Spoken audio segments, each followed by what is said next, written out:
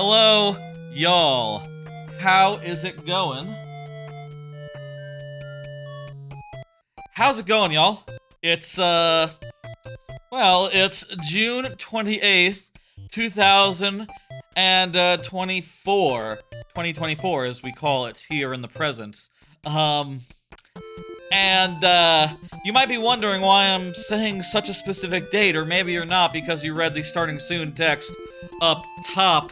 But, basically, it's the 5th anniversary of Mario Maker 2. This very game. This very game came out, 5 years ago. So, I thought we'd do something special tonight. And, let me explain. Let me explain how this is gonna work, how this is gonna be, etc. I had been thinking about letting y'all, doing like some sort of random thing where every time a level comes up, maybe we spin a wheel and we do what's on it, something chaotic, like, oh, play this mode, do story or some shit. Play the level with these conditions, that sort of thing. And thinking about it just left me a little unsatisfied that, it delays y'all's viewer levels, and I know already, y'all, that the line gets pretty long, and, taking more further asides for some anniversary-type celebration bullshit maybe isn't the best idea in the world. So, I think I figured out something of a solution, something of a compromise, something of a thing that we can do. That is to say, you might have noticed that the title of the stream isn't viewer levels tonight. It's viewer requests. What does that mean? Well, it can mean that it's the same as always. You can absolutely submit a level, and that's fine. But if you want to submit more than that, or if you have another idea, that is also great. You can request anything Mario Maker 2 related, short of switching games, that you can think of. You can say like, oh yeah, let's have a look here. Fucking, do some story mode. Do whatever the fuck. You can say, do the ninja thing. You could say, open the Super Worlds tab and pick one. You can make me do the endless challenge mode on, like, Super Expert or something. I'll say any request like that, that's another mode, has a top time limit of, like, 10 minutes. But, I'm just saying, this stream, I want to make clear that y'all have as many options as you can think of as far as things you can make me do. And I encourage y'all to get creative, like, oh, you could say something to the effect of, go to, the top course maker right now and play one of their levels. Go to the top versus player. You could have me look in here or something, like I'm showing you now. You could have me play you in versus mode. We could do network play, and viewers could be involved if you request it. I feel like this one might be, once y'all get the idea, maybe one of the more popular ideas. I'm not sure how this works, how you create a lobby, how that works, but we can absolutely try and figure that out if you so desire, if you so request. You could even have me, I don't know, put on different change outfits. I'm not gonna change my name or face though. That's off the table. Want to be clear here. I would love this stream to have a little bit of everything in addition to the normal viewer levels, which I'll say so far most of the quests are just regular viewer levels. And if you want to do that, that's fine. I don't want to take options away from you. I want this stream to add more options. Also, I'll say for the YouTube side, well, I was hoping that a different queue would fix that issue y'all were having where the first word, if you do like more spaces, the code gets cut off. Especially because I want you to be able to write in sentences like, play the Super World or something. Seems like that switching up the queue system didn't work, which surprised me because I did test with, but I tested using Twitch. And I think the problem is my viewer level bot script doesn't account for spaces in the code, which I am just now realizing and I need to fix. oh, I'm very, very sad realizing, like, oh, that's why it hasn't been working. Right, it's parsing based on spaces, and what it needs to do is, like, go to the end of the message, you know, and put all those together into one single request that it, puts in, rather than, say, parsing the first word of the request as the request. That's a mistake in there that's been in there since I got it from GitHub, it turns out. Whoops. I'll try to fix that by next week, but it's not getting fixed right now unless y'all want me to go over to my desk and try to figure out how to do that in JSON. Or not JSON, it's Python. Try to figure out how to do that in Python real fast, which would be something. But point is, use underscores or something. Sorry about that. If you want to do something wacky, and by next week, hopefully, it'll be a thing of the past. Let's start here, but I'm going to start with one of mine. I put in one there as a little bit of an example. Let me show y'all what it says. Hey, Mario. You could see what it says right there, and that's what it'll look like if anyone does it from the Twitch end. I'm realizing I forgot my mouse. 1 second. Let me go grab it. I'm just gonna throw to a quick break while I do. Hey, Neagle Jeagle. Alright, I got my mouse. Have to move something on my screen, don't y'all mind. First thing I gotta do here is upload the new course. I have been working on the new course over the week since the last stream. It's been a week since the last stream. Took Tuesday off for reasons. I've had a nice week. Mostly just... I'll talk about it later what I've been up to, but mostly just playing one video game and watching one television show. Yes, exactly. Oh, endless normal without your glasses? That is creative. I love it. Yes, you can absolutely do that. That's a great, that's a great one. I think I could do it. It's blurry. I'll tell you, I won't be able to read chat. That'll be the biggest handicap, doing that. Yes, absolutely, it's me, Mario. Let me say, you can also, honestly, if you want me to do your level like that sort of thing could also be accommodated. Like, whatever you want. Normal levels can also be modified in ways, or made to be in versus mode, or whatever the fuck is fun. Let's do this level. So, I'll say, I did set this up where I have this all clear checked and shit, but I just realized before the stream started that, let me just show you my mistake. I just realized that before the stream, these two Pokies, that one just careens off into the thing. So, whoopsie.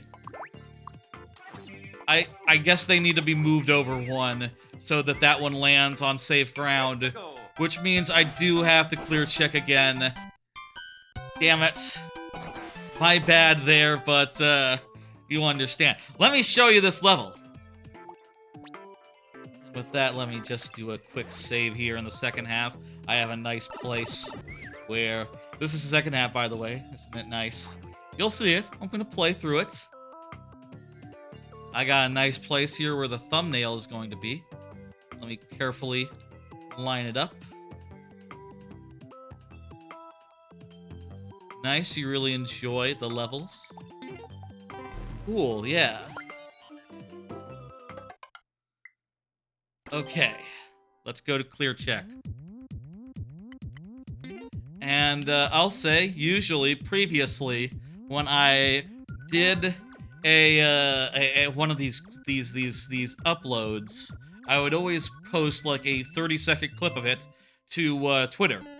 But that's not really easy anymore, and also I'm doing YouTube Shorts now, so I'm gonna try to make a good 30-second clip of this, or maybe a little longer, that can be usable as a YouTube short. So, in a few seconds, I'm gonna start talking, and hopefully I can get it in one take.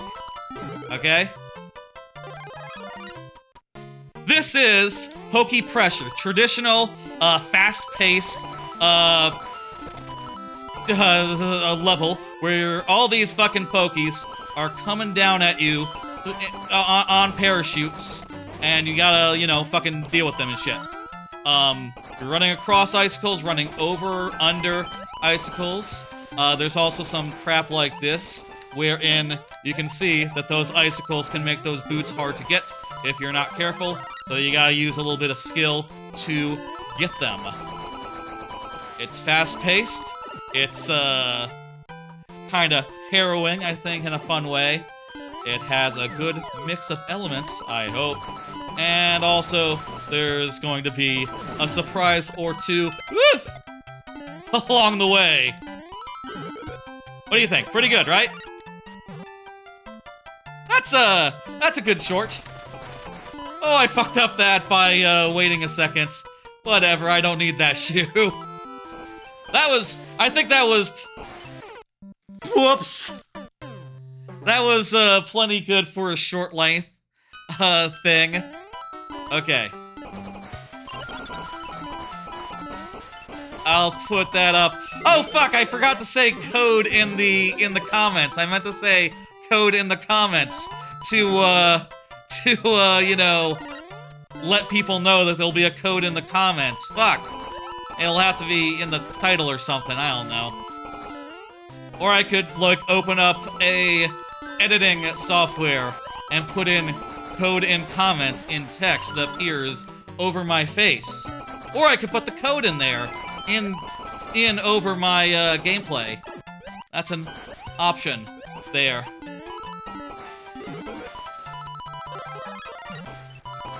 Thank you, It's Me, Mario. I'll say I didn't get every, collectible here, and I do like to do that. Fuck. When doing a clear check, because I figured, like, the clear check should include all the collectibles. You know, the time of it should. So yeah, so I ended up deciding on, bullet bills for the addition to the second half. That's the big twist in the second half. You get some bullet bill type shit that starts to be a big thing. Also, there's some pretty hectic parts just beyond that. And of course, you know, these parts continue to be where you cannot turn around, you cannot do shit without being super at risk. That said, this level does give a lot of boots, including some ones that, let's face it, are not hard to manage. Hey, are not hard to manage. So, so it's probably gonna be a pretty high clear rate, but I think a pretty fun level nonetheless. Certainly, I think I make it look easy, but I'm gonna guess 10%. 10% clear rate? Maybe something like 12. Maybe something like 12%. There's a level in World 4 of my Super World that also involves,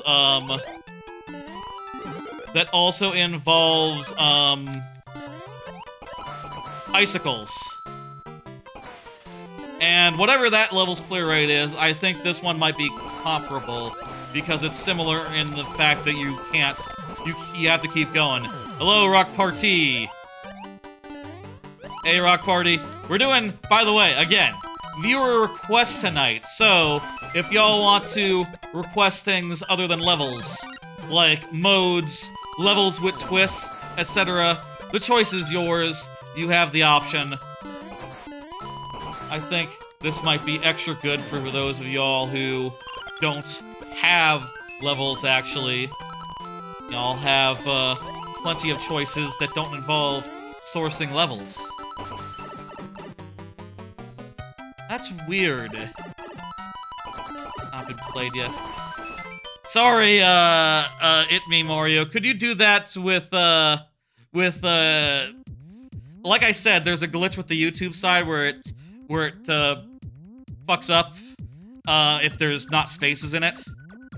So, if you could do that, but or with spaces, if you could do that, but with underscores instead of spaces, it would work. I'm gonna fix that by next week, I swear. I really thought it was working, but I didn't test with the YouTube bot. My mistake. Lesson learned. You can see that the description here is written. You have company. Pokies are airdropping in as we speak. Keep on the move. That about sums it up, don't it? Standard themed. We'll remember the play without glasses. Give it me Mario.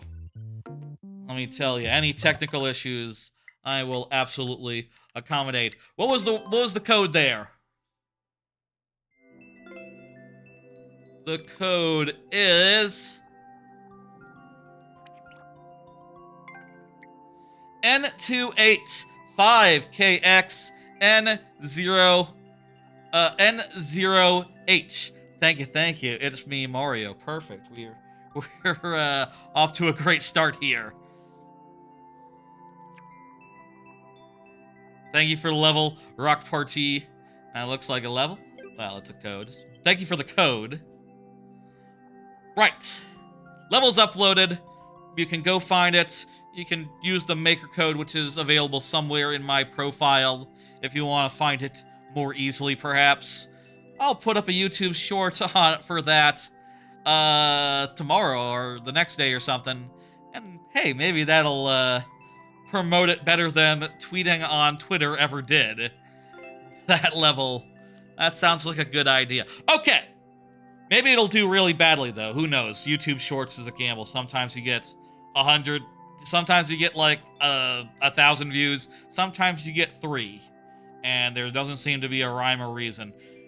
Other than, you know, channel size. Roughly.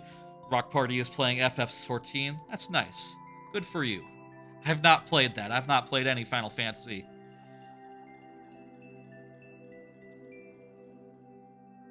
Complete.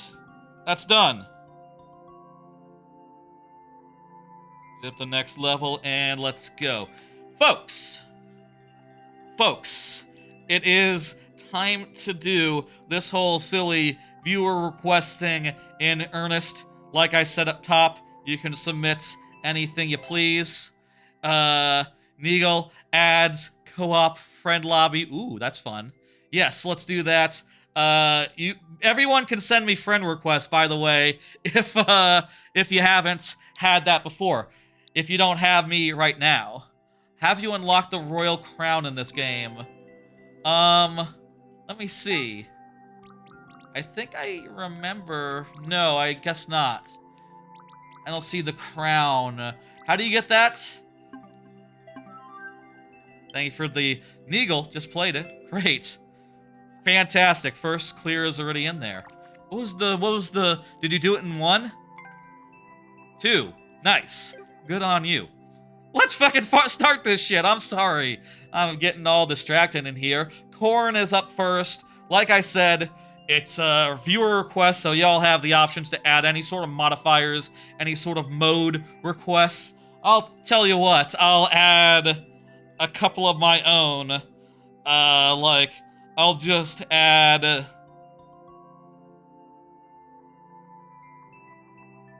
I'll just add one here. Let me open up the chat. I'll add play hardest story mode levels. There we go. Play hardest story mode levels. And, well, there'll be a timer for that for 10 minutes when we get to it. Let's do it.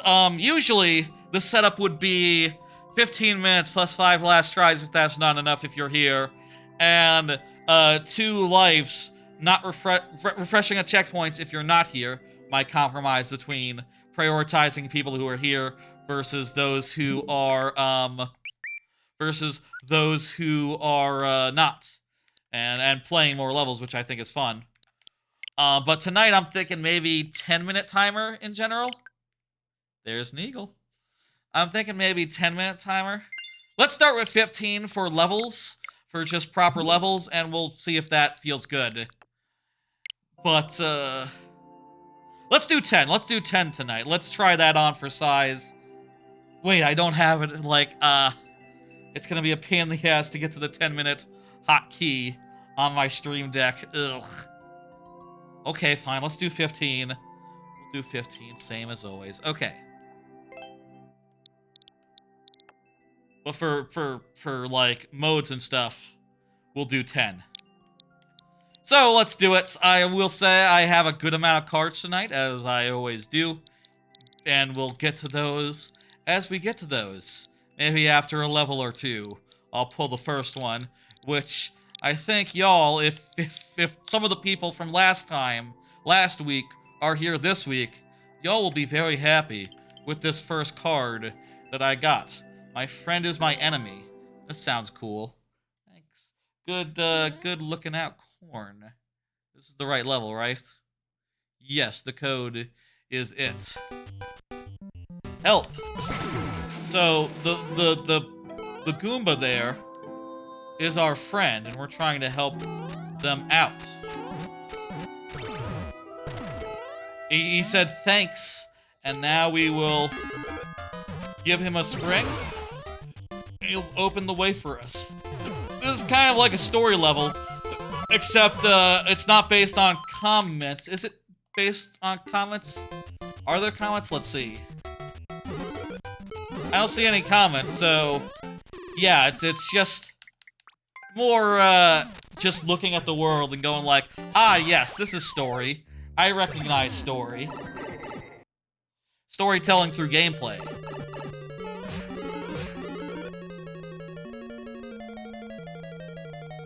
Sometimes I look at the...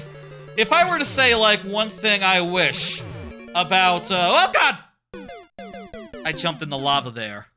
One thing I wish about Mario Maker, one thing I would like, is that I do think Goombas walk really slowly. And I know there is one enemy that goes faster. Well, one, anything on rails that is with wings. But, more relevantly, perhaps, the Monty Mole. I wish there were more enemies like the Monty Mole, where, they went a little bit faster. Honestly, I could use one that just goes full speed ahead at all times. I think that would be really handy. And allow for a lot of really cool enemy designs. Y'all had more options in that, manner.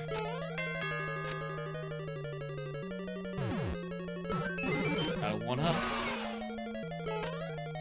I think if this guy was going twice as fast, it would be a lot more compelling. You get it? You understand? This is good, mind you, but I'm just saying it's taking time because dude has to walk. Dude can't run. Goombas can't run. We need a running Goomba.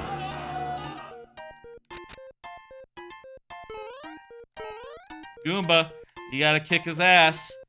PPP is what he says. Why does he say PPP? Oh, it's ... It's not PPP. PPP isn't anything. Shit!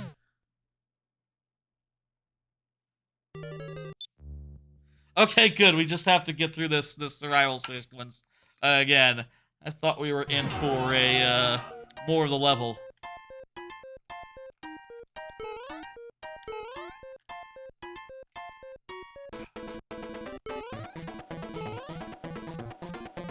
Interesting boss fight, hey! You know, it's a bit of a challenge. You have to avoid the fireballs and not get caught up by the antics of the friendly Goomba.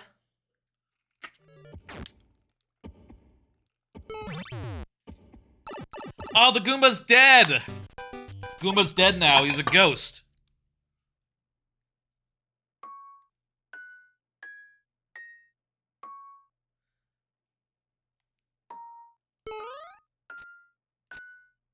This is the Mother 3 song.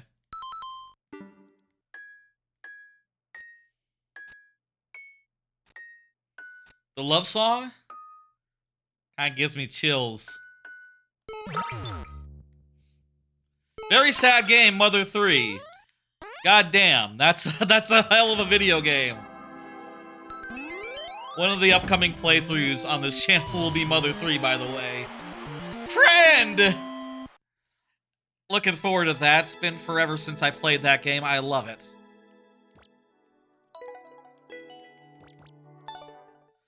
Thank you for the level corn. Let me get up the next one by Antonio Hunt. Like I said, YouTube bot sort of mangled it a bit, but I'll find the code right fast, don't you worry. I got you covered, Antonio. Though, you should go ahead and say something if you are Antonio. Just, for the record. Meanwhile, let me do this first card. Yes, last Friday, we got some levels and some people in chat telling me I had to play a certain game. Well, over the last week, I started Hollow Knight and have basically gotten to the first ending and farther than that. I put in like 20, maybe 25, 30 hours at this point into Hollow Knight over the last week, and goddamn, I can see why people love that game. Like, it is, once you get to the parts of it that really shine, the parts of it that really make you go like, oh, I got several areas to explore. I know that there must be some really cool mobility stuff right around the corner. There's stuff to look, there's things to get, there's upgrades to work towards. Yeah, that's a compelling as hell game. And I do really like the way that since you can always get 1 health back by doing a few hits and then healing up real fast, I really love that in that game that you are always able to like bring yourself back towards safety even after taking several hits. It kind of makes me think about Sea of Stars, the RPG from last year. Was that last year? Year before? Just RPG from recently that did something similar, where you could basically like grind up resources to heal yourself and get yourself back up to health just through doing attacks in the middle of battle, and that all felt like very well designed, and so does this, and very clean. I'll say, I did start the game technically, played about an hour of it, like, hey, Barnstormer, played about an hour of Hollow Knight like 2 years ago, and I do think that first hour, it takes a while before Hollow Knight really heats up, in my experience. It takes a while until Hollow Knight really heats up, in my experience. Once you start getting like the mobility skills and that sort of thing, and like in the second and third areas, I feel like that's where it really starts to pick up, and it really starts to get exciting as all hell. So I can understand why I sort of bounced off, and I have actually seen, like, I've been talking about this a bit online in some places, and I saw some other people saying basically the exact same thing. I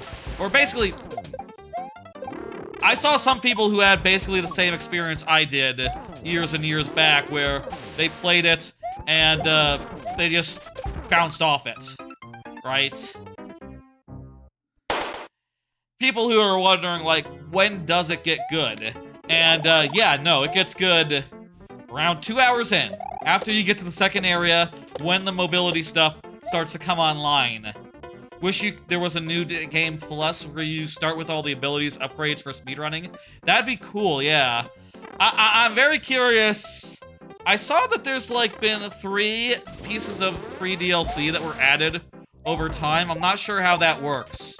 I actually looked up how to, get to one of the DLC areas. And otherwise, I have no idea what's involved in DLC, like if there's a Metroidvania mood or something. I have no idea. I think that'd be cool. I saw one of the DLCs say, like, oh, it added a mode that's like a staple of the genre, and that makes me think randomizer. Randomizer built in. They're basically just the regular part of the regular game. Basically just part of the regular game. Yeah, gotcha. So, for one of them, though, I had to, like, break through an invisible wall and do the Y move on a corpse that was not obvious that you had to Y move it. Hey, Nicholas Jean, exclamation point add to get a level in there. Antonio, we did not finish it, and I don't see Antonio, so I can't commit to any more. I'm going to go ahead and hit dismiss, and we'll go to the next one. Kind of weird, but I'll say that is a game that is still, for me, very full of mysteries. Right? Like, Alter for Walter, you're up. Alter for Walter. Let me just, hit next so Alter for Walter knows. Say something if you're here. That game is still very full of mystery to me, and honestly, like I said, I'm in the end game. I did beat the final boss once, but I did look it up, and I saw that, like, oh, the first time I finished the game, I didn't do, like, the second Hornet thing. So I went and did that. I went and did, White Lady, like I said. That's about where I've gotten. I beat some, of the arena. I tried to do, like, the final arena of the Fool thing. Oh, damn it, resubmit, Antonio. That's bad timing, but I already hit dismiss. I tried to do the arena of the Fool for, like, an hour last night, and I have no idea how long or far away I am from beating that. You missed a ton on your first playthrough? Gotcha. Yeah. I'll say one of the things that's really cool about that game is I really like how powerful and capable the badge system, the, like, what they call the charms.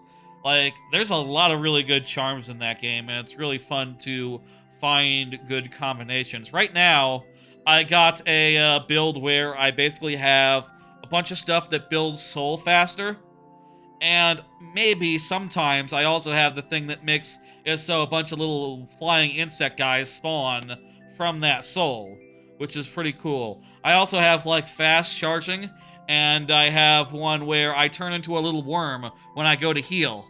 And it turns out if you combine those two, you become a very fast worm, which, fuck, that's really great for dodging enemies and crap. Those two must be S tier. If there's a tier list of charms, those two gotta be S tier. I also do like to have the map and the currency magnet ones equipped at all times, just for safety. I don't see Alter for Walter. Alter for Walter, if you are here, say something, and we'll play the level. Or we'll set a timer instead of the sudden death.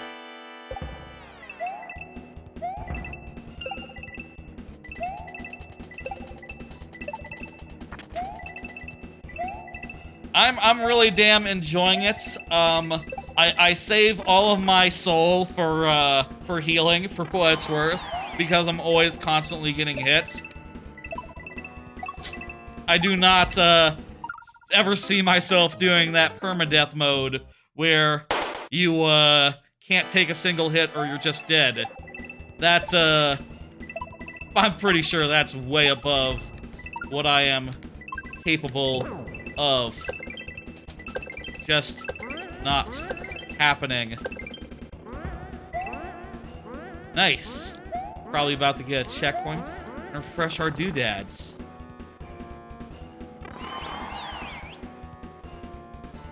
I'll say, for what it's worth, it wasn't just... I thought I was gonna get hit there, but I pulled it off. I'll say it wasn't just chat that motivated me. I have also been seeing a few of the, like, internet people that I follow, or specifically Dan Reichert, who has just also gotten to the Hollow Knight, like, a few weeks ago. He's been talking about it, and saying how much he enjoys it after finally giving it a chance. And I figured, like, between that and chat and having nothing else to play right now that I really want to play, that I would give it some time. I'll say, though, one thing. I have been watching Star Trek Voyager while playing, pretty much exclusively. So, sorry if the audio of Hollow Knight is important to you. I just, I like to multitask, and Star Trek Voyager is fucking great, and I'm having a wonderful time putting those two together. The Steel Soul is more attainable than you'd think. That's the hard mode where you can't take a hit. Gotcha. I'm curious. One charm. I'm wondering if it exists. Is there a charm that shows you like enemy health? I wouldn't be surprised if there was one, with how powerful and like game-changing some of those. Oh, you can't die, right? Did I say take a hit? I'm thinking more like what a Kaizo level would do. You can't die, more precisely. Gotcha. I guess if you get it down to where it's like an hour long, the game is like an hour long, I could see that being more feasible. For me, the game is like 20, 30 hours long, so I can't imagine doing that without ever taking a death, but you know, I haven't really thought about optimization yet, I suppose. Thank you for level alter for Walter. I gotta watch some speedruns of Hollow Knight at some point. I bet they're great. I bet they're fantastic. Next up we have this is Itami Mario, and this is the code, any level without glasses. You got it. Let me punch this in, and we will choose the level, and then I'll take off my glasses. Much easier if you get to the area where you can practice bosses. There's an area where you can practice bosses? Not seen that before. I'll tell you. It was after I finished the final boss, I think. After that, I got the first ending. I do believe... Yeah, Nightbots is working, yes. Is it not? What's wrong with Nightbot? What do you mean? As far as I know, Nightbot is working. It was after I did the final boss that and also Mario is here. It was after I did the final boss that I found the caterpillar area and went there and was like showered with rewards for all the caterpillars that I found, which was interesting. You tried to put in your code twice. I'm not seeing your code in chat, Antonio. I think YouTube ate it. I have heard YouTube can do that. You can try changing the code and seeing if that goes through. Maybe it's being weird. Make it so that the spaces are dashes or the spaces are underscores or add words before and after. We'll figure it out.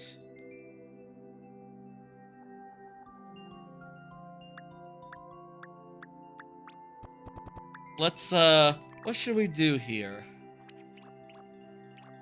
Oh, hey, here's a 5 years Mario Maker 2 level. Perfect. This'll be, wonderful. And, let me get this down.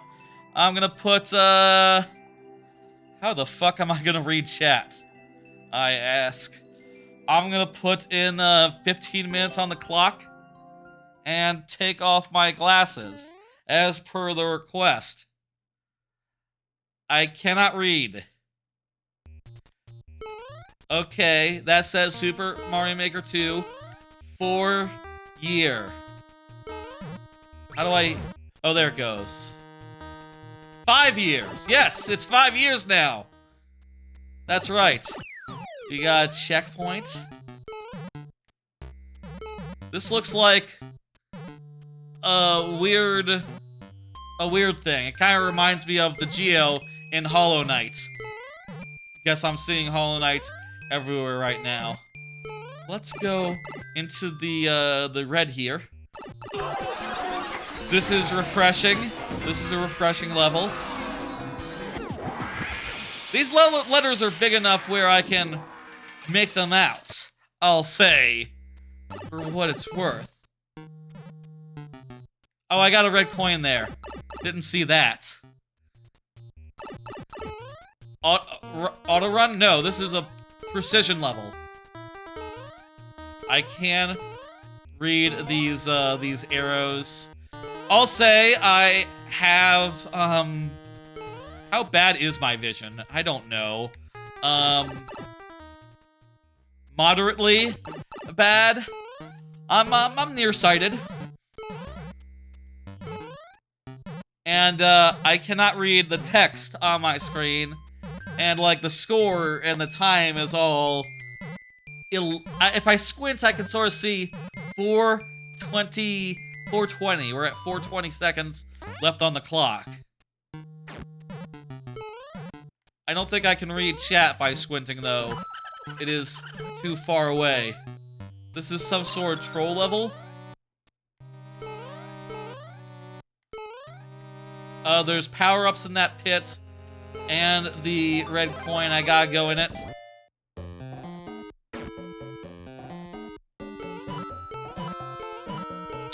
Ah.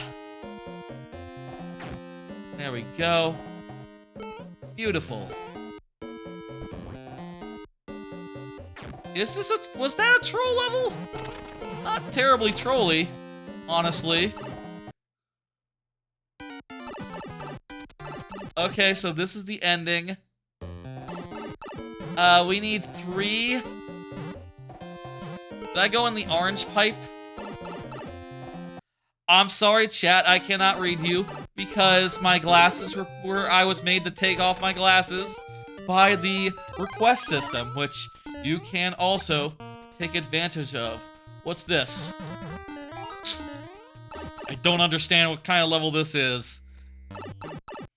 Whatever. Did I go down? No, I haven't. What?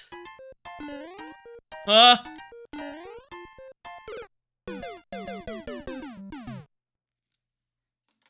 Let me try to read chat for a second. Troll level, kablamo, that was traditional. Nicholas, you have to put exclamation point add before your code. Look at the pinned message. Wait, why is the on-off all different now? Oh, there's an on-off up here that you turn off. Oh, geez,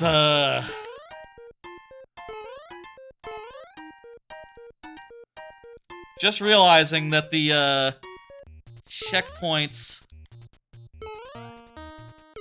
The checkpoint does not, save your things. It's not like, one where you pass through the other checkpoint every time. Oof.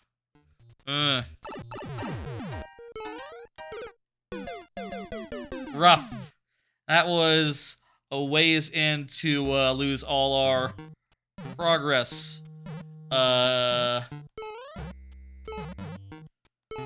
Well, we'll manage. Should we restart and not get the checkpoint? Was it even a choice to not get the checkpoint?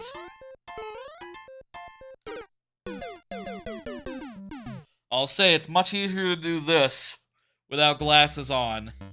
Much easier to rub whole face. I'll tell you that. Ah.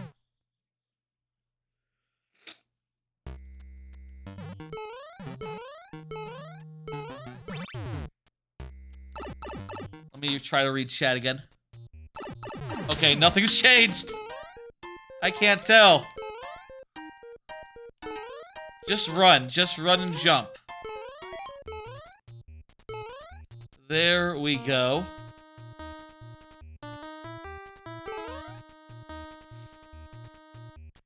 Turn through here. What the? My glasses went down into the crack between the table and my thing.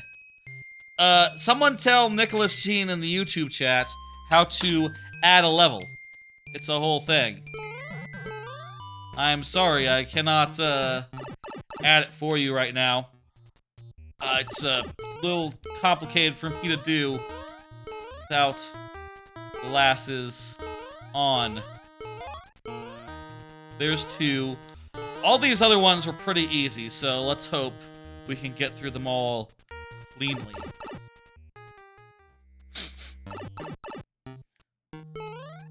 Let's go in a, like a...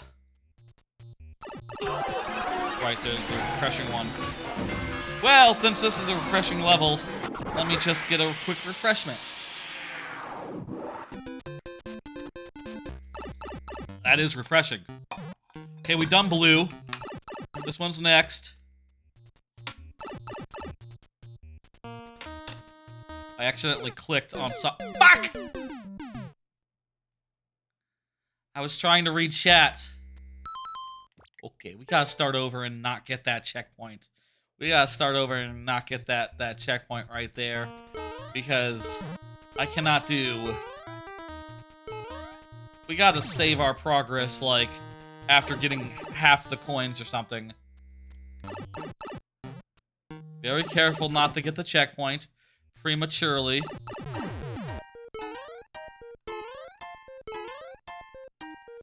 It's a checkpoint that makes you get it too, which is extra devious considering the difficulty that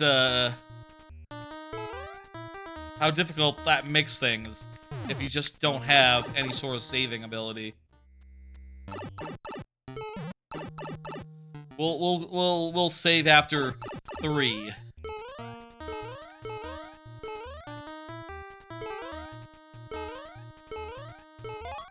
There's 2.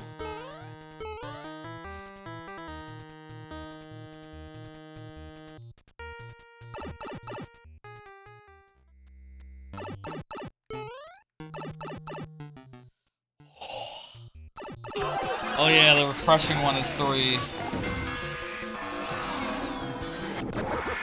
Let me look and see what y'all are saying. You're playing Mario Party 8 right now. 8. That's okay. That one's okay. Not the best Mario Party, not the worst one. Perfectly good. There's worse ones. You know, the whole remake series, but I do think that, from my experience with 8, it is not as good as 7 or 6 or 5.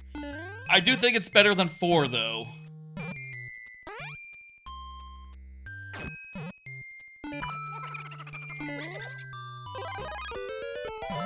Alright, let's make this ceiling. And then back here. We'll keep on going counter-clockwise here. Or clockwise here.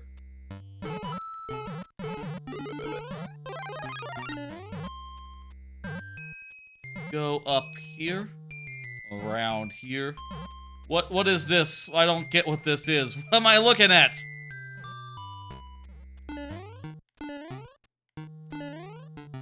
I genuinely am not sure what this one is. A platform level? Do you consider a platform level to be one of the types of levels in Mario Maker? Is this where I want to be? This is the troll level.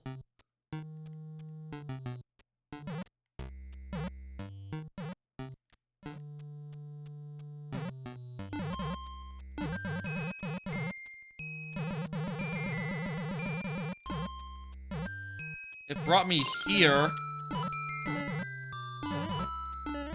To what end?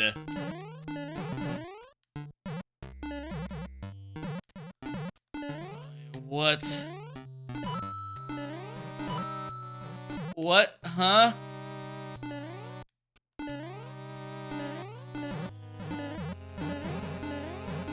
There should be a coin here somewhere, but I don't see anything.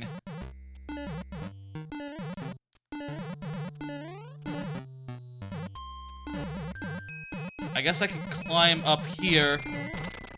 What the fuck? This is where I came from.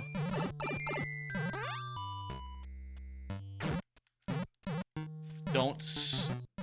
You know what? There's the red coin was where. Not sure why the red coin was there. Also, there's a checkpoint, so we get to save our progress, kinda, sort of. But it's over, so that's whatever. I mean, actually, we got the checkpoint after we had finished our key, so actually that would have lost us progress if we would have done a thing. I could put my glasses on back now. You're doing the story mode? Oh, I didn't do the story mode. I've not done the story mode in Mario Party 8. I can't speak to that. Seasonal Spring 2024 anime would be your top 3? I got things to say about that.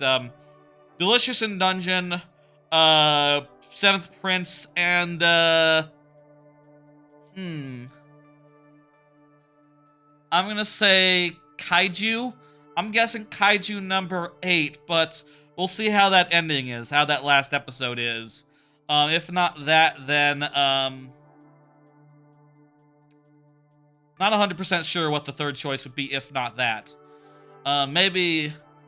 There's arguments for a bunch of them. I have a bunch at the S tier level, at, like, the all-time favorites level, which I'll say next time. The season will be all over by next Tuesday, which will be when the next stream is, so expect to see a full tier list of the season by then.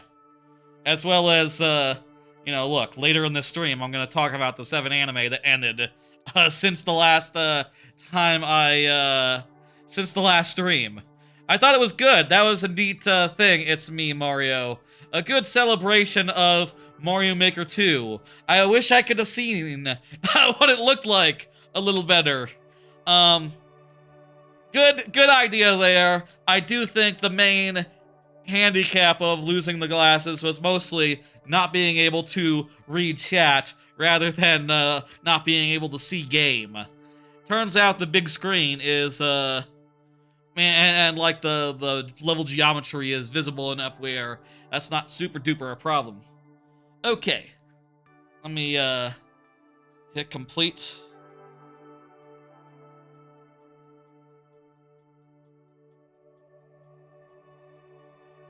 Rock Party is up next. Rock Party. Rock, go ahead and say anything you feel like. Say anything you feel like, Rock. And I'll, you know, you'll be proven to be there. What the fuck? Otherwise, it'll be sudden death, as you know. Looking forward to Silk Song, then. When's that, then? Haha, that's very funny. I know that, like, that's been a thing that everyone's been, like, really stressing out over and been really been fucking with y'all since, it's been ages since that first game came out, and the sequel was announced ages ago, and it's not materialized yet. Maybe by the end of the year. But if I had to bet money, I would say, probably 2025. Probably not going to be this year at this rate, huh? I don't know. Maybe it could be. I'll say, like, since I get to wait, like, somewhere between 6 and 18 months rather than, like, 7 years, I picked a good time to get in, I suppose. But, yeah, I do think that that game is very promising. And, like, the fact that it has... I do think there are rough edges in the first game to be ironed out. And I think there are things from more modern games that can be stolen. Like from that new Prince of Persia game, you could absolutely steal a bunch of its map innovations, like taking a screenshot at places you don't know what to do there yet. That makes sense? That makes sense? Taking a screenshot at places where you don't need to do that yet. It seems like there's like a mantle, apparently, in Silk Song. I saw a little bit of gameplay that was like from 2019. So that sounds kind of cool that you're sort of doing like Metroid Prime or Metroid Zero Mission type stuff of like grabbing ledges and just hoisting yourself up Like, that's cool. I bet that game will be really good, and I hope that it can continue to take the charm system and make things more and more wacky. I'll say, like, I think Hollow Knight could use, based on my experience. I don't know if there's moves I haven't gotten yet. I just got one move, like, last night. That's spoilers. Like one of the, I'll be vague. It's like one of the Ocarina of Time, goddess abilities. I'm not gonna say which one. It could be the fireball, you don't know. And that's a pretty neat and handy thing that immediately I'm seeing uses for, like, as I am, like, just trying to clean up in the world. And I hope there's a bunch of other creative and new moves in the new one. You know, I hope that it uses every button on the controller. Let's say that. And not more. I think that the Prince of Persia game kind of errs by putting things on the right, on like left click and right click of the controller. Man, it feels hot in here. What the fuck? Says it's 68 degrees. I don't know. I'm getting sweaty. Whew. I don't see Rock Party, so let's put it into sudden death, and let's go. The AC in this apartment is a problem. We'll talk about that in a bit. I'll say. You know what? Not count that one. I wasn't ready. Okay.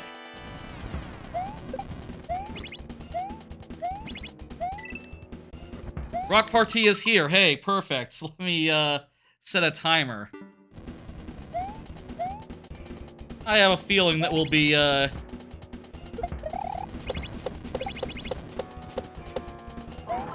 be here for a bit then on this level. Fantastic. Whew. Anyway, Silk Song, looking forward to that. I'll say, all of a sudden, I now understand why people get so heated, why people get so hot when Nintendo Directs come and go with no Silk Song to be seen. Because that is a very exciting prospect, you know, them having another crack at it and making a game that is perhaps a little more modern and a little more advanced and, you know, in like exciting new ways. Like, honestly, just looking at the character of Hornet, right? Even I, who have known Hornet for like a minute, for like a week, I can see that, like, okay, she has a bunch of really cool abilities. She has like a grapple. She has like some really fun like air dash dive type things. Like, I could see all that making for a very fun character to play, similar to like how the characters in Shovel Knight expansions all have very unique, very flavorful movesets.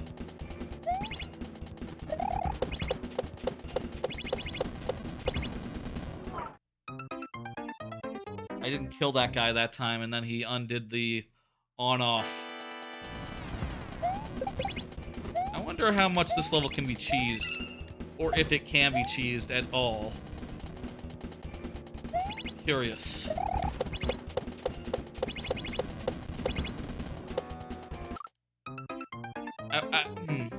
If the on-off ends up that way, I wonder if I can just get to that platform in the lava, rather than like, just dying, giving up. Fuck. Oops. Hey, here's another card. I tried Yellow Taxico's Room demo. I've been catching up on my podcast backlog. I'm really behind on all my podcasts, pretty much, except for like a few that I have fast-tracked.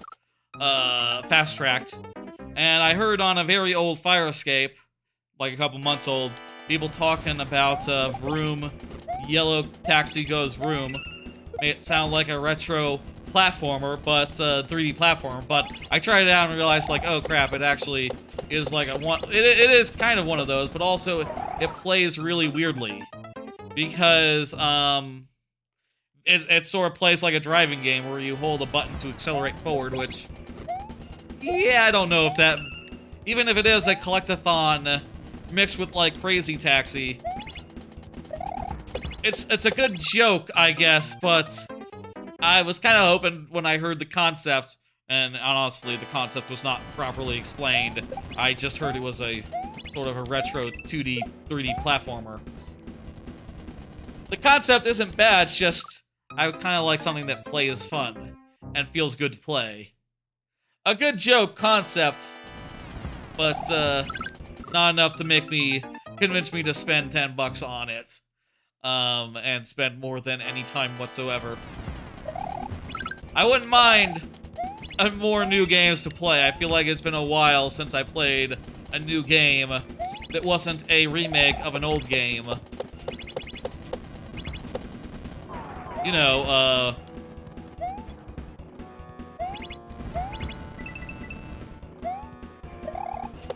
like Thousand Year Door, specifically.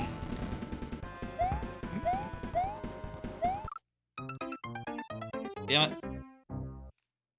Anyway, that's that one. Here's another one. Let's just keep them coming. Keep them coming. I watched El Camino and started rewatching Better Call Saul. Gotta get my hands back on the controller before I die. I finished Breaking Bad like a week ago. Week and a half, 2 weeks ago actually at this point. So last weekend, me and my folks, we watched El Camino, which is, I do think, the most mediocre Breaking Bad product out there. It just feels like kind of a rehash. It kind of feels like a rehash, kind of feels like repeating the ending of Breaking Bad, and I do think it's a problem when most of your movie is a flashback to right before a thing. Hey, Gunner Hype, you love Pizza Tower, Anton Blast, and Boom Buster? I'm looking forward to Anton Blast. I believe that comes out later in the year. Pizza Tower was great, was on my top 10 last year. And I don't know Boom Buster. Thanks for the recommendations, I'll say. Very handy. I probably should be looking at... I probably need to pay more attention to what games are coming out so I can play more of them. If they're good. Hurry up, it's happy hour? I don't know what you mean. Here we go. Fuck! Anyway, El Camino. For those who don't know what El Camino is, it's a straight-to-Netflix movie that they made after the events of Breaking Bad, where you find out what happens after Breaking Bad, specifically with Jesse. It doesn't add much. It just sort of shows you things Jesse would do, I guess, if a very specific, a little bit contrived situation were to occur after the ending. Yeah, it feels like a bunch of logistics that you could have just hand-waved away, and in fact, the original ending did hand-wave away. Successfully. Right? Like, the original ending was like, and Jesse drove off the end. Spoilers. It basically was just like, and Jesse's off into the wild blue yonder. And you don't have to worry, you can use your imagination. Hurry up. I think this is themed to Pizza Tower.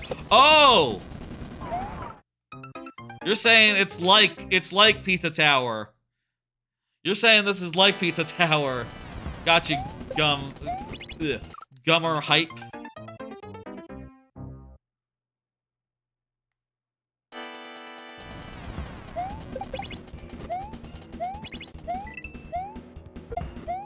I'll explain the concept again, by the way, of between me finishing my thoughts on El Camino. Whoa. Middling Breaking Bad movie and Better Call Saul, much better series. The concept here is it's viewer levels like normal, except with a little more range, a little more possibility. I'm calling it viewer requests, where y'all can request basically any type of thing, and we will do it. We'll do it. Anything Mario Maker 2 related. There's a Pizza Tower premiere on Chaos Lord's channel right now. I don't know who Chaos Lords is. A Pizza Tower premiere? Chaos Lord's one of the developers? That's really cool. Is it the Switch version? Oh, that'd be fantastic if it was coming out on Switch, I'll say.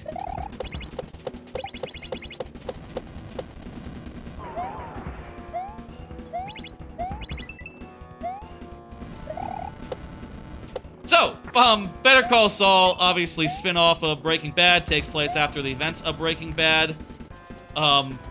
Very, very beloved show. People love it a lot.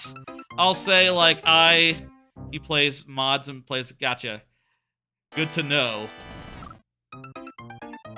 Yes, you're in the queue. Hecty Hydro, that's correct.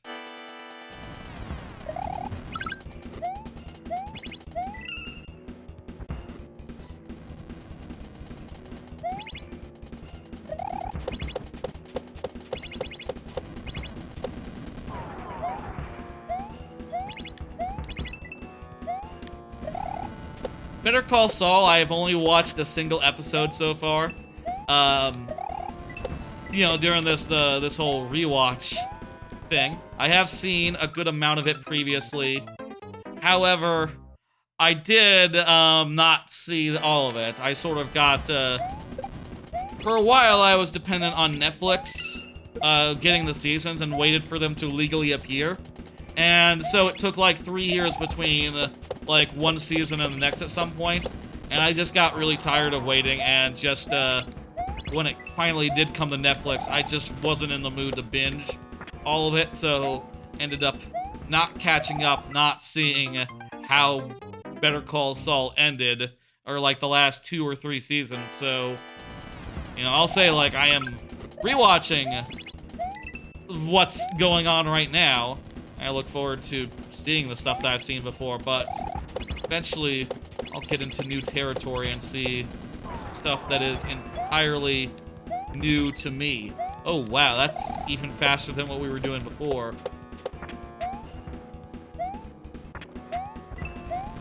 Pretty damn good time save.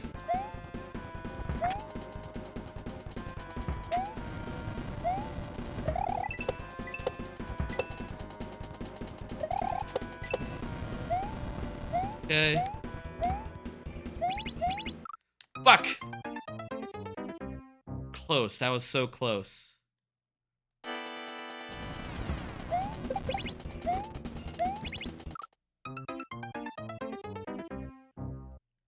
So, yeah, it's good. I really like the stuff about Slipping Jimmy. That's, I feel like, a really cool little backstory for, like, where he starts. Just doing, like, petty, like, fraudulent class action lawsuits, essentially. That seems like a really good, morally gray, I say morally gray. Not so moral way for our protagonist to start in this spin-off, you know, considering where he gets to as far as being a criminal lawyer.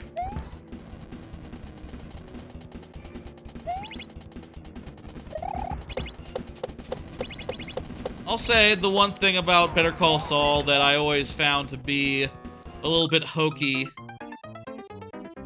Yeah, I'll really enjoy it. The one thing that I found to be really hokey is like how it pulls in all the existing characters from the original show and just like has them all be like, you know, weirdly close to Saul Goodman, even for no reason, right? Like, take, you know, all small spoilers here. The end of the first episode ends with a character showing up from the original show and just being like, wow, that's a coincidence. But I guess also, you know, Saul had to meet him somehow because it's established that Saul did know these characters. So I guess this is just how they met. Coincidence.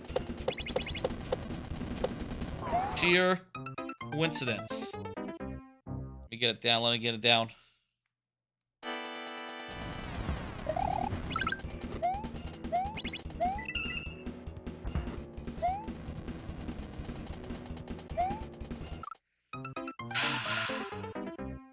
I'm looking forward to it. I'll say I'm watching that with my folks. And, you know, when I go over for dinner, like, on a weekly basis or so. So I'm not gonna, like, be watching 100 episodes a week or nothing. That'll just continue at the rate of about one episode every, 1 or 2 or 3 episodes a week, roughly, until we're through with it. I like to watch, shows with my parents, you know, when I go over for dinner. It just makes sense to sit down on the couch after and watch something, and having a TV show we're going through makes it an easy decision. You know, sit down, you know, hopefully a dog or a cat comes up and hangs out with us. I love it when dog or cats hang out in laps or nearby.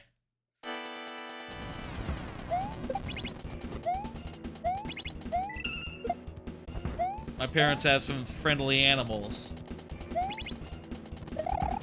My dad's cat, Willie. His favorite place in the world... Fuck. Gotta get that jump down. His favorite place in the world is, like, smack dab between my dad's legs. So, you know, my dad will sit on the recliner. What am I doing? We'll sit on the recliner. Sort of like, you know, legs out. And the cat will just, like, nestle right in between the 2 legs, and it's adorable. He looks so comfy. That's gotta be the dream as far as pets go, right? Just, like, a pet that, like, curls up in your lap and, is nice to you. Like, that is just a beautiful thing. Timer's up. That means we go to 5 last tries, as is our custom here.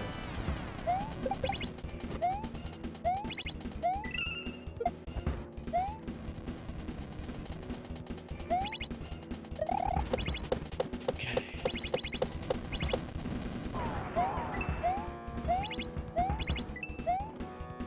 We've gotten...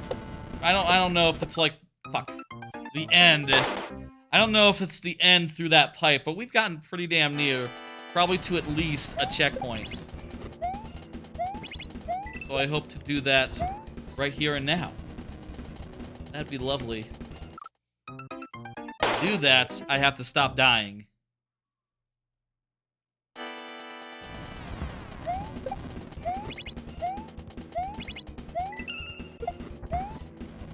Oh.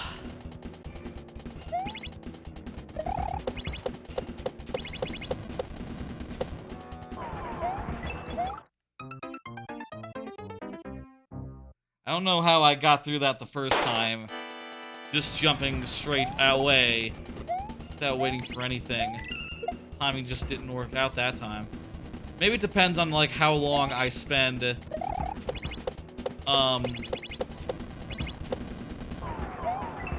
There's a few times where you can lose time here. Like, jumping a little longer. By jumping a little longer, by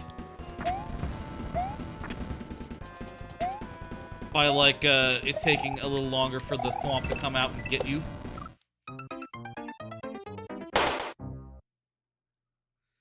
Definitely a lot of, places where things can go wrong.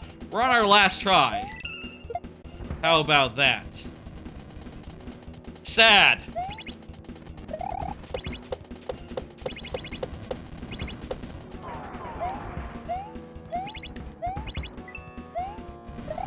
Let's do it. Fuck. Fire bars got us. Damn it. Thank you for the level of rock party. Let me go ahead and dismiss it. We're all out of tries. That's how it goes. Next up is Neagle Jeagle, who says co-op friend lobby. And Neagle Jeagle is here, ready to go. Let's do it. So how do I do that? Co-op friend lobby. Play with friends. Create a room. Let's do this. Okay. Why don't I do a card and talk about what's on it while I give y'all some time to get in, and if you want to add me, I'll do that.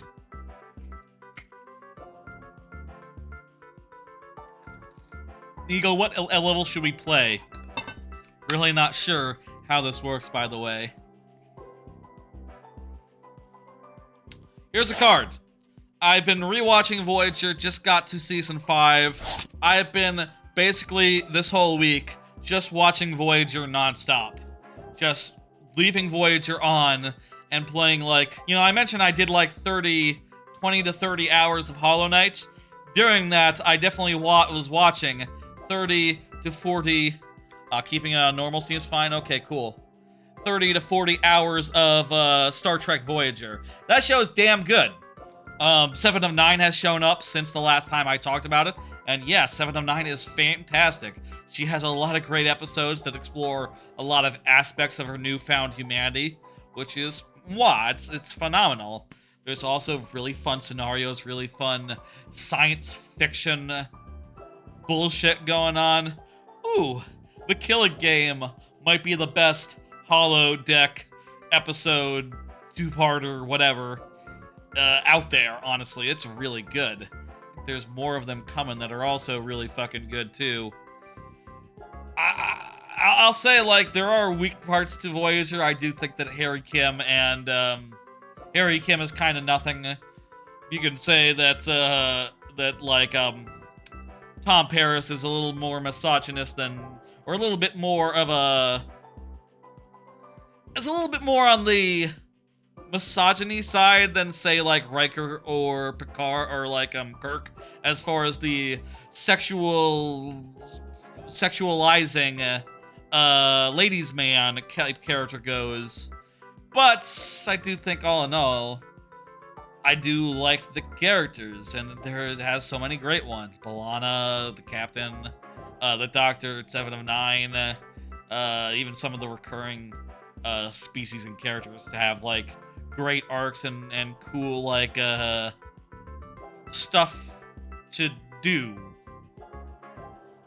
Year of Hell, phenomenal two-parter. Year of Hell might be the best two-parter in all of Voyager. And I'll say one more thing.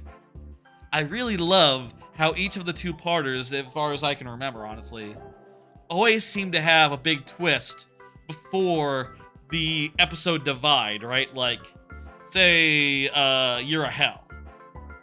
Year of Hell is just sort of Year of Hell for the first episode, then the second episode brings in the whole, like, stuff on the alien ship, and how that, the mechanics of how that all works, a bunch of, probably some of the best Chakotay stuff in the series in Year of Hell. Honestly, that's probably some of the best Chakotay material he ever gets, and that all happens in the second half. Kind of reminds me of how I do levels in Mario Maker, where after the midway point, I always make sure to change things up. And I think network television today, with its 20 episode arcs and just episodes that keep going one into the next, could learn something from Voyager, where its two-parters are all very much justified, each being a separate episode, right? Like, you wouldn't just combine these into a single one, willy-nilly, without there being, like, a big, weird midpoint change-up in the middle, which would make it go like, oh, wow. It would feel oddly paced as, like, one non-episode thing, I guess. I don't know. I guess there's... Let's do it. I'm not sure how this works, by the way, so let's go. I don't think I've ever done this mode. Thank you for submitting it. I will be Mario, and Nigel will be Luigi. This is super hard.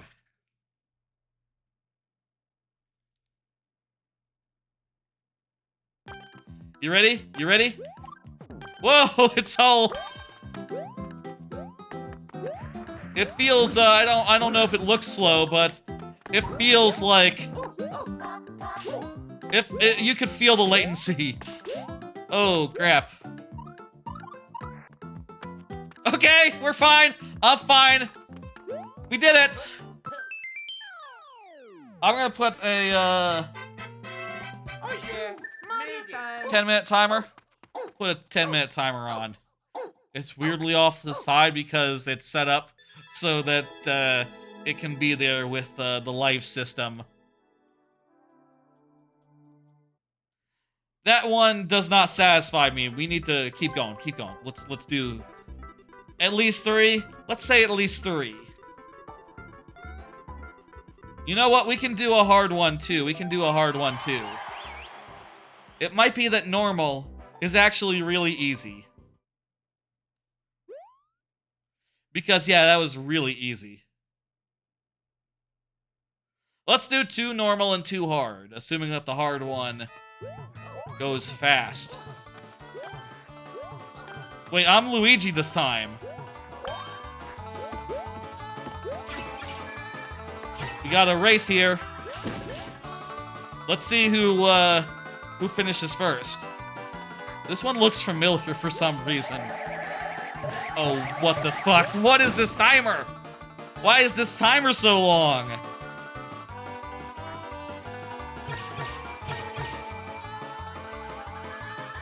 Really long timer, huh? We'll do 3. We'll do 3. I'm already off to a slow start here. See if I can recover.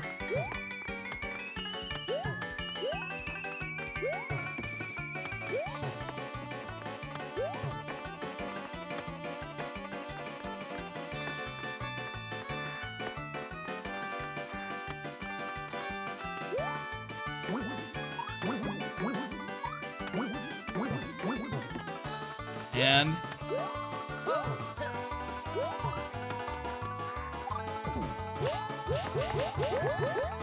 oh, just run. What am I doing? I feel like I'm gonna lose this one. Yeah, it's not looking good. Mario is very far ahead. His arrow isn't even on screen.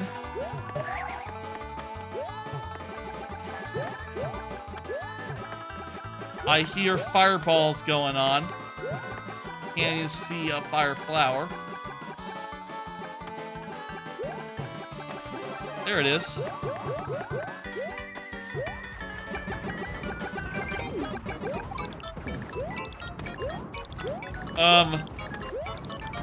No fair? What the hell? Really? That, really fucked me up there. Okay, I've lost. GG. It's interesting to play one of those, like, actually multiplayer style. It makes me think that it would be really cool if there was like a Mario Kart element to it, where like I had some ability to throw a wrench in the works. Let's do 1 expert. Do 1 expert. That's a good joke. Hey, DK Monkey, you subscribe to give support. I am welcome. Thank you.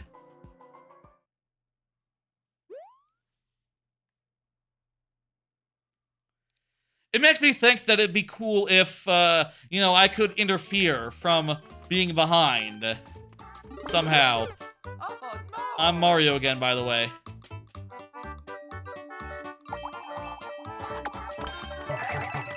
There we go.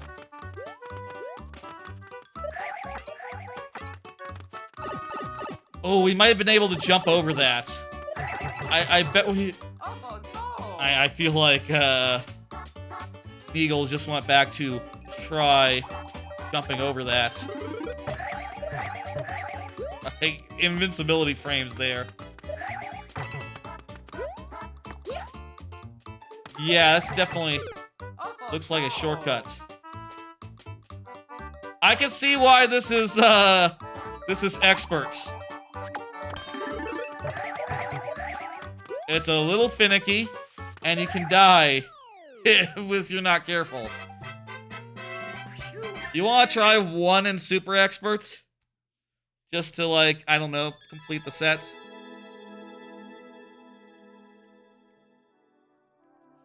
That's not. I think that's good. I think we're good. Let's end timer. I did say 3.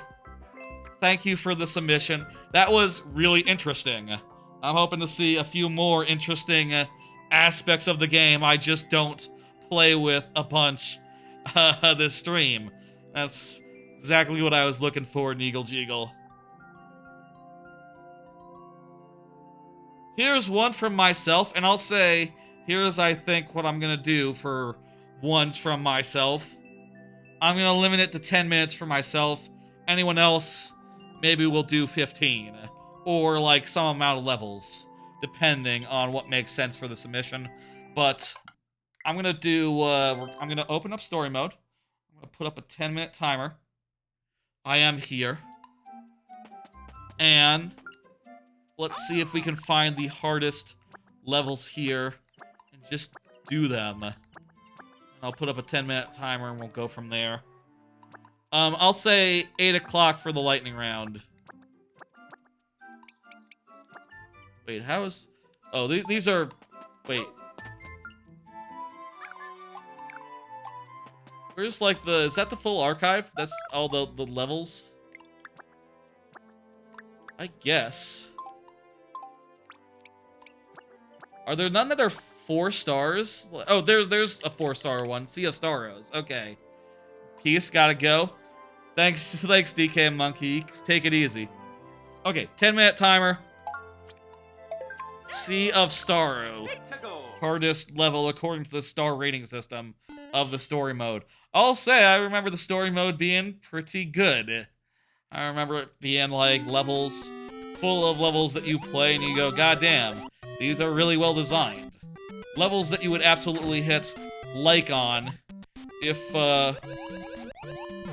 given the choice. What's the deal here? Oh, do I have to kill this, I have to kill this guy with the thing. Yeah, you remember this one? I guess part of it might be it being a water level. It might be more just tedious than hard.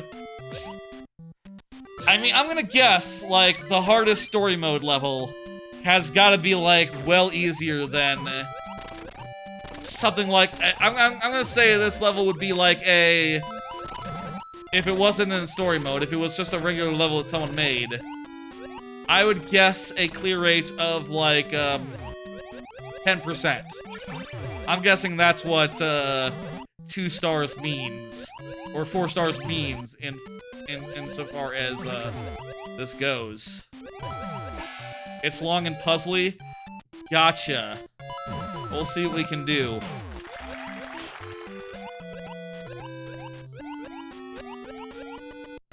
Oh, I see. Wait, no, this guy doesn't go this direction.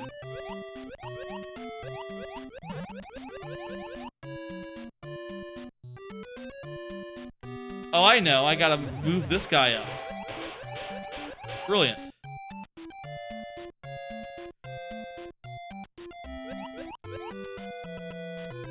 I think you're right. I think you're right. I think that this has, the star rating board just seems to be referring to the amount of effort involved in getting through the maze, which I'll say this is plenty well constructed, honestly. Like, it's pretty easy to know where to go next. Pretty obvious and whatnot. Where you have to go. Fuck. There are a lot of puzzles out there that are a lot more confusing, a lot more difficult. But this is just meant as an example, I guess, of how they can be, so I suppose that's fine.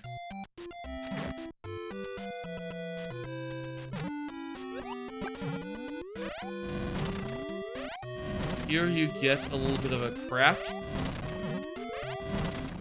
You can fly around for a bit. How about that?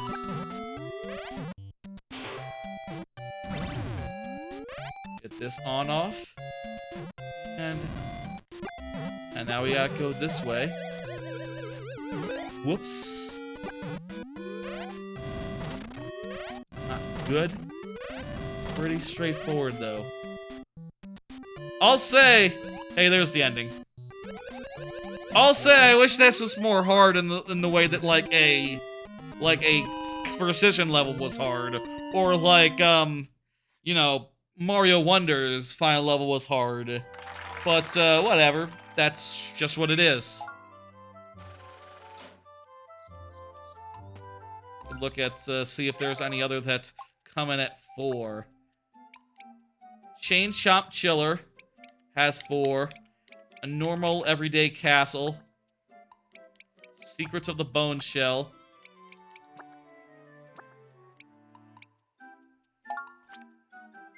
Okay, this one is the last of the main 100, I guess. So this one's gotta be hard. Chain Chomp Killer. And we can't land after leaving the ground. Okay, good to know. Wait a minute. I see, I see.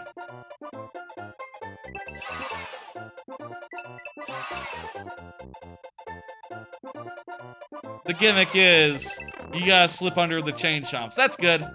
That's showing you the kind of messed up crap you can do with this whole, jeez. This whole don't leave the ground after jumping gimmick.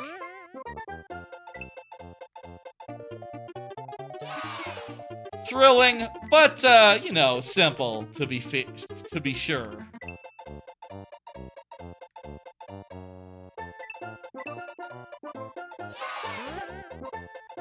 Yeeks. I'm gonna take this.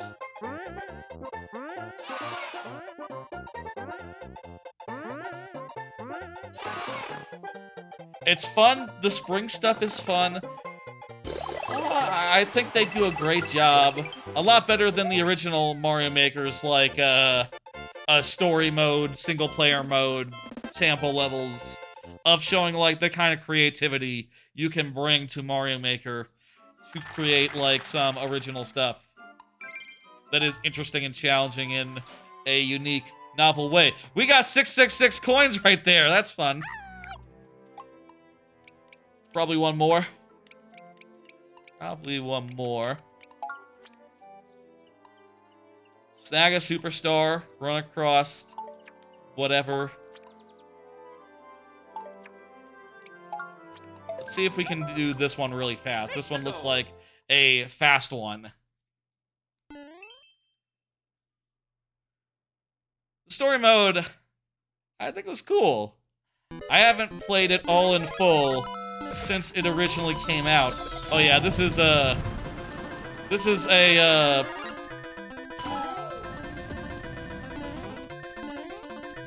shit. This is a Kaizo level. I think we can probably just wait until the obvious time to jump and we'll be good. Probably how it's timed out.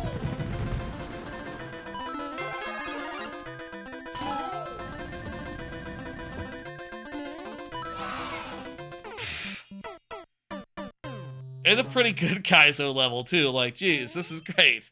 They pretty much nailed it. It's one of the more creative Kaizo levels I've seen in a minute.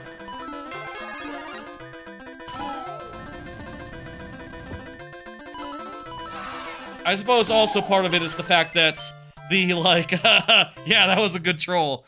The like, You don't see the desert nighttime theme all that often because it's really hard to use. And they did a great job fitting it into a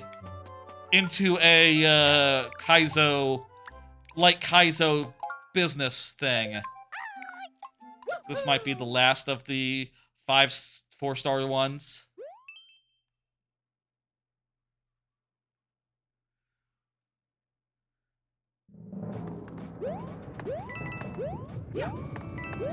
What's the gimmick here?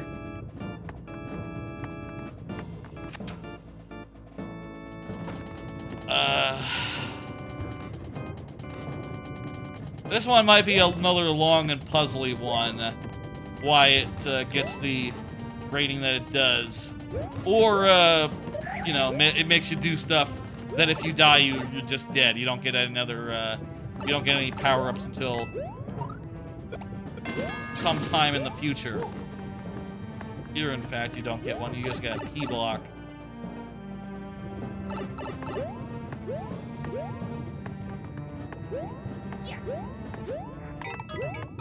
Okay, we're gonna get a spike hat in this sequence. The only thing that's hard about this is that you don't have a hit to fall back on, I'd say. Otherwise, this is pretty mild. And nice and fun. Hey, what are you gonna do? I don't mind a level that's nice and fun. I just don't know if it qualifies as, Oh, this is... had potential. Dropping shit on us. I did... One of my earlier plans for, the level I just put up, Pokey Pressure. What the fuck? What? One of the earlier ideas I had for Pokey Pressure was a level where enemies would be walking above you and, like, no blocks would drop enemies onto you where you stand. And I ultimately ended up not loving that idea and feeling it was, like, too enemy intensive, and also that the enemies would be deposited too slow. But right there is a good solution of how to do that. Use a shell. Shell moves really fast and is, in fact, you know, we were talking earlier about enemies that move fast in a straight line. A kicked shell is that. That's just a very good solution for the problems I was describing earlier in the stream. These levels do their job insofar as they can give you ideas if you, you know, if it was 2019, 5 years ago, and there wasn't other levels to look at, you could look to these and they'd get you going. This is like a kind of a neat and tidy Metroidvania level too, where you're backtracking after getting certain items. It's smart. Very smartly designed. Okay, this has gotta be the end, right? Gotta be an end right through this door. Okay.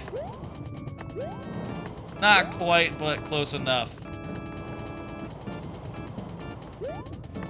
These saws are pretty well timed to be right on your tail. Unless you do something like that and, you know, give up your shell. What do planes and the stock market have in common? They occasionally crash. And when they do, they cause depressions. That is true. That guy didn't have a key. He's just there to be funny.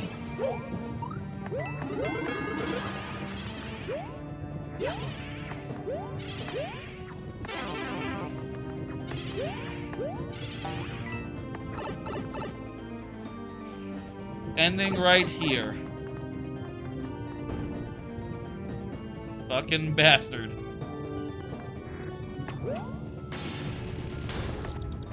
Good. Good shit.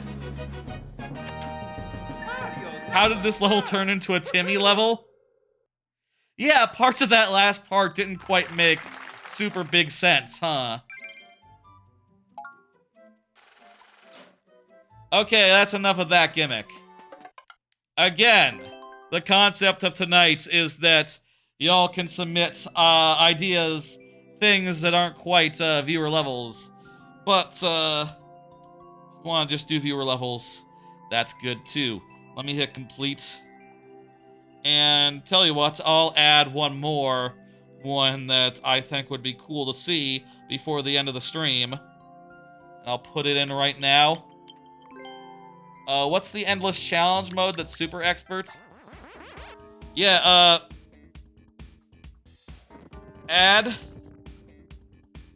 endless challenge super expert. Honestly, it wouldn't be... I'd be curious to see what expert looks like. We saw some normal levels during the whole, like,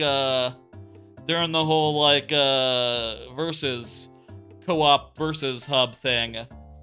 And that was pretty whatever, honestly. They seemed super easy. Hang on, let me just see. Yes, good, I'm in there. Perfect. Up next is Barnstormer, who was just chatting during that whole last bit. So perfect. Lovely. You are here, you are present. Wonderful. Let me do another card. I finally made a whole bunch of service requests for my apartments. Various things like, oh, the door is creaky. This is weird. That's all messed up. This fan is noisy. And then immediately after I filed all those, the AC went out, and I had to, like, live in the apartment while it was slowly heating up overnight until the guy showed up in the morning to fix it, which annoyed me. I feel like an emergency maintenance request for AC in Texas should be addressed, like, post-haste, like, immediately. But, whatever, man. I'll say that was a great stressful situation that happened on Tuesday, like, Monday night, Tuesday morning, and that made me really fortunate that I didn't schedule any sort of stream on Tuesday. I had planned to take that Tuesday off anyway, so I was happy to just be able to do that as I was recovering from that bullshit, but this is really good. This is really well done, by the way, the music. I think my biggest takeaway out of all this is, one, I found out after it got fixed of, like, that, don't expect that much from it. This AC is old. It's, not the best AC. It can barely get, like, south of 6... It can barely get south of 70 in the Texas summer, which makes me go, like, what? A Texas air conditioner should be able to stand up to a Texas summer. This is something I believe. Like, we have really good AC here. Every apartment that I've had has had AC that can absolutely kick the teeth in of the summer weather that we have and keep me cold no matter what. And it's just depressing and sad to me that I gotta adjust a little bit and rein in my expectations, perhaps. Or otherwise get some fans that will actually make me cool. Maybe blow some cool air on me when it's getting a little stuffy.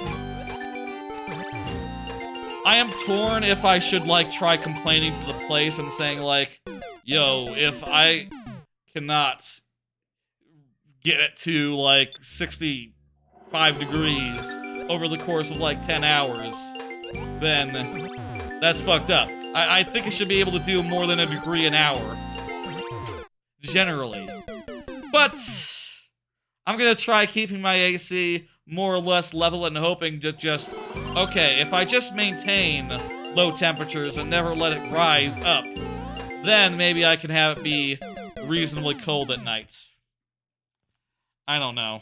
I'll tell you what my biggest takeaway is. I want to get a house. I'm done with apartments. I'm tired of them. I think the main thing I'm tired of is just, yeah, you know, it'd be great if this apartment was really well equipped, right? This layout is great. This has all the space I need. But I am just so tired with apartments fucking cutting corners wherever they can find them. You know? Like, well, yeah, the AC is really, really old. Doesn't really cool that well. Probably not energy efficient. But, we don't care. It works. And, I'll tell you, you're not gonna get better. And we're not gonna make it better. At the very least with a house, if you have that sort of problem, it's your own fault. You know, you didn't invest in a better air conditioner or something like that. Like, you should have read more reviews. And hey, if it's noisy, maybe it's time to replace it. Maybe that would be expensive. I don't know how much an air conditioner costs. It might be like a couple grand. But in a house where everything is investments, I could see doing a couple grand for like a really sick ass air conditioner that works properly. We nearly got through that time. Panic jumped. I could see justifying that, and then I would be happy. You know, one of the things about an apartment is that you're stuck. What you get is what you got, and you're stuck with it. And if a bad air conditioner is making you unhappy, tough luck. You know, like, well, you should have asked before you moved in, I guess. Like, tell me about the air conditioner. And not just tell me about the air conditioner, because of course they're gonna say, like, the fuck was that? Of course they're gonna say it's a really good air conditioner. But, you can instead say, like, how old is it? What model is it? And then Google, like, reviews of that air conditioner. And also, like, read the reviews more closely, and then you'll see, like, oh, there's 70 people who have written reviews about this apartment that talk about air conditioner. Ugh. Some of them are just like, the guy repaired it good. But others are like, it's not good. I also just inherently think that putting the air conditioner above the bathroom is just a bonehead move. Like, you're gonna put the thing that is really loud and vibraty above the room where people might like to take relaxing baths and enjoy a moment of peace. Hello, Master Wicked, how you doing? Bullshit. This is what I say! Bullshit. I'm hoping around like this time next year, I'll be looking at houses. Let's hope the economy is better by then. And, it's not a bad time to get into something permanent style. I don't know what I would do with the fucking space, but with the space a house would have, but I bet there's small ones.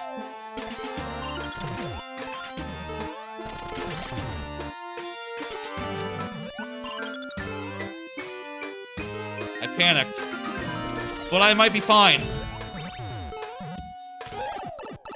Oh, that's a really clever. That was a really clever, door mechanism. Barnstormer. God damn. I never would have thought of that. I don't think I've ever seen that. A damage boost into slipping right into the pipe via a guy pushing you up and damaging you at the same time. That's brilliant. Let me hit complete and bring up the next one. Adam, you are up next. Let me hit next. It was cool looking. That's definitely what it was. Adam, if that's you, say something in the YouTube chat. You know what to do. Here's another card. Follow up on soup. A few weeks ago, I mentioned I wanted to try eating more soups for like quick lunches and stuff, and particularly wanted to try some soups that I've never tried before. For example, minestrone. Before the stream, I tried the minestrone soup with like sausage bits in it. It's like a Campbell's soup. It was interesting. I didn't know what minestrone was. Apparently, it's like a light soup. Well, I want to say like a light soup. V, not 7. It's like a light soup that's like full of... That's like jam-packed with individual like... just like a bunch of little bits in it. That's all mushed together into a big blob that almost is like the soup equivalent of cereal. That's how I would describe minestrone. It's like cereal, but it's like little bits of sausage and noodle and carrot. I don't like carrots, so I didn't eat those. I sort of ate around those. And peas and things of that nature. And like little chickpeas or whatever the fuck. It's pretty alright. I don't know. Not my favorite type of soup, but very interesting. I also have a clam chowder I mean to try. I don't know what that tastes like. I'm thinking it might taste... It kind of looks like the creamy chicken... Like the creamy chicken with dumplings. Chicken dumpling cream, whatever the fuck. Kind of looks like that, so I kind of imagine it might taste like that. I don't know. I don't know that I know what clams taste like. Do y'all know what clams taste like? I have no idea. I don't think I've ever had a clam.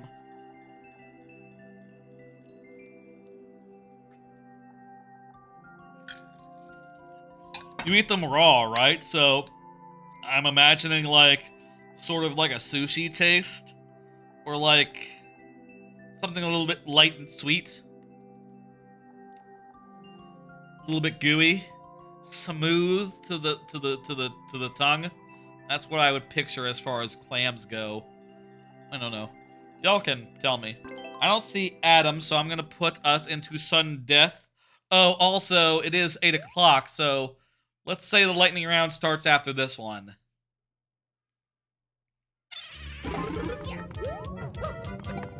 It wouldn't make a difference unless, What? Oh!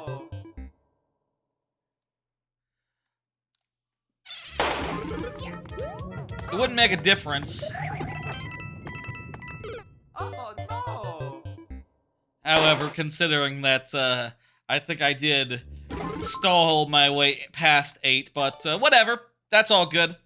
Let's go ahead and, dismiss that one. Thank you, Adam, for the level. I liked it. It seems like, seems real good.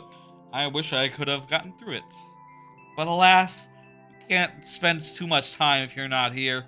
You know how it works. I am hitting dismiss.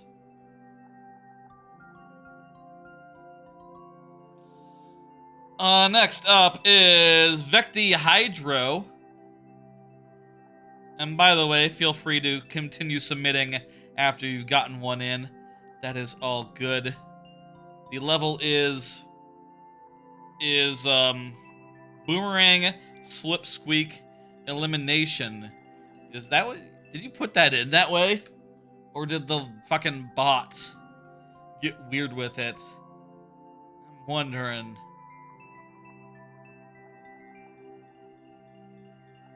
That is weird. I wish it wouldn't do that, but whatever. I tried making this one. I picked a different game. I put in custom Mario Maker for the game for this queue, hoping that it would turn off any Mario Maker integration. But, I guess it doesn't. That's real fucking screwy. You think that it would... If it doesn't know that it's playing Mario Maker 2 specifically, it would not query the thing and substitute the text. But whatever. Go fucking figure. I got the thing right here.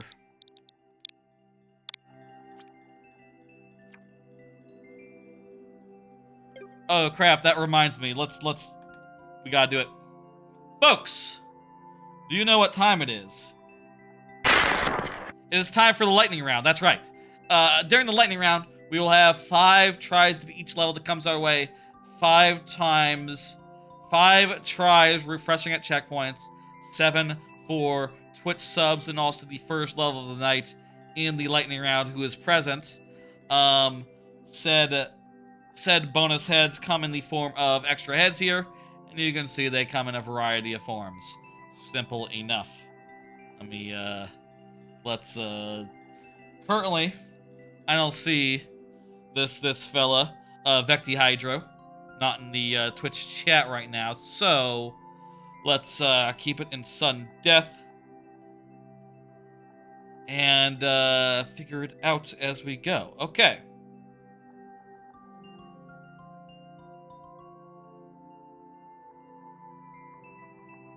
Cool. Ooh. Let's go ahead and do that, yes. So then, that's the gimmick. That's how we do all every week. The queue is perhaps not as stacked this week. I guess that's what happens when you put in viewer requests rather than viewer levels. Maybe some people are wondering what that is and just think, oh, I'm looking for viewer levels, not viewer requests. But again, you can always... The gimmick, again, to repeat the gimmick is that it is viewer levels, but also you can put in other things if you so please. Whatever is good. Let me just type this in again.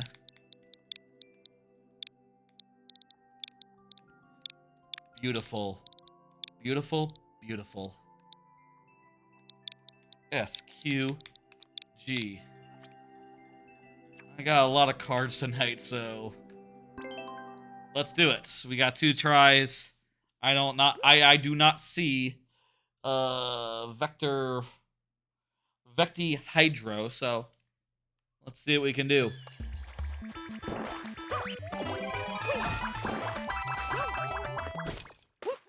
Oh, we gotta kill all these guys here. And there are a lot of them. Okay. Let's do it in one try. I mean, this doesn't look like the kind of level that kills you. This looks like the kind of level where you might time out. I'll say also, by the way, in the case of a timeout, that counts for all of our lives all at once. That is how or rather, it counts for 1 life per 100 seconds. That is my compromise between... That is just my way of making it fair. You know, making it so that's...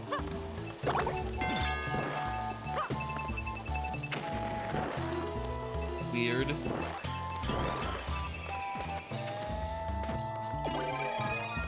Making it so that every level makes sense in the context of the lightning round. You know, we gotta keep things moving and such. Oh, use a bomb to get through a wall. It's not going to the pipe situation.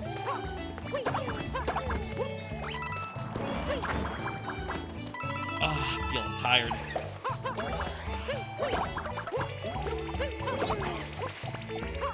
I could go for another card right now to talk about something. I'll say I do have a lot tonight, so I'll have to start jamming through them a bit. Sure, why not? Here's another one. Did you see that SGDQ 2024 starts this weekend? Yeah, Summer Games Fest. Summer Games Done Quick starts this weekend. Famous charity marathon where they speedrun games. Very exciting. That is always a highlight of the season. And also one that I always make sure to watch. And spend a good amount of time enjoying. I will have to look closely at the schedule to figure out, like... Oh, this is where I came from. This is not like a secret area. I'm gonna have to look over the schedule pretty closely to figure out, like, what runs I mean to see, but I do know that it starts with some pretty cool stuff up top. I think Yoshi Island, Yoshi Story 30 melons, 100% 30 melons is like the start, and that is a very fun, very cool category, and probably the best Yoshi Story type category that there is, so I think that it's great that it's getting some time on the main stage, like with nothing else really competing for it, competing with it. That is just lovely, and look forward to seeing it get its due.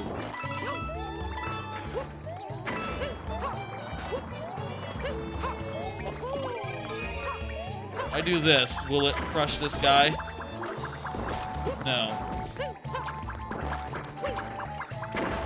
I'll send this through. Fuck. Good thing that that boomerang doesn't disappear when I stop being boomerang guy.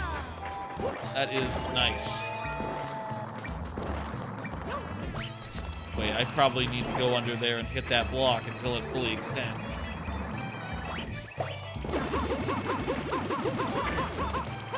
Beautiful. Anyway, excited for that, as I always am. I'll say I probably won't watch like a million billion hours of it. I'll pick up my favorite runs and donate a total of 75. Let's say what did I do last year? At the AGQ. I can maybe go a little higher than 75. I got a new job this year and all. I could probably afford a bit more this year than usual. I'll figure out a number at some point, and I'll figure out when and during which games to donate during. I like to plan things out and know ahead of time what I am going to watch. But if I recall, looking over the list of games, there's plenty of good ones to see, and that is exciting.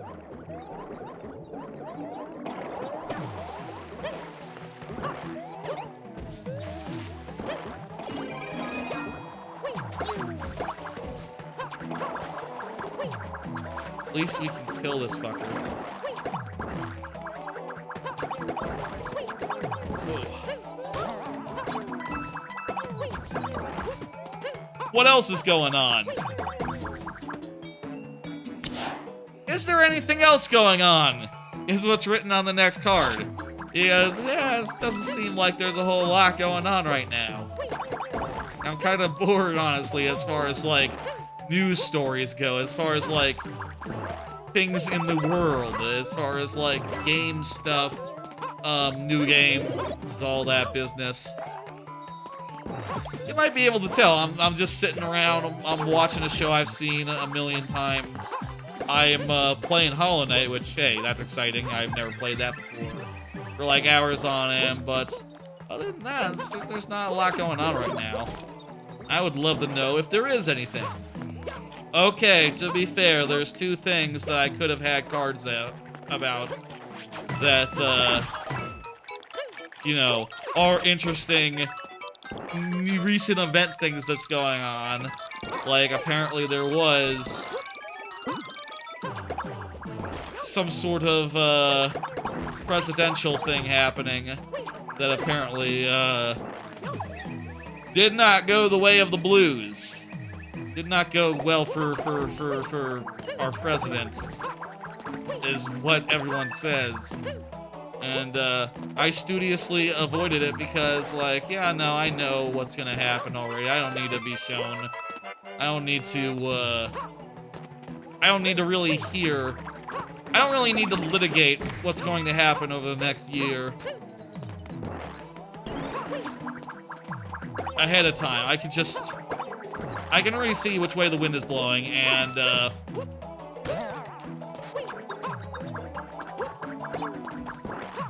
yeah. There is also that thing with Dr. Disrespect. Apparently, he is not a good person. A, sex offender, basically, would be the word, I guess. I'll say, though, I know nothing about Dr. Disrespect, so, like, no disrespect, but, that whole story doesn't interest me terribly. I've never seen any of his content, and, you know, obviously I am better off for it, it would seem, considering the extent of his crimes. that are not legally crimes, it should be noted. His slightly dubious situation where he said things he probably shouldn't have done to a minor of some sort. Not good. Not good at all. We're dead. Hey, Squink, how's it going? I keep on getting confused by these, I got confused by some of those arrows pointing us in the wrong direction. That counts for both of our lives, considering that we timed out, and that's how timeouts work. Thank you, Vecti Hydro. Let me hit, dismiss, and lost.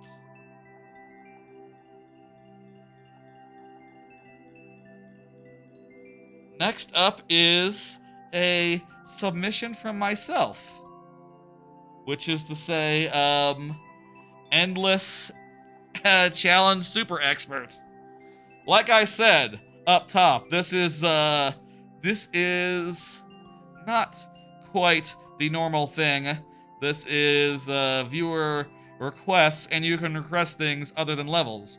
You can also request, you know, other type things, like you could request versus mode with a viewer level, or you could request whatever you can think of Mario Maker style, or you can just do regular levels like normal. Up to you. I'm going to give myself bonus heads because I am here. But also, this doesn't count for like the first level of the lightning round. Someone else will get some bonus heads later on. Let's try Super Expert. And we'll do it... How should we do this? Because it's 30 lives, right? So, should we just do a single... Should we just do a single one rather than, like, a lives-based thing? Or should we do 7 lives of this? Let's find out how fast these lives go. A wall kick test.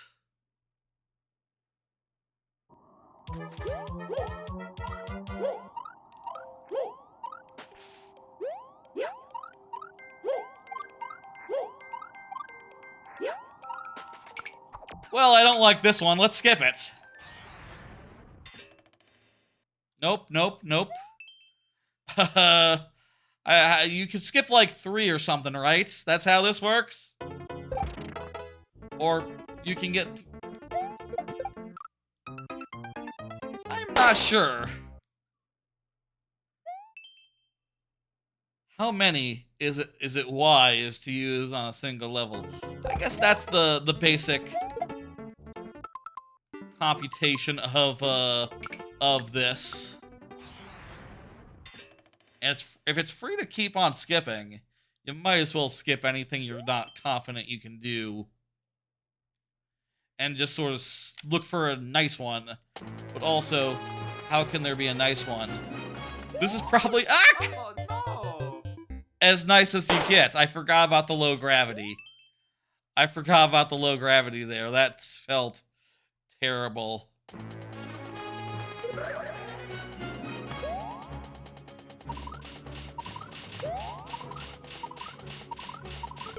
Oh, I forgot the spin jump there.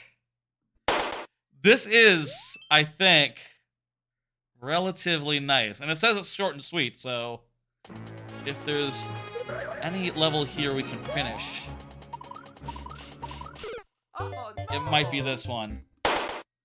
Hey, Adrian. It's viewer requests tonight, Adrian, which is like viewer levels, but you can submit anything you want. If you want me to do something other than a level, you can. Like, I put in some examples of this myself. You can see currently I'm doing Endless Challenge Super Experts for 7 lives worth anyway.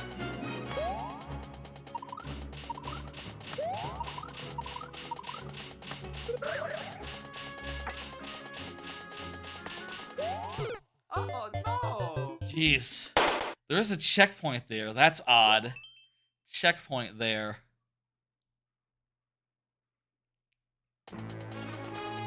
This being the 5th anniversary of Mario Maker 2, so I want to see all the modes that I don't really see all that often. Did you play the world? That's a good question, Adrian. I think I have. I played like everyone who has a super world. I played it. Okay, well, I lost 7 lives there. Didn't make any progress, so it doesn't even save. It doesn't even save anything. It's just like, okay, you might as well be starting at 0 next time. Start from scratch. Whatever, let me just dismiss that. And pull up Master Wicked's level. Master Wicked, go ahead and confirm. I'll put in another one. Here, let me add. Master Wicked says that's me. Oh. Random. Super World. Well, let's put find. Oh, random.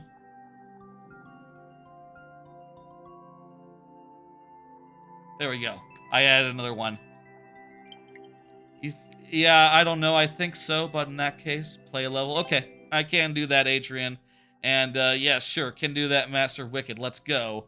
Also, let me give you some bonus heads, because, yeah, first viewer of the night, you get Wario heads. Fantastic. Here's another card. Got lots more cards. We got anime cards tonight, folks, let me say. I finished Jellyfish Can't Swim in the Night. That's a 5 out of 5 with a heart. Really good show about, like, content creators trying to make their way in the world and put themselves out there despite all the dangers and like tension that's involved there, stresses, all that. The main 2 characters are like, one of them is an artist who sort of gave up her art after being like harassed a little bit by her friends, basically saying something to the effect of like, you know, basically she takes them to see her art, and before she can say, hey, I did that, all her friends say, haha, what the fuck is that shit? It looks horrible. And she's like, ha ha ha, it's terrible. And you're just like, as if you're like, oh my god, we could see her heart break.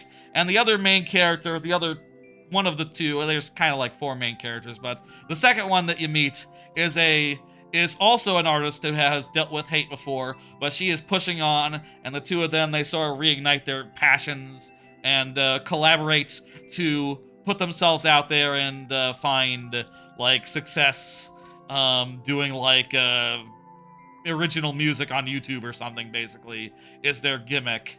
And it's fun. It's really well animated. It's beautiful. The characters are really fun, and yeah, that dynamic of like content creator who gave up because of haters versus content creator who kept on pushing through despite the haters is really just works so well. I'm almost surprised that it's not like an established trope in the medium, right? Like, oh, this is the person who gave up their art because of people being mean to them online. You know, it's wonderfully good. It feels like it gets at Bowser's any difficulty. Let's go with, which one should we go with? Let's try easy. Easy looks like it's 2%, so that's still pretty hard. Let's give that one a go.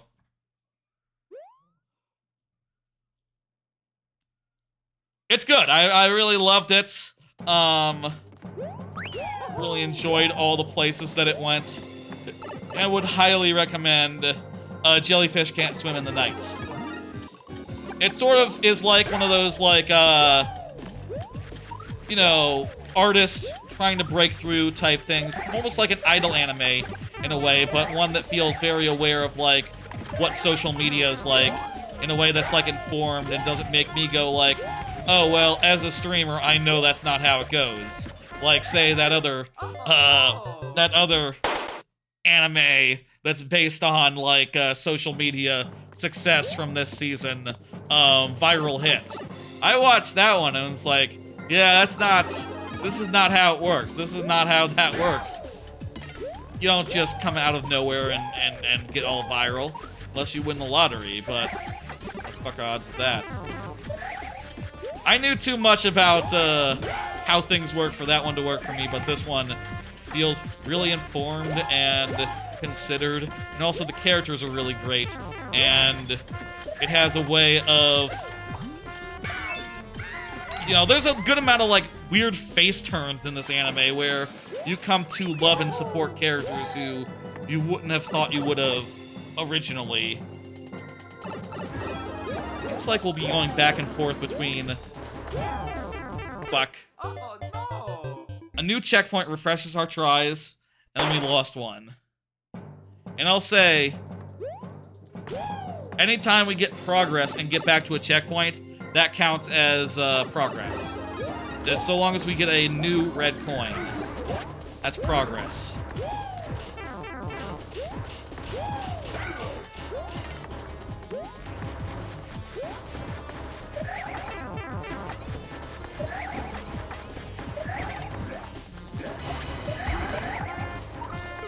Oh, Jesus. Tough boss fight. Maybe we should try focusing more on fireballs than every boss has a phase 2. Clearly, yeah. In this case, the phase 2 is getting rid of the easy mode platforms. I guess also if we relax and we don't jump, we'll be safe.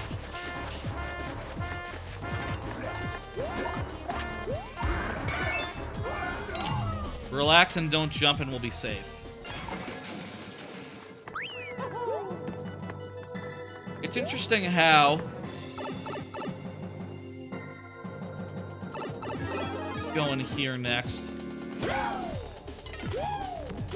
What possibly could be the stage 2 here? Maybe like other things get added onto the rails? I assume it's time-based. It couldn't be like number of hits you give on him based.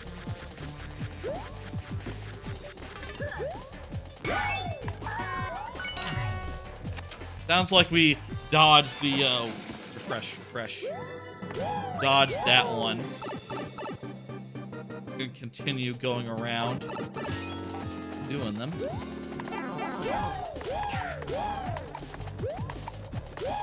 Fucking bastard. Guy is just dodging me. This one, it would have to be like P-based. P-switch based, right? Because the on-offs are already on and off.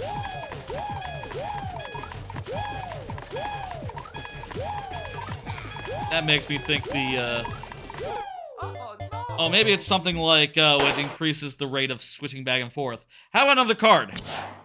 I also finished, as a reincarnated aristocrat, I'll use my appraisal skill to rise in the world. I'm giving that a 5 out of 5. It's impossible to make a heart point detective, that's true, yes. Absolutely, I'm aware of that. That's why I said it can't be. Because I know it can't be in Mario Maker 2. 5-year-old game.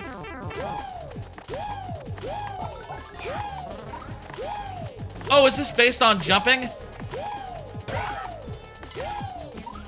Oh, no. I think this might be based on my jumps. That would be quite a coincidence. It's just a timer? Okay, I think I just happened to jump at the same speed.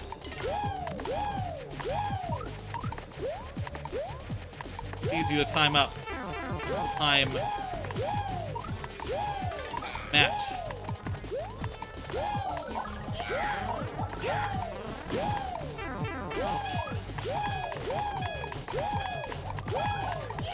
Oh, no. Fuck. Reincarnated Aristocrat. Really good show. I'll say it. It's not the most original isekai ability. Appraisal. Like, most isekais actually have that ability just by default for free, but the way the main character in this one uses it ends up being really cool and really nice. Basically, he can look at people and see their potential, and he uses that to basically recruit. And, well, I like anime where a character, where there's a reason where characters are constantly being introduced, and what is this conceit but an excuse to constantly introduce more and more and more characters? Hello, Epic Knipe. How's it going? Thank you for the level. What is it other than an excuse to continually introduce new characters? How about I just fireball him down? Probably more fit. Fuck. Well, that's why.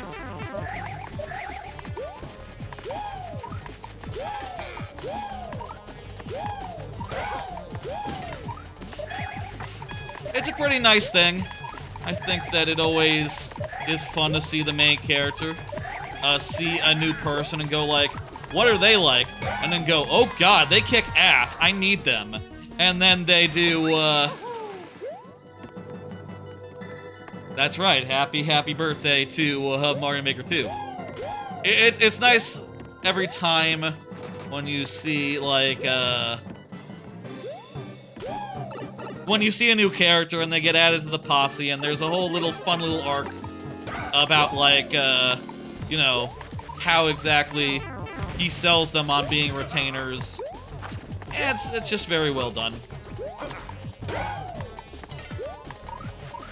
It is a lighthearted show. It is a fairly decent little isekai, not like the most exciting thing in the world, and it's not great at action, but it's alright. It's not bad at action, it's not bad at intrigue. It's just better at the just character stuff, and yeah, I quite enjoyed it. 5 out of 5. Aristocrat, reincarnated, appraisal isekai, I think, as one might call it. For shorts, I suppose. If one were to shorthand that show.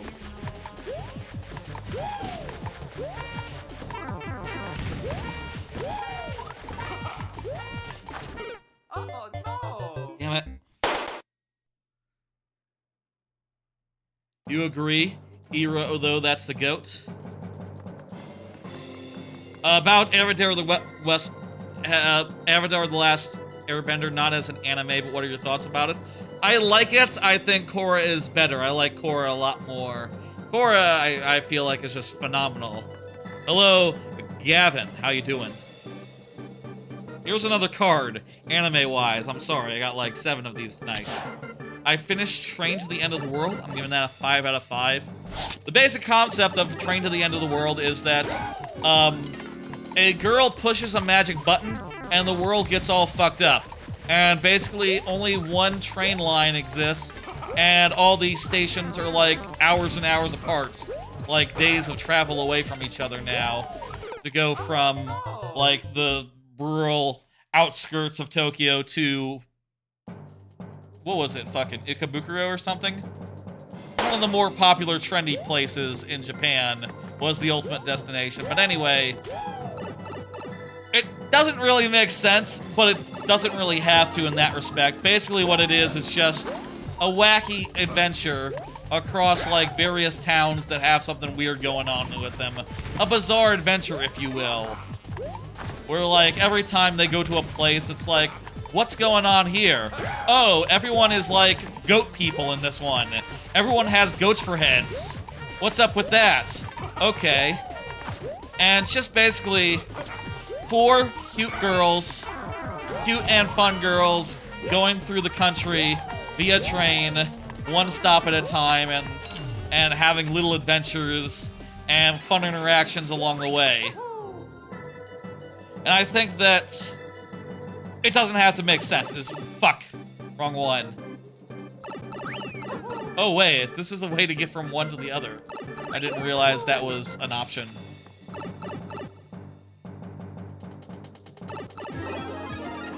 It doesn't have to make sense. Not really.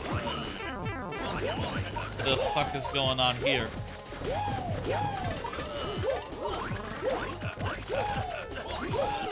Oh no! That one's messed up.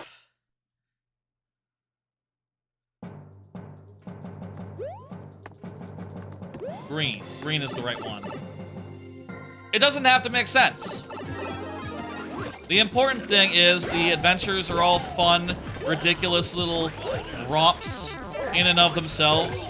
Like, what do you do when you find a little town that is filled with people who have apparently shrunk to the size of, like, little dolls? Like, that's a weird scenario. What do you do when everyone in town seems to be, like, have mushrooms growing on them? I hope that's not anything to worry about.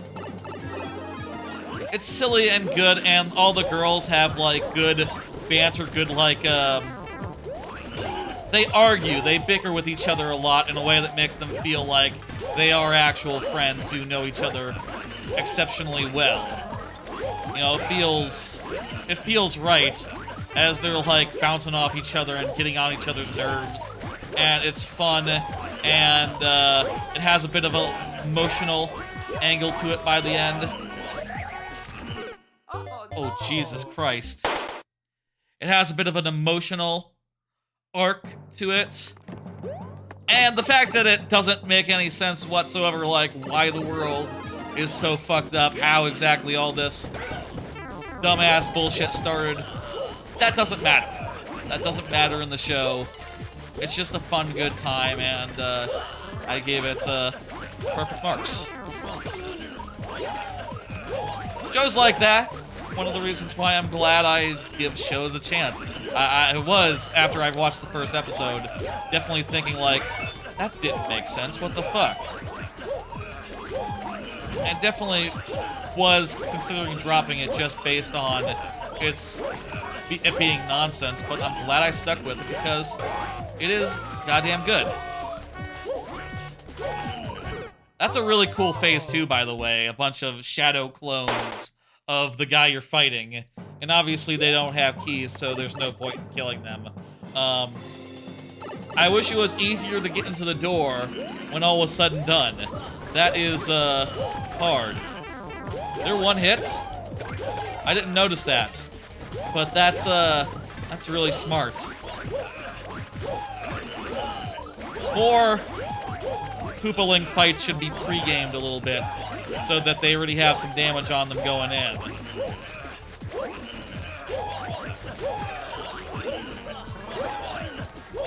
Oh no! Running out of lives here.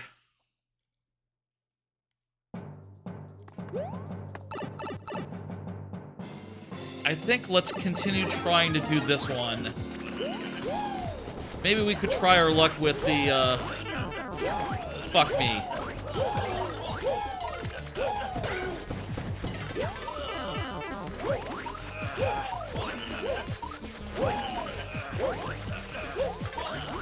Trying our luck with the, Oh no!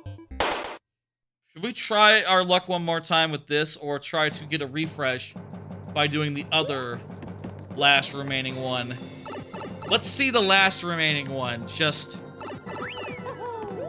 And hopefully get a refresh and get a bunch of tries now on that one. This one looks easier, I say before the Potobos start. How do you time those up to be stuttered in that perfect way? I got killed by her. That wasn't even the Potobos. I don't know how you set that up just perfectly right like that, but a bunch of blocks? Okay, maybe they like get destroyed right when it starts. Is that how it works? On some sort of like staggered delay?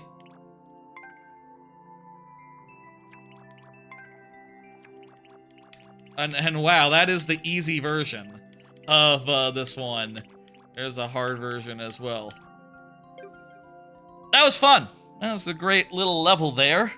A lot of variety. We got through 6 of the bosses, but unfortunately, we did run out of lives. They're on track and running up the pipe. Perfect. That makes perfect sense. Let me hit dismiss. and pull up the next one by Squink. Squink, go ahead and confirm. Let me hit next. Squink confirmed. Perfect. Back up those lives. And here's another card while I am typing in. I finished Unnamed Memory. I'm giving that a 3 out of 5. That show is basically about a prince who is really strong and confident, and he basically is trying to court a witch who is also really confident and cool, and it's kind of a nice little romantic type thing,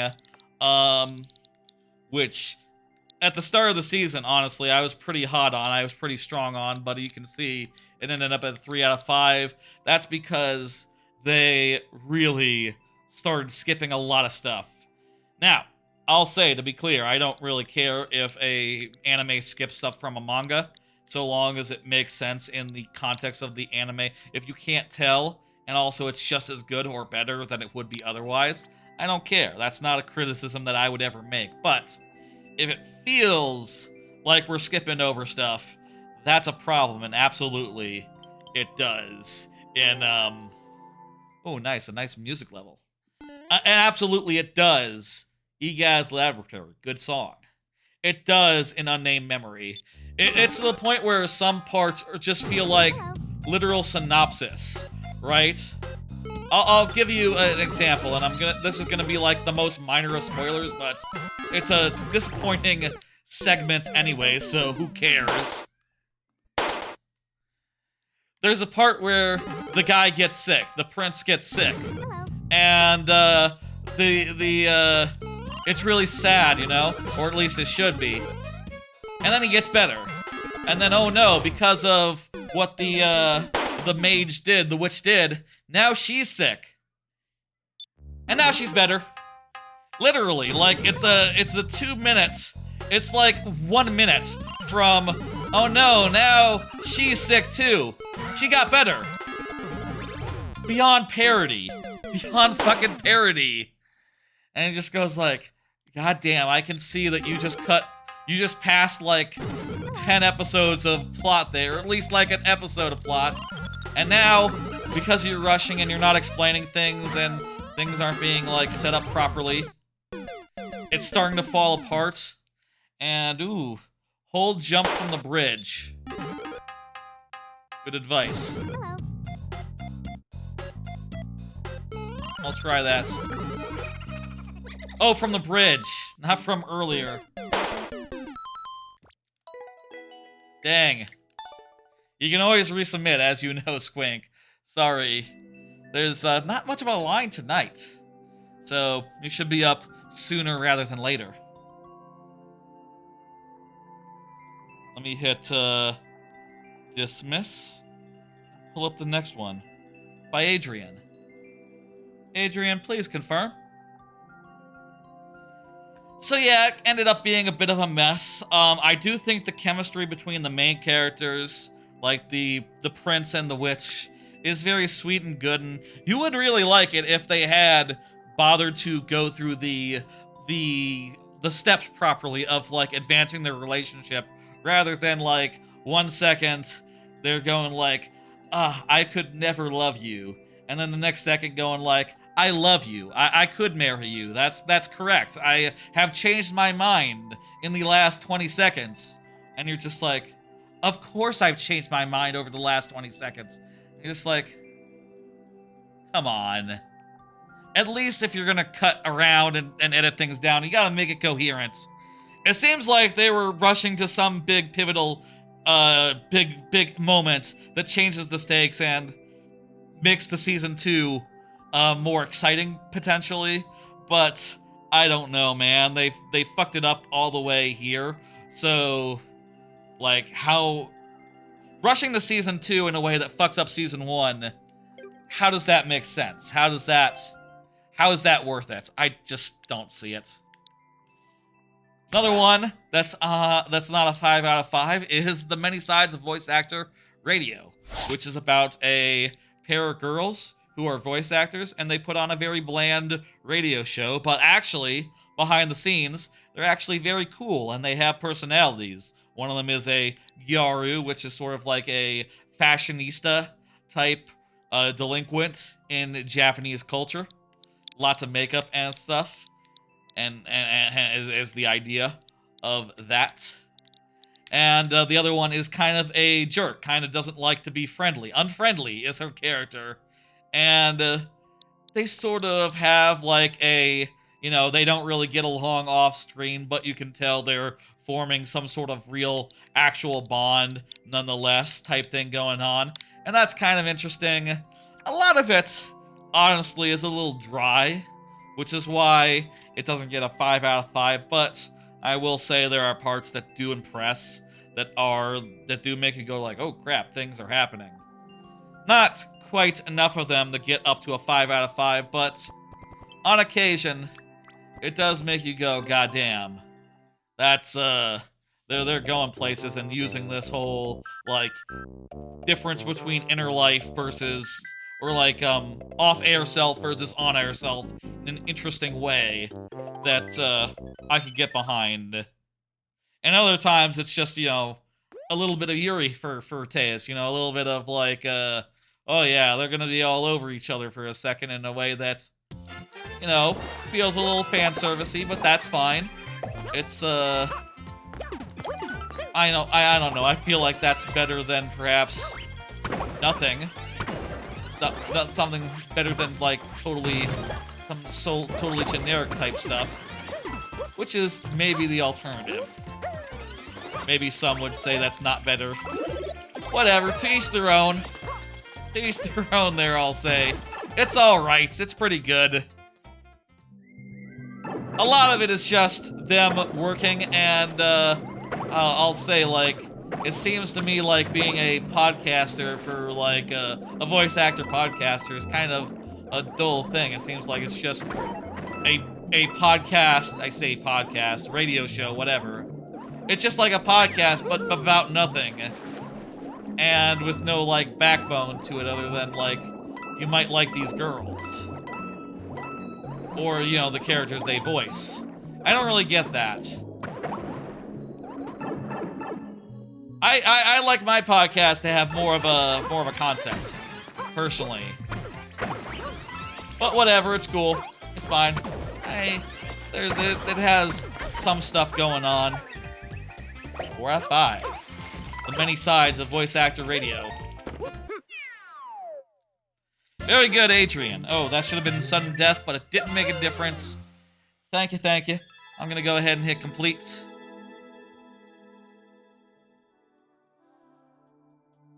Next one up is another one from me.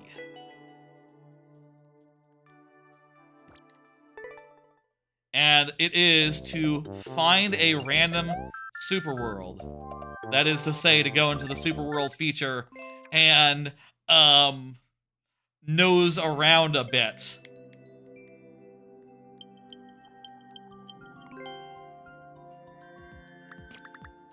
And let's see if we can figure out what might be a good one, just by intuition here. I'm thinking something that's complete. Let's look for someone with a lot of likes.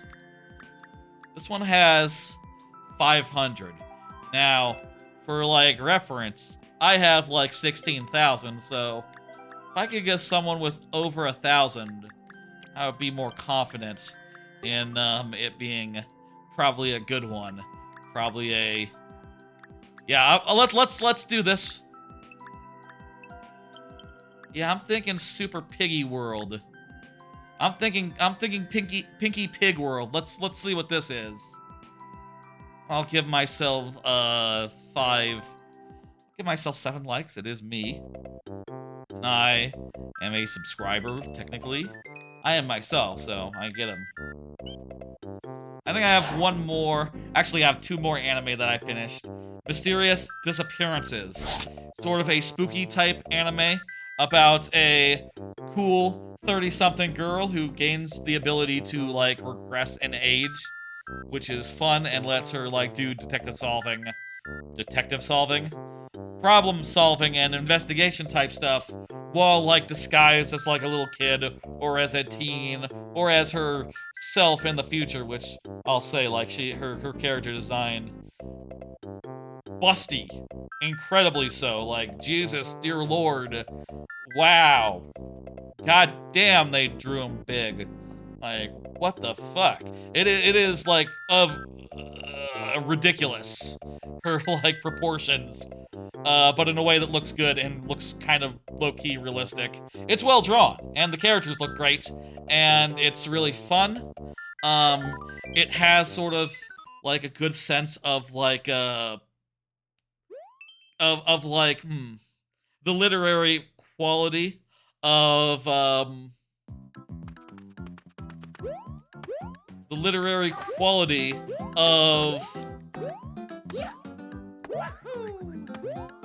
it has almost sort of like a poetical vibe to it, you know what I mean?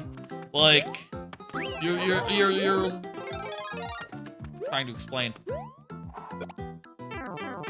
The stories have sort of like a poignancy to them, the mysteries that they're unraveling and trying to figure out.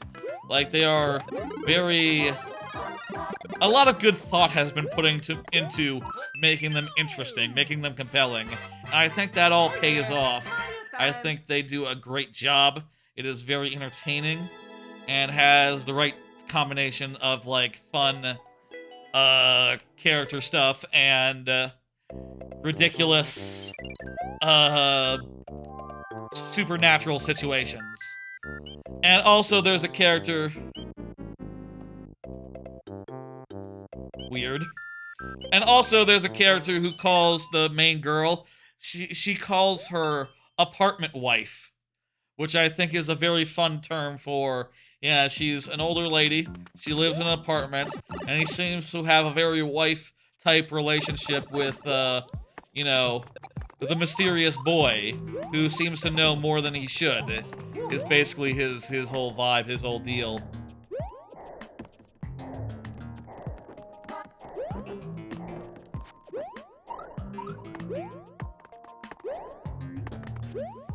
Mysterious disappearances, it's damn cool.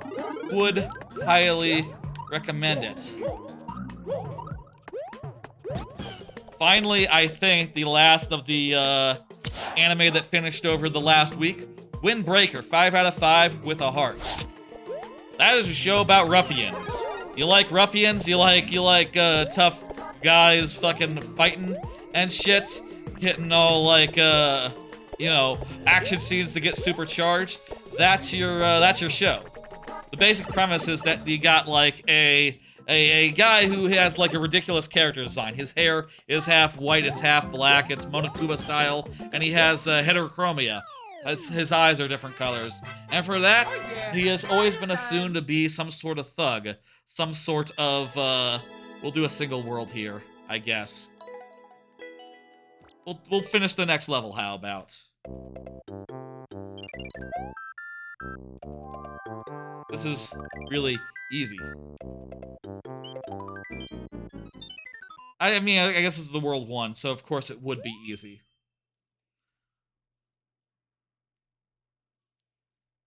It's about a guy who gets transferred in. Tell you what, I'll go until I finish talking about Windbreaker. This feature, by the way, for what it's worth, I should probably say, fantastic. The world builder, really great. I mean, I think like the tools for surfacing worlds could be improved. You could be able to put in a description, like a basic pitch, and like a more nuanced name than just super your name here world. But I really love this feature, and goddamn, it's goddamn cool. And of course, whenever I do a viewer's super world, it's just a really good way to just slowly make my way through a bunch of a viewer's levels, I guess. And see what they decide to put in the map in a way that was cool. Anyway, Windbreaker. He goes to this like, he decides to transfer into this like fighting academy. This academy that is full of fucking delinquents. apparently, and that's what he's heard. He's expecting to get in there and have a big battle royale, but instead what he finds is that they're all fucking bros. They're delinquents, all right, but they're like the most cool dude, most likely to have your back type motherfuckers you ever met. Like, they're absolutely down to be supportive and earnest and there for you. And he doesn't quite know what to do with it. He's never had bros before, and that's kind of sweet. Also, it should be noted that this show has some of the best fucking action that I have seen in a goddamn while. Like, Jesus Christ, man. Jesus Christ, let me tell you. I don't know what's going on here, but okay.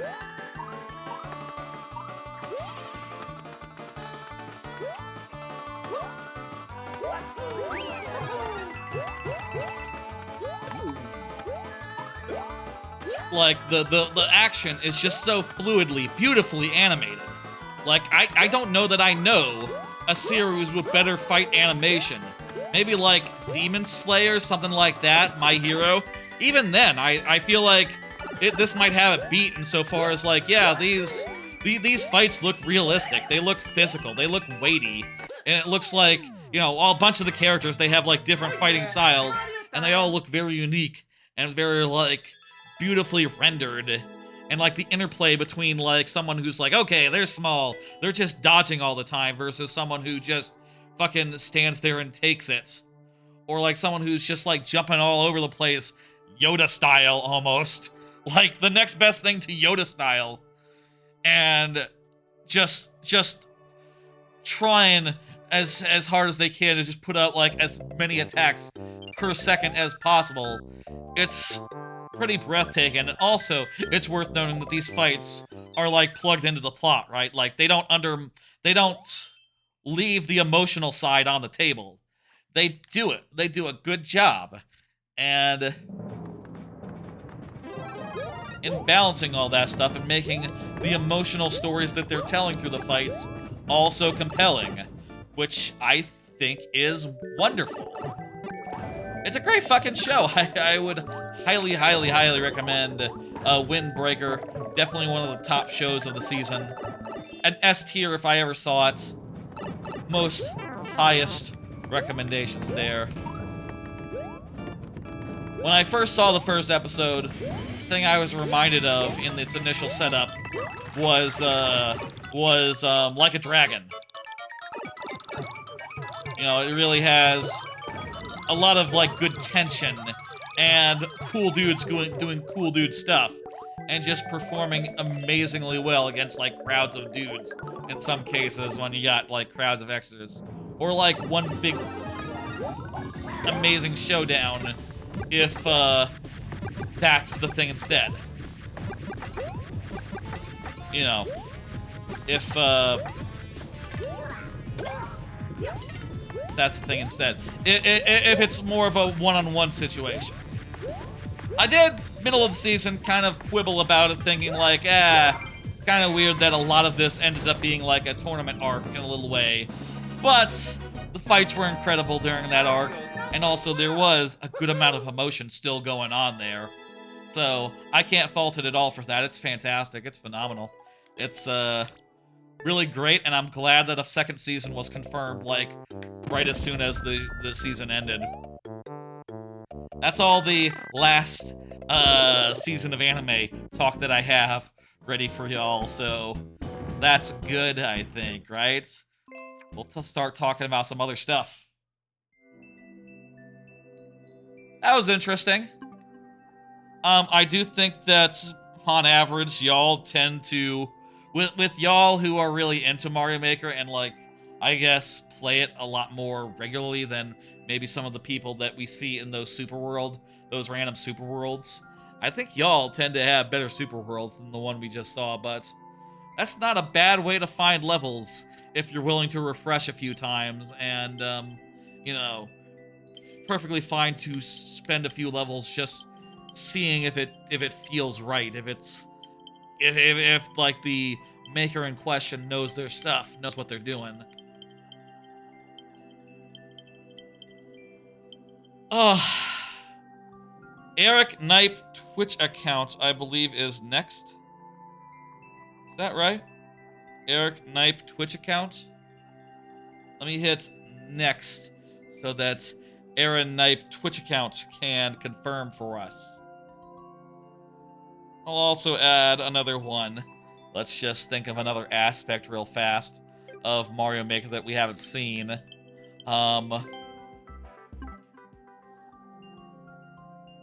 Multiplayer versus. Sure, I don't do the multiplayer versus a lot, but let's have a look at that part of the game that I just never consider, just never try. And it would behoove perhaps to have a look at that. Eric Knight, please confirm. I can do another card while I'm typing in. How far away do y'all think Super Mario Maker 3 is? I think new Switch next year. I think probably like year 2. I'm thinking like probably year 2, though it could be as early as year 1. I think like the first Mario Maker was like, the second Mario Maker was like what? 5 years after, 6 years? Maybe 7. So next year, year after, that to me sounds about right for Mario Maker 2.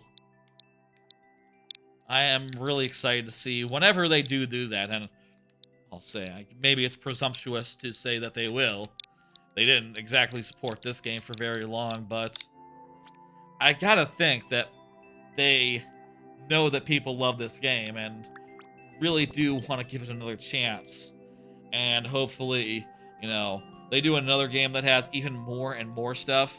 Like, that's gonna give people more and more options. And that's going to result in levels that are more and more detailed. Then again, God, what if they go the other direction? What if they say, like, we erred in Mario Maker 2. We gave people too many options. It was just choice overload. And they ended up not making as much and not making as for long as they did in Mario Maker 1. I would say that'd be the wrong takeaway. I would say, like, Mario Maker 1 got more support over time. But maybe that's also a factor of like, well, Mario Maker 1 had less of a drop-off. Then again, maybe Mario Maker 2 just was more successful out the gate, so the drop-off was just more significant as it dropped to, like, the people who are in it for the long run versus just, like, general Switch users, general Switch owners. I think it's going to be sometime in the next few years, and I do think they're going to continue expanding and giving more options and making it a more powerful creation tool. And I hope that means that we continue seeing. Let's do this one. At sudden death until such time as Eric says something in the Twitch chat.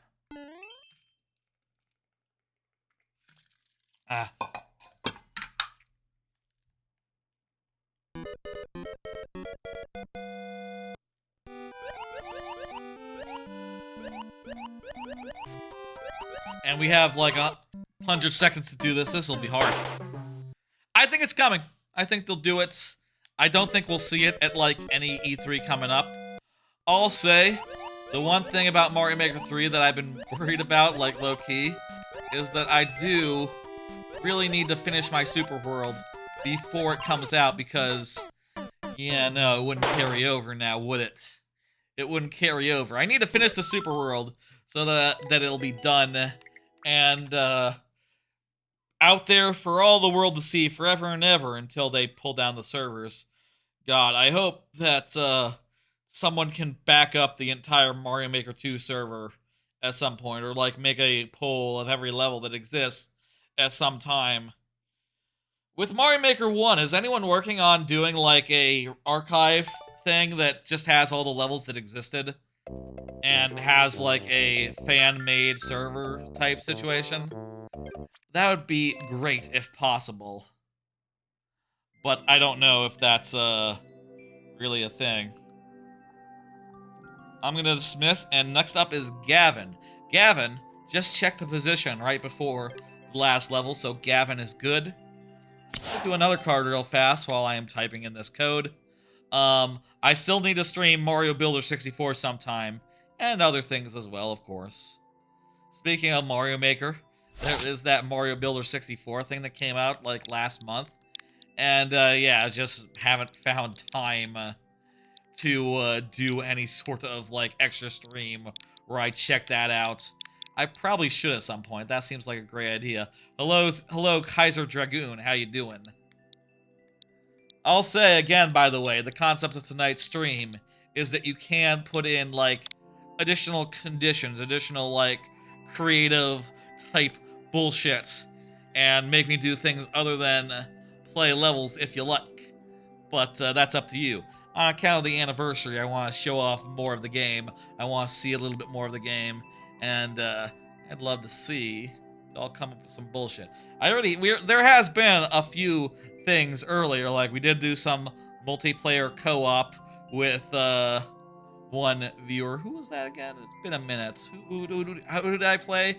That was oh right, it was Neagle. Neagle is who I played against. That's right.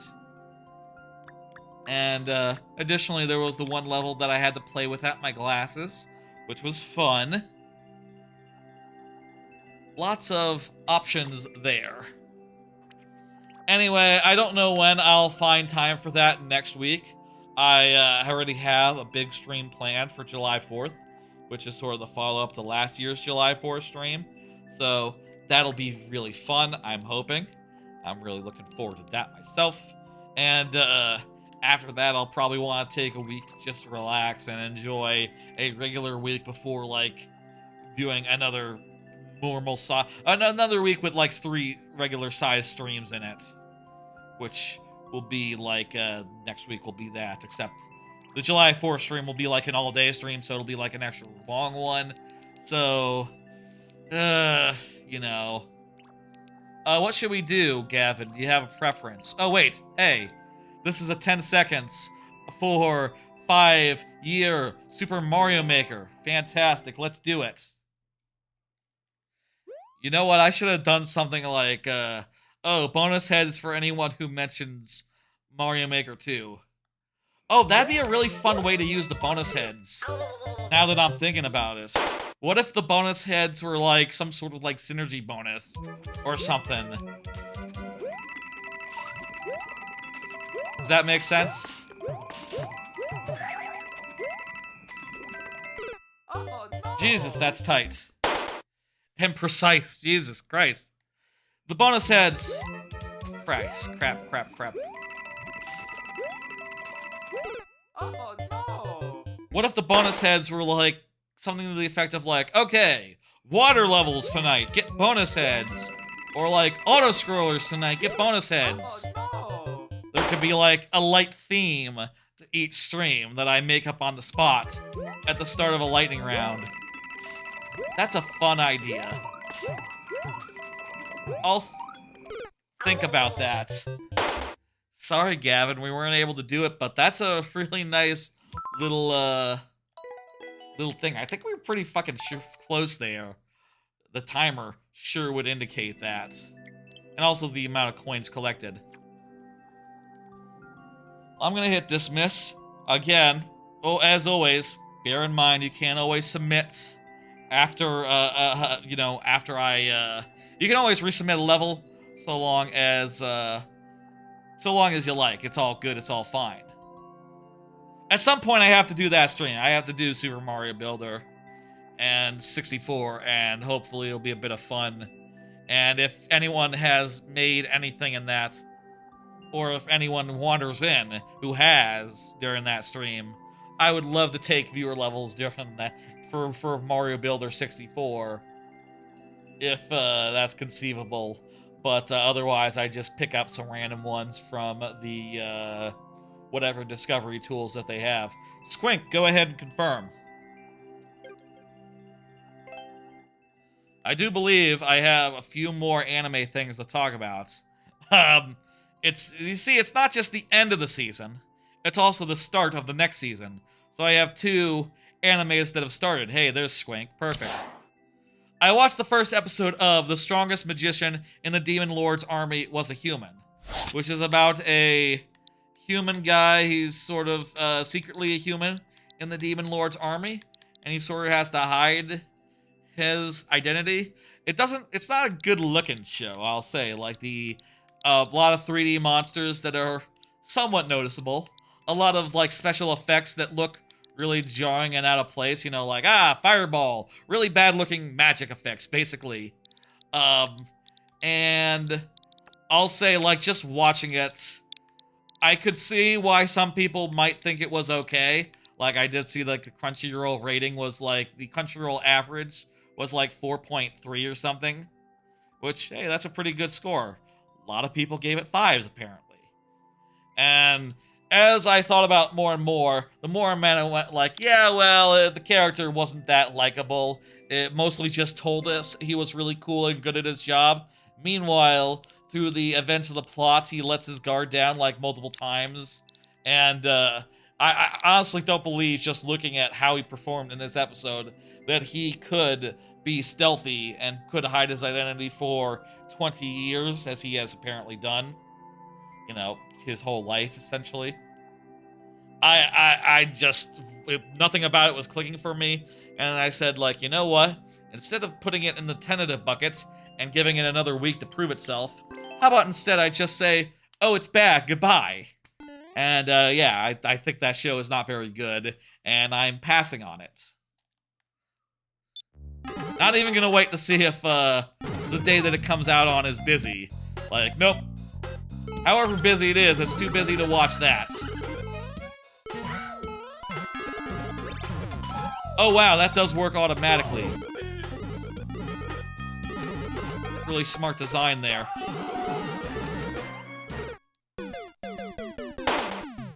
Good looking out, Squink. I like the tip. Let's see if we can do this, seriously.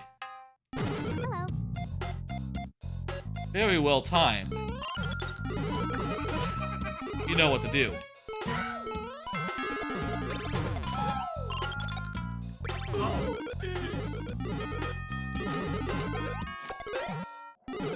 No button there. No bounce. No bounce. We're learning. We're learning. There might be a checkpoint as well. I don't know.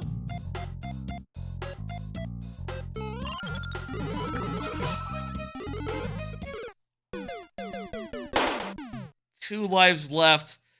Let's see if we can do it. I feel like we got this.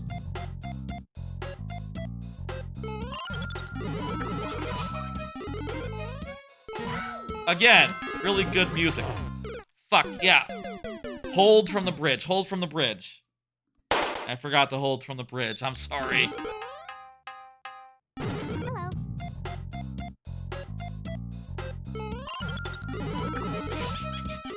I like that bonus head idea a lot. About, giving out bonus heads based on some theme of the night. Like, that just sounds really... Fuck! Really smart. I need to drop the thing. No jump on the note and hold the mold, but it's much larger, a lot harder. Much harder. Yeah, I guess. Thank you for the level. Couldn't do it. Let's, go ahead and dismiss. And, again, feel free to resubmit. It's not a long queue tonight, so that's perfect. I think that's on me for not calling this viewer levels. People don't know what viewer request means. It means you can do more than just levels. And I appreciate anyone who did come by. Just not knowing. Maybe there's something the algorithm doesn't know what to make of it either. Who could say? For the next one, I will do some multiplayer versus. Do y'all want to do... I'll go into network play and make a room real fast and do a card's length, preamble to buy time for people to get in. But I'm not sure if anyone wants to get in on this, but... I'll leave the chance open to y'all. If anyone is friends with me already, if anyone wants to send a friend request, exclamation point FC, I think we'll make it come up in chat. Yeah. Or you could look in the profile in my profile thing.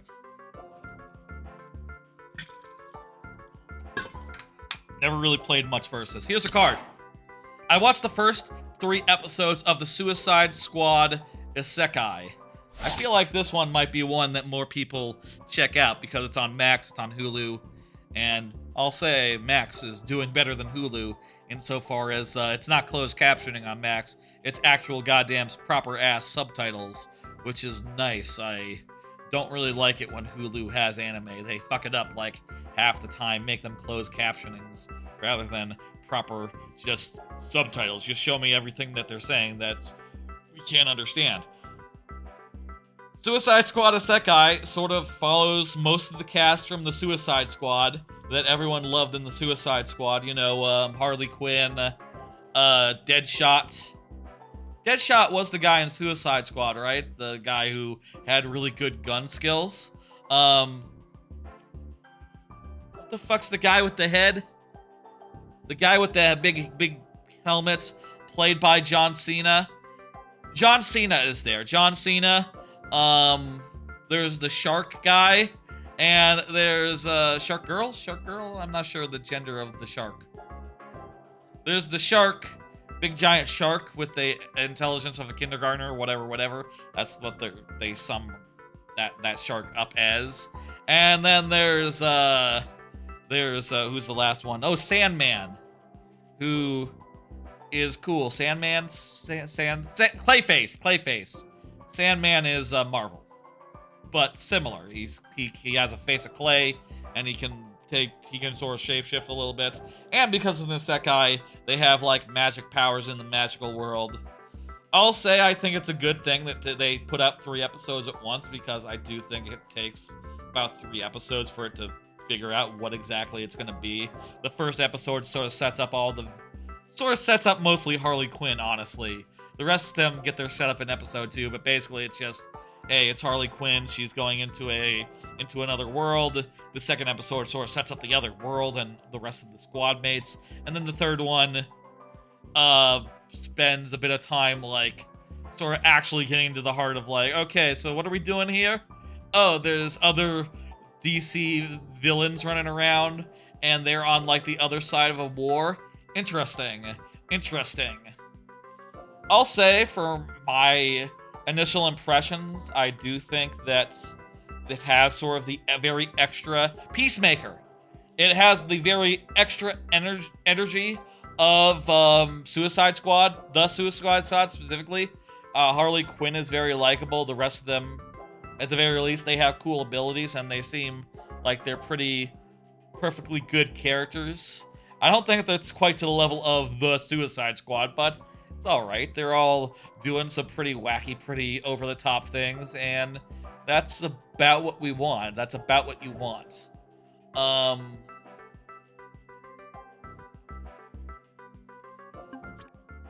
Let's leave the room. Let's go. We'll just do matchmaking then. I'm assuming that, do people play online versus like regularly? Maybe I should have started in this. It might take a minute for it to find people. Anyway, I do think that the strength of the Suicide Squad is the characters. The 5 main characters. They are fun, they are over the top, they are ridiculous. And, you know, the fantasy world they find themselves in kind of seems like a lot of tripe. But at the very least, it's fun. It's fun tripe. Which is good. I'm positive about it so far. I don't think it's quite... I don't know that I'd say it will be a 5-star anime in the end, considering how it seems to me like the isekai part is... If the idea of it is that... I'm Luigi, by the way, hey. If the idea of it is that they're...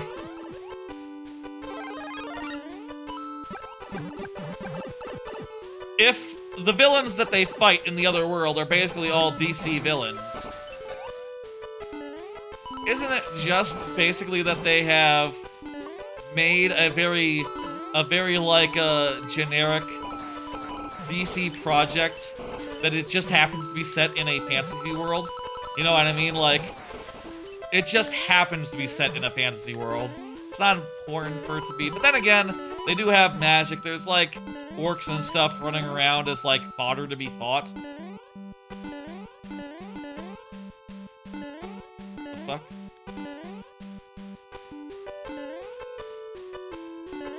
Need to do like a running.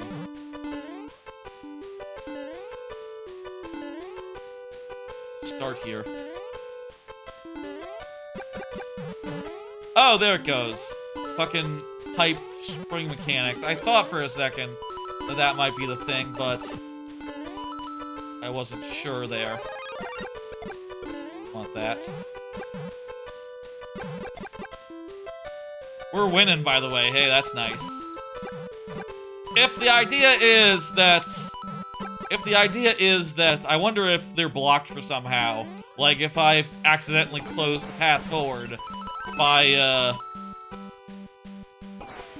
like, using a platform that they need.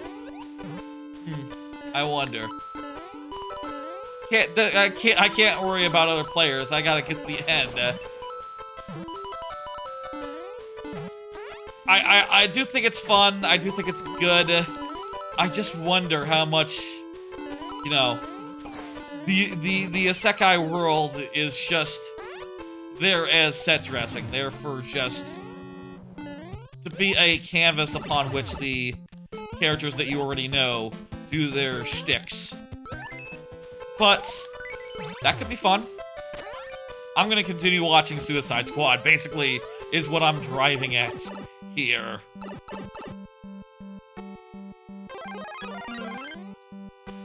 There we go. We won.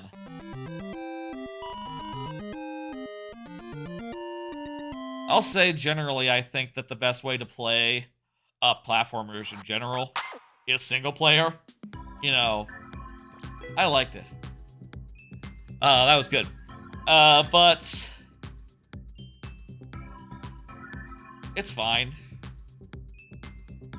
It's a perfectly fine mode. I'd kind of prefer, like, the Mario Wonder style race, where everyone's in their own instance, and they all can enjoy their own version of the level, without necessarily having to worry about, oh, my platform's gone, because this or that. I hit complete. Let's pull up the next one.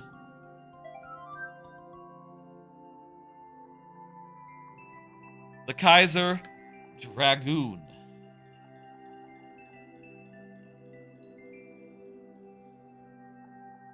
Okay. I'm gonna add just do whatever is left. Kaiser Dragoon says thumbs up. Perfect. Did I hit the where the fuck? Why isn't it there? There we go. Weird. Let's do it. Let's do, ignore that message. I was confused for a second about who was next. Here's a card. I'm looking forward to the next season of anime. In particular, 2 shows caught my eye. I think I've mentioned before, like, what animes are coming up, as far as, like, returning ones, like, Oshi no Ko is probably the most relevant there. Fantastic show. And if there's a few other that I'm looking forward to. But never mind that. There's 2 new shows that I saw, and I just went like, oh shit. I try not to look too closely at new shows, I'll say. Like, I like to watch them and go in and with no expectations and either be floored by them or just go like, yeah, that's not it. I'm not gonna watch this. And I find that to be very fun when I suddenly go in knowing nothing and find like, oh crap, why do I have extra heads? They're not supposed to be there. The 2 shows in particular, one is called Pseudo Harem, and the concept is just amazing. I saw that, And I thought like, oh, that's probably gonna be good, right? Pseudo harem? What's that about? Well, I looked a little closer at the description, and I went, holy shit, that's actually, it's exactly what it says on the tin. It's not actually a harem.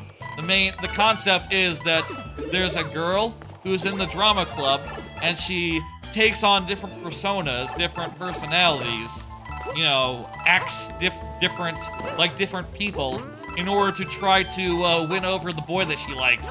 So it is pretty on the nose, a pseudo harem. It's like a harem, but there's just one girl just trying her best to win a boy over in the most misguided way imaginable, trying to be someone other than yourself. And also, like, literally description literally mentions, like, will she ever just be honest with the boy? Yes, that's what I'm wondering too. I'm also wondering this.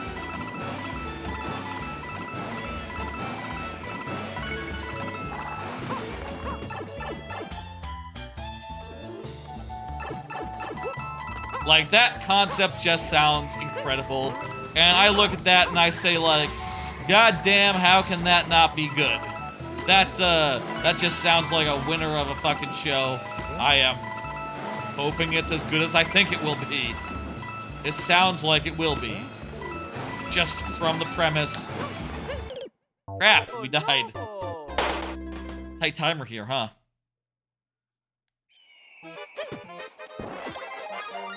Second try. The other show that caught my eye.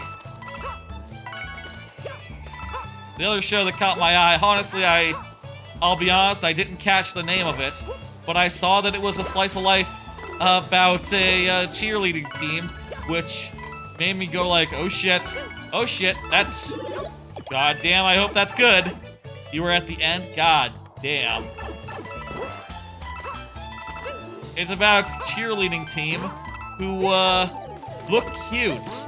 Looks like they're gonna, like, be, you know, giving people spirits, giving people encouragement, and being very positive. And all that makes me think of Anima Shout, Anima Yell. I forget what that one is called.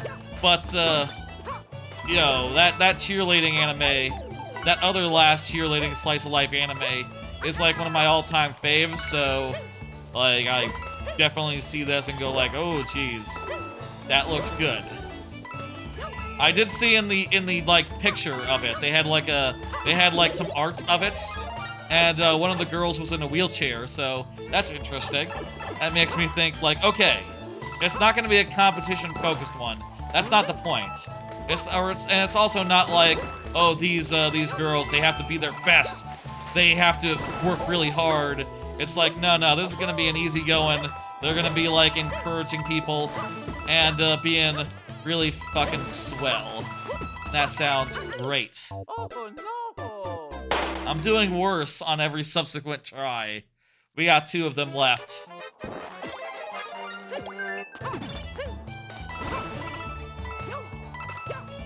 I hope those 2 are as good as I think they will. I'm sure there'll be other shows that'll be good. I'll tell you what I'm really looking forward to as far as the next season goes. I'm looking forward to being surprised. And for the anime of the year, potentially, to just come out of nowhere and, you know, hit me hard. Oh no! I'm panicking here.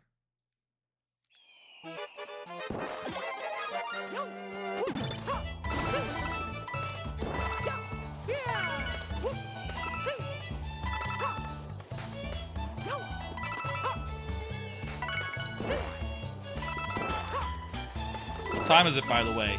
It's 9:30. Got through all these cards really quickly. I have a handful left. By the way. But we're all done with anime cards, for what it's worth. If you're, you know, not an anime person. I know some aren't. And then again, some people in chat did want to know earlier on. Sometimes I do wish I could rearrange these cards a bit. It would have been nice to have the anime cards on deck while that feller was in chat wanting to engage with me about anime. That would have been the time for it. I have considered before having like a extra reel of cards on hand where I can deploy like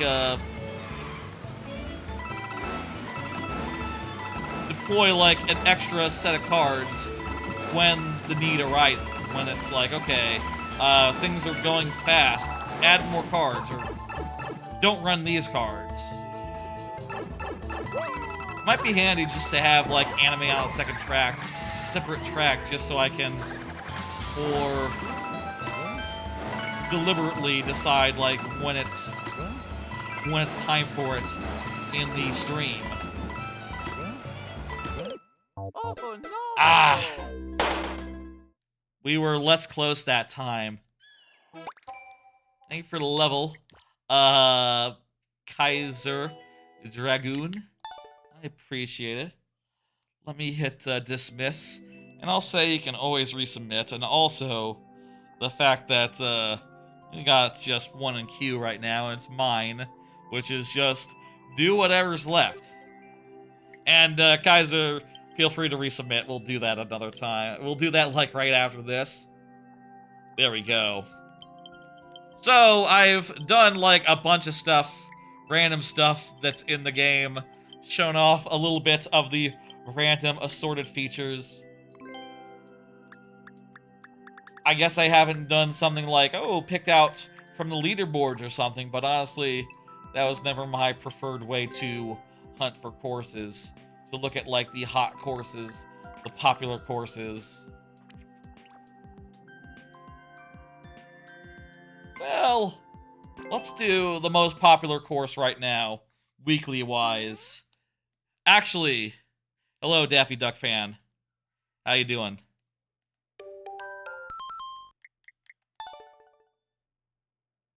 We should do the most popular course. Is there a daily? How does that work? Oh no, it's just weekly and daily. Or weekly and yearly. Okay. Yeah, we'll do this. The most popular course on the anniversary of the thing. That, I think, makes a lot of sense. Hello, Sinister. We're doing viewer requests tonight, by the way, which is basically the same as viewer levels, but you can request things other than viewer levels. Like, for instance, you can see here. Well, honestly, this one is a little big. I just put do whatever's left, which is to say, just decide on something that I haven't done this stream and do it. In this case, I pulled up the most popular level on the leaderboards right now, which is not something I tend to do. I don't really know what's on top of the whole leaderboard situation. I just tend to play whatever people put in front of me. Ooh, that's some smart design. This is smart design. Relatively easy. Oh, it's you, Corn. Hey.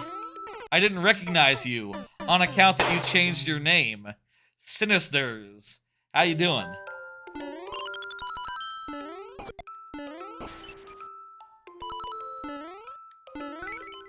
Weren't you also Droop Man? Was Droop you previously? I think this is the second time you've changed your name.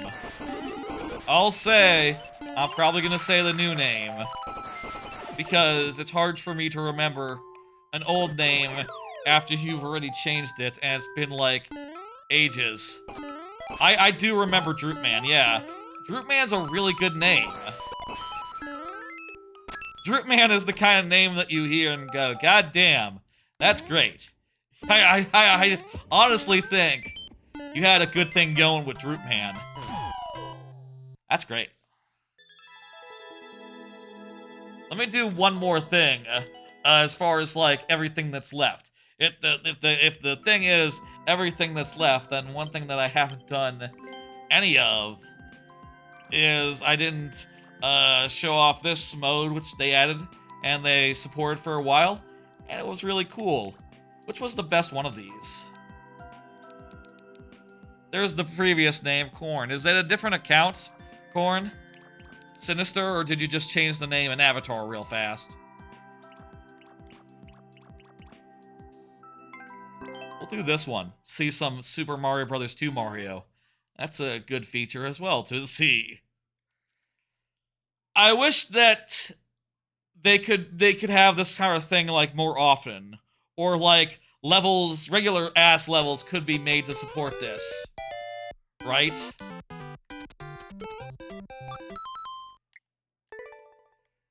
Because this sort of shit is just really damn cool. I will leave the Ninja Ghost on.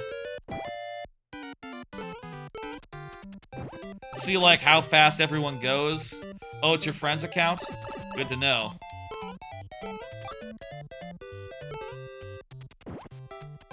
I don't let anyone use my account other than me.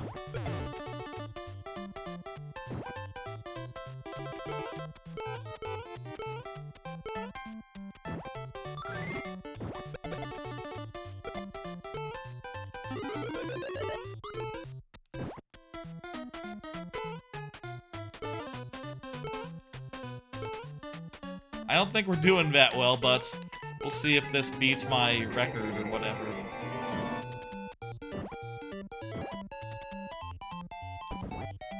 It adds something to know, like, what everyone else did. A little bit of urgency, a little bit of, like, goddamn, I'm falling behind. Wait, what the fuck? Oh, the door is a bonus.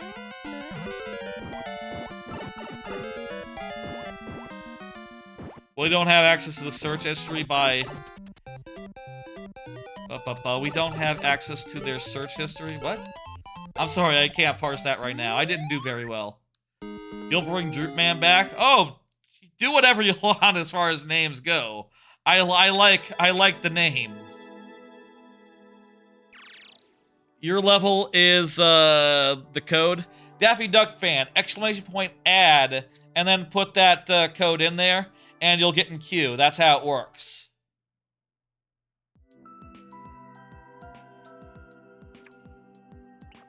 That's a really good mode. I wish that they had done more to support it. I hope in Mario Maker 3 they do more with that mode. And I guess that covers all the miscellaneous features of Mario Maker 2. We've seen just about all of them at some point in this stream. Let me hit, complete. And, yeah. If you have anything, like, creative that you want to put in there, go ahead. That'll absolutely be a thing.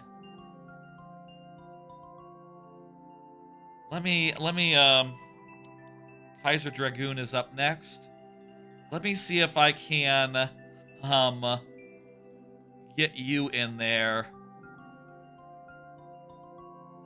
Get that viewer in there that's struggling to add a level. I'm going to copy this. Kaiser, please confirm.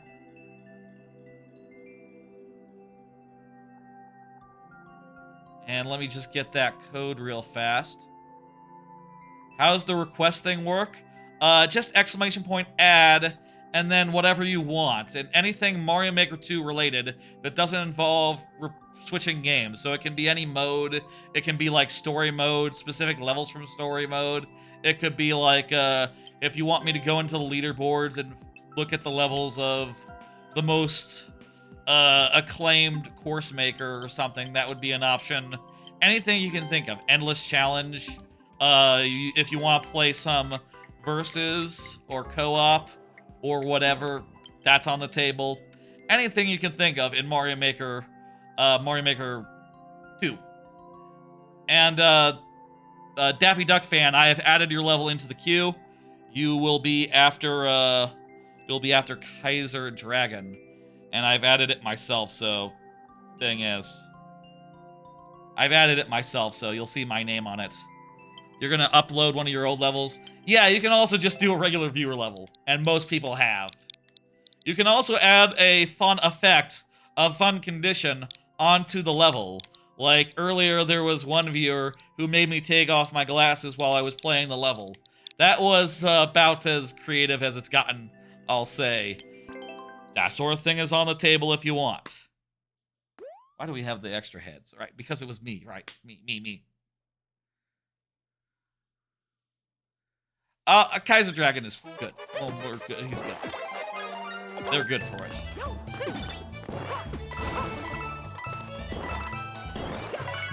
I need to not pull back. I need to just go full tilt. I need to not waste any time.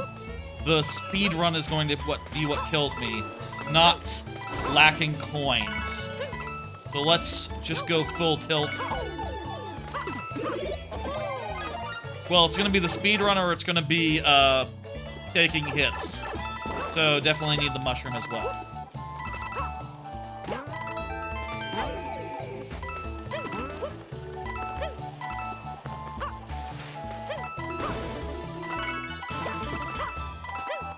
Definitely want to go the more lucrative path where possible. Also take any boosty boosts where I can.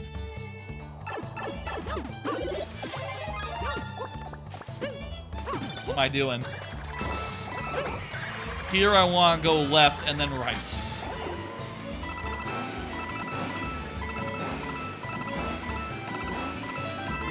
You don't see the car that often. I'll say I'm glad we're seeing the car. One of the biggest, honestly, one of the biggest flops of the game. The fact that they put the car in there and, well, yeah, it's not that compelling. It's kind of just like Mario, but worse. Mario, but more limited. And it's hell to design a level around for. To the point where, honestly, I really haven't done it properly. I've always taken the shortcuts. The only time I used it as an enemy that you could not actually get in the car of. And that's kind of a cop-out. After the Super World, I would love to have one chance to use the car. Or the last level of my Super World, the Playtime Palace, is... Thank you for the level. Is a, is a new 3D world level. Put the car in there. Have that be the ending. The ending driving the car, brilliant. And then part of the challenge would be how you're gonna play the car. That you get the car around Bowser. That's really fun. Let me just plop a car in there so I remember. And by the way, also, for those who came in late, I'll say, at the top of the stream, I did upload my latest level. I did upload right before the end, right at the stop of the stream. So, check that out. How's it doing right now? 2 plays, 1 likes, 10% clear rates. Someone had some trouble with it. I'm guessing this will be around 10%, maybe around like 8%. I think it's pretty generous for a World 8 level.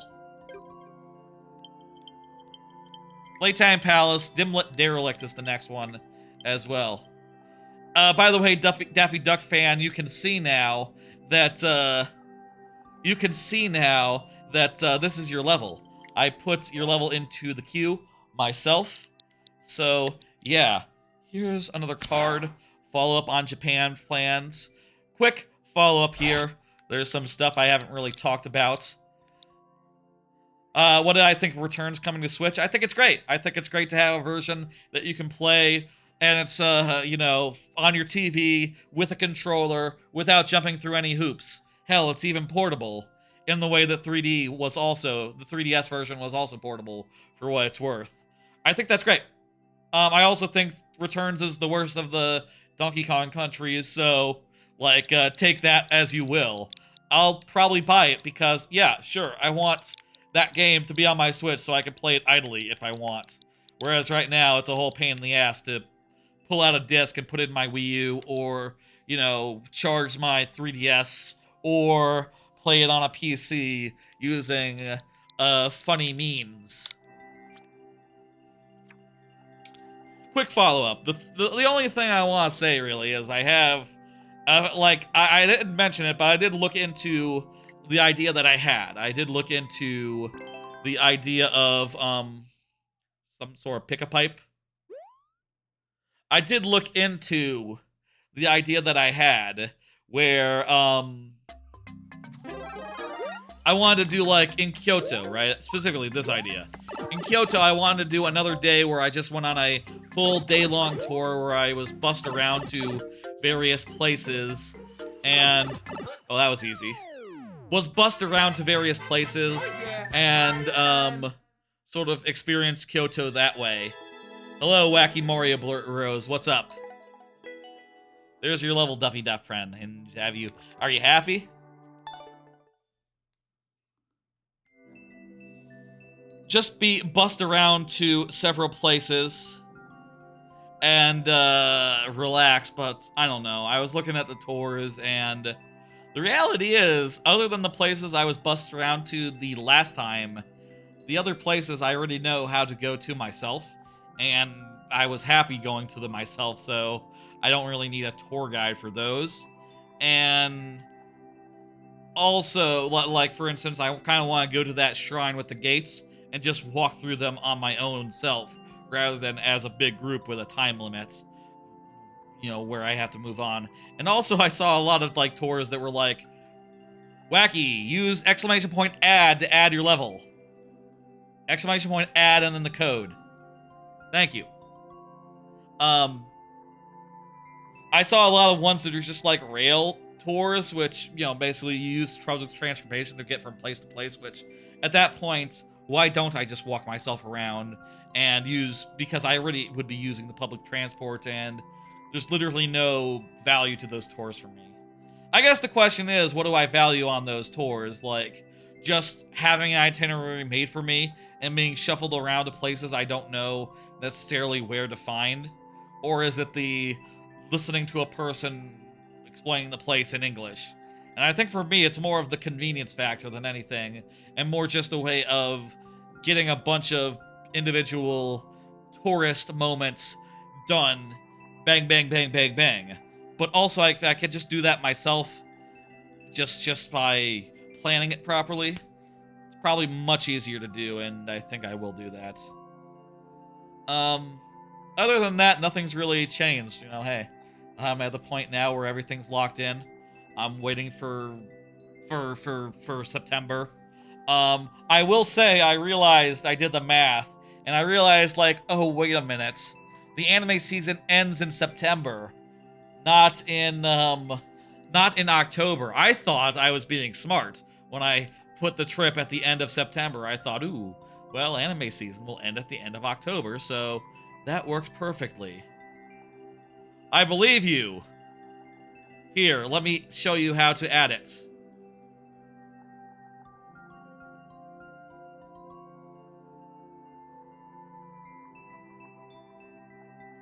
Let me show you how to add it. 1 second. Anyway,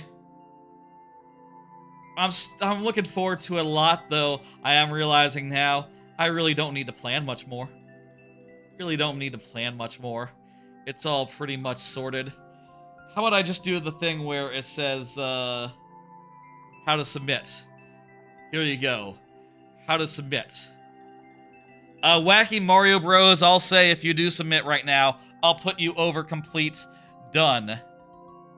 Because you were trying to get it in before complete done did, but we gotta do complete done's level. Hey, Corn, how's it going? Thank you for that. I'll pull up complete done's level. I somehow stalled for long enough for more levels to turn up. Perfect. Love it.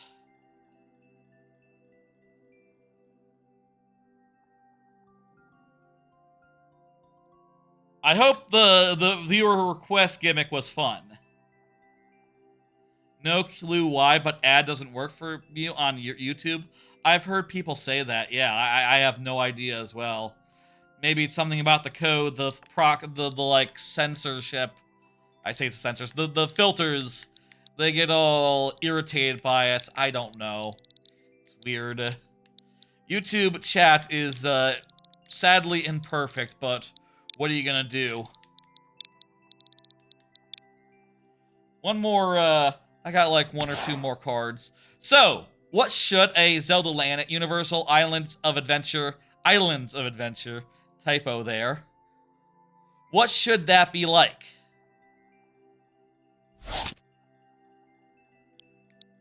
What should that be like? I'm gonna do complete done level, by the way, since the Wacky Mario Bros has not been added to the thing yet. Please do add it so that we can do that level. But yeah, what would it look like? I feel like we've talked a lot about like alternatives, like other places, other parks, right? We've talked about what Pokemon would look like at the fuck. What does this say? Caption. Caption? There's a comment situation? What the hell? You're trying to figure stuff out? I'm trying to figure out stuff as well. Like, what is this level? What are you figuring out? That was easy. Thank you for level complete done. I'm gonna hit complete. And, you know, I'll say that level is done. Hey, what the fuck? Corn's level is up next. Very good. Let me hit exit. Zelda area at Corn is here, by the way. Or rather, Corn just went to get some water. But that was like a minute ago, so it's fine. That was like less than a minute ago.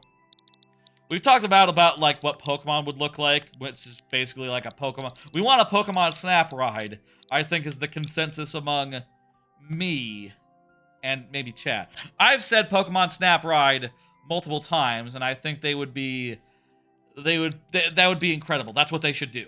Pokemon Snap ride for it would be incredible. We've all established that.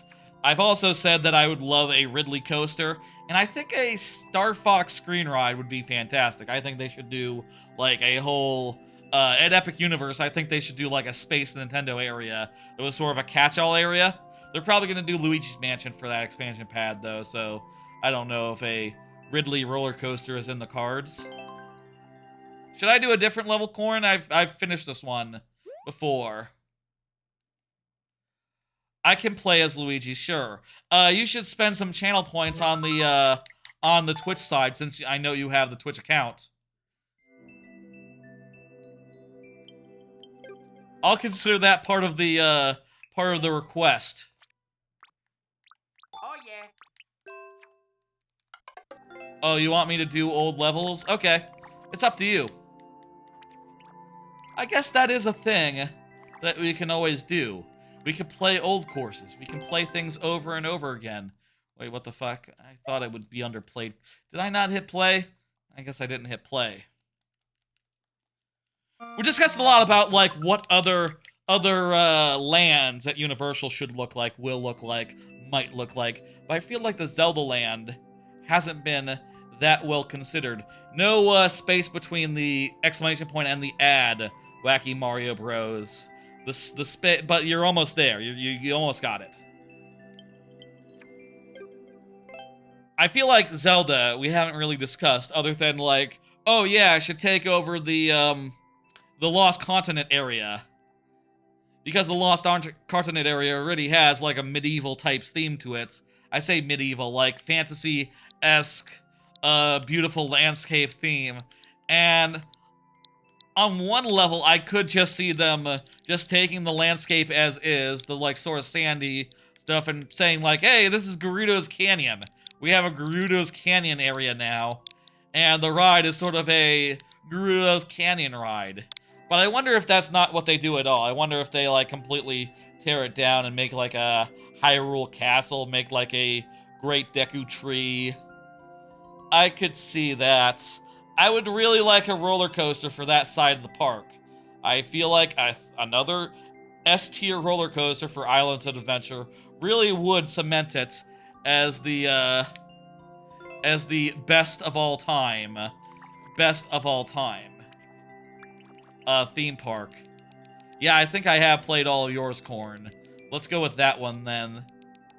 The one that you've suggested for us.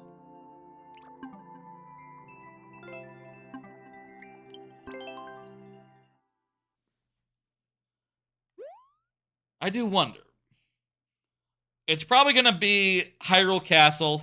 It's probably going to be like Hyrule Field. Maybe like with some forest stuff in there and some sort of temple. I hope there's multiple temples. I hope like if I had to guess what the ride would be, I would guess like the Fire Temple or something. I think that'd be a lot cooler than just going like, it's Ganondorf's castle.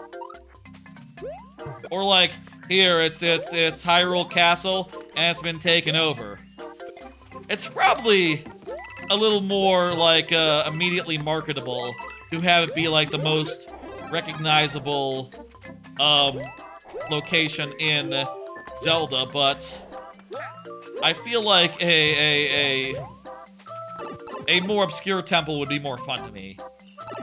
Also, I have heard there has been like rumors of the plans for a boat ride or some patents that they had that could be used for like a boat ride where the boat takes off in the middle of the thing and becomes like a flying ride, which sounds really cool.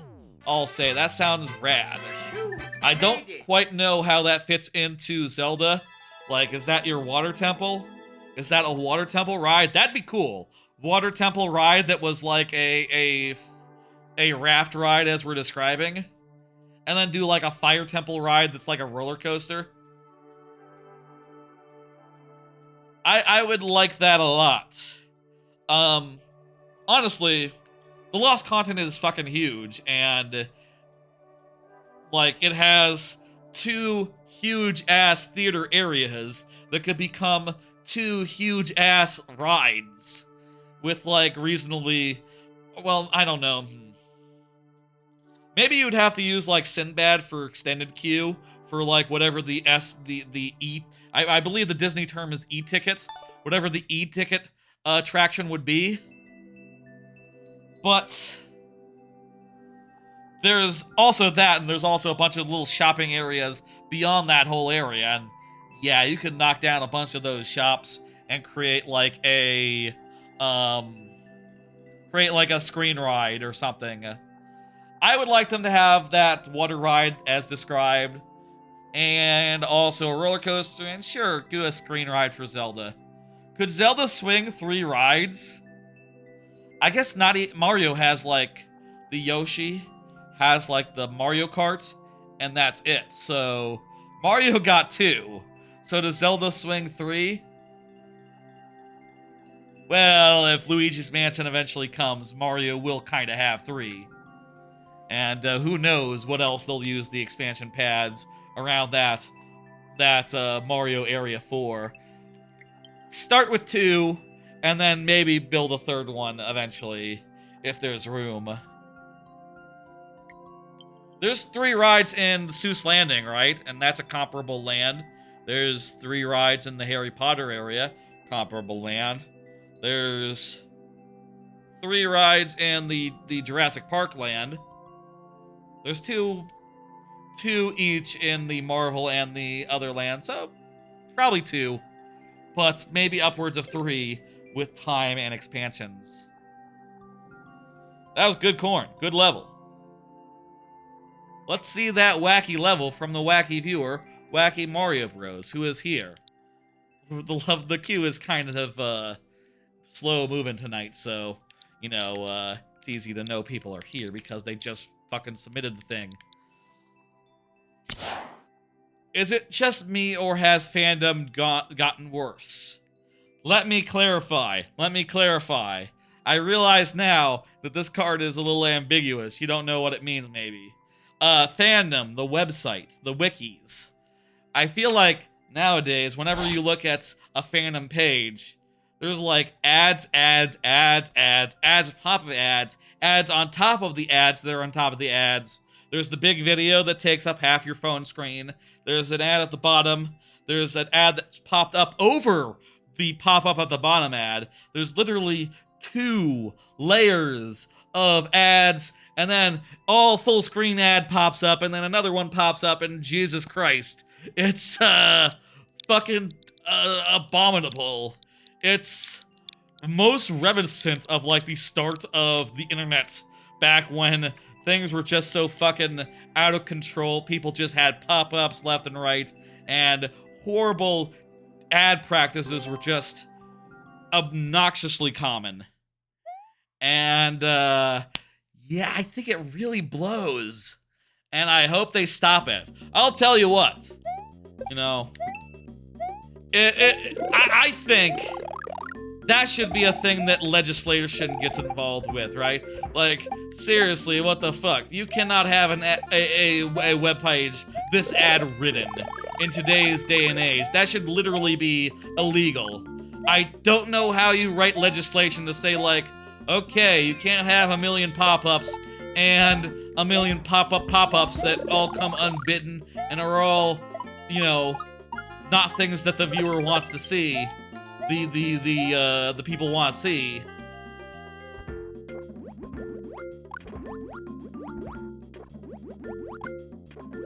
Can I recover this? Let's see. But goddamn, I think that'd be a great thing to, I think that is something that we definitely should be considering as far as like, yo, we're gonna live in this world forever, right? So we probably don't want ad spam to be a thing. To be something we have to deal with the rest of our lives, because it does definitely suck. And we all hate it. And, yeah, fuck that!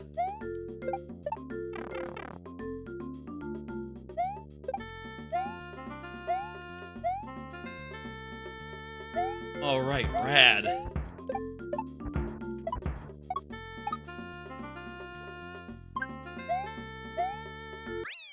Good ass level, Wacky Mario Bros. Thank you for it. That was fun. Bit chaotic, but I liked it. Enjoyed what nonsense you put in front of me. That's correct.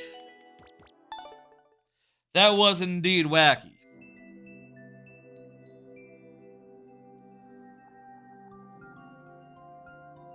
I just got one last card here.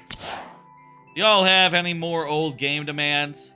Last week, y'all demanded, told me, requested, were insistent that I play Hollow Knight, and I have, over the last week, played like 20-30 hours of Hollow Knight, and goddamn, I'm happy to have finally gotten into that.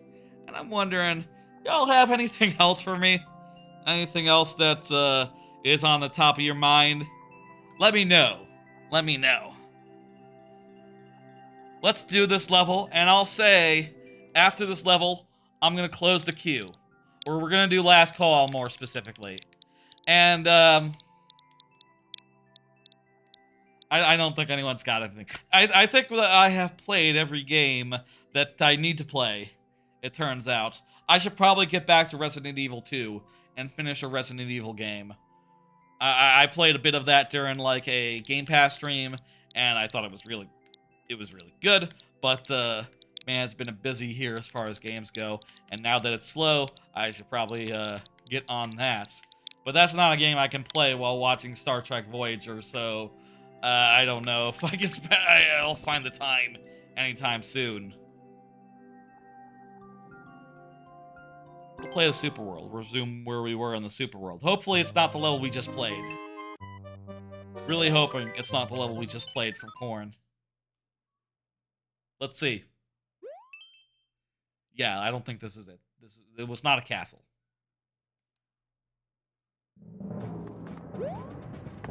I'll say, there's probably one obvious thing that's been missing that we haven't really done on this stream proper. That sort of eluded mention earlier on when I said I did everything that I could do as far as like modes and stuff. I haven't done one specific thing, which is to make. So during the last call for levels, I will be doing a somewhat different thing than usual. I will be doing a little bit of making. After all, I did just finish the last level, so it is time now to start thinking about the one after it. Eat shit, motherfucker. See that? That was smooth. God, it went right into the lava. That can't be world record, but what if it was world record? just using that little skip there. That quick Iggy. Yeah, no, the world record's like 15 seconds faster. Why did the key go crazy there? Honestly, Corn, I didn't even see it go crazy. We're like 4 hours in. Perfectly good time to be going to doing this whole business. Folks, it's time for last call for levels. Last call for levels. Get them in. You have until whenever I'm satisfied with the making, and once I am satisfied, we will move on. Thank you for getting another one in. Wacky. Anyone else, everyone else, anyone watching, feel free to get one in. Same setup as before. Earlier this stream, I uploaded Pokey Pressure, the 37th? 38th level in my super world. That just leaves 2 left. The ultimate level, the last level, Playtime Palace, and the penultimate level, Dim Lit Derelict. And I have been thinking a bit about how to proceed on this level. Now, I have some ideas just based around, like, ideas that I haven't done yet, things I haven't really played enough with yet, that sort of business. One thing you can see here is I did make this little setup where you can jump off a thing, and that also does a on-off switch. I think this thing is neat. I also think this thing, unfortunately, just doesn't fit with everything else I want to do with the level. In particular, first off, for the aesthetics of a dim-lit derelict, it probably has to be at night. This has to be storm clouds, this has to be dark, and the physics do not work if this is nighttime as far as these things being instant, so they gotta go. The second major thing to note here we go. Is the whole dim lit part of this, which is that it'll be like a under fucking whatever the bleh. It'll be like a dark level. My current thought is I have already outside of the super world done a level that was blackout basement style, where you turn on and off the lights based on hitting switches. Or no, not based on hitting switches, on a timer. Every time the burner turns on, the lights come on. Every time the burner isn't burning, the lights are off.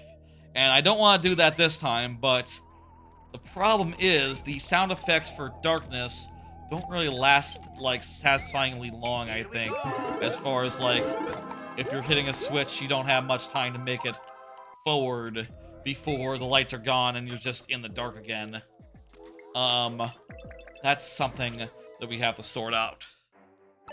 I'll say, one of my basic ideas for this level is I want to use one of my things that I haven't used in my super world that I really need to, I think, if I'm to fulfill my own self-imposed guidance to use as much of the stuff as I could.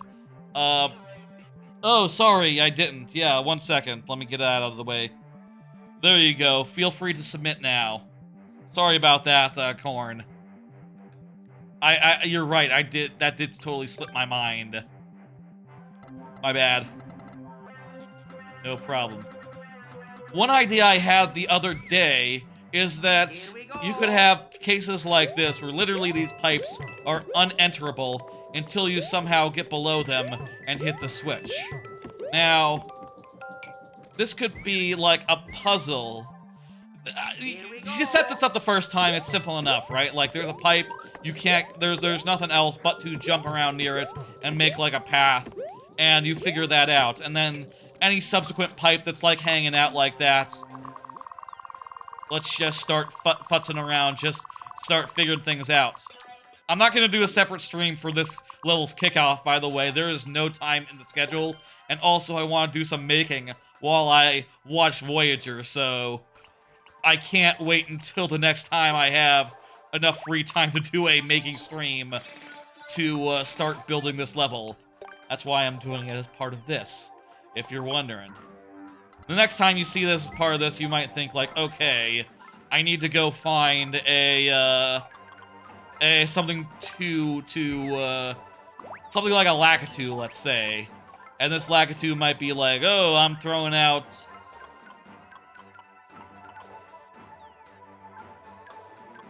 What should the Lakitu be throwing out? I already had a level Lakitu's throwing out the classic, the spike guys. So you might have to go find a Lakitu.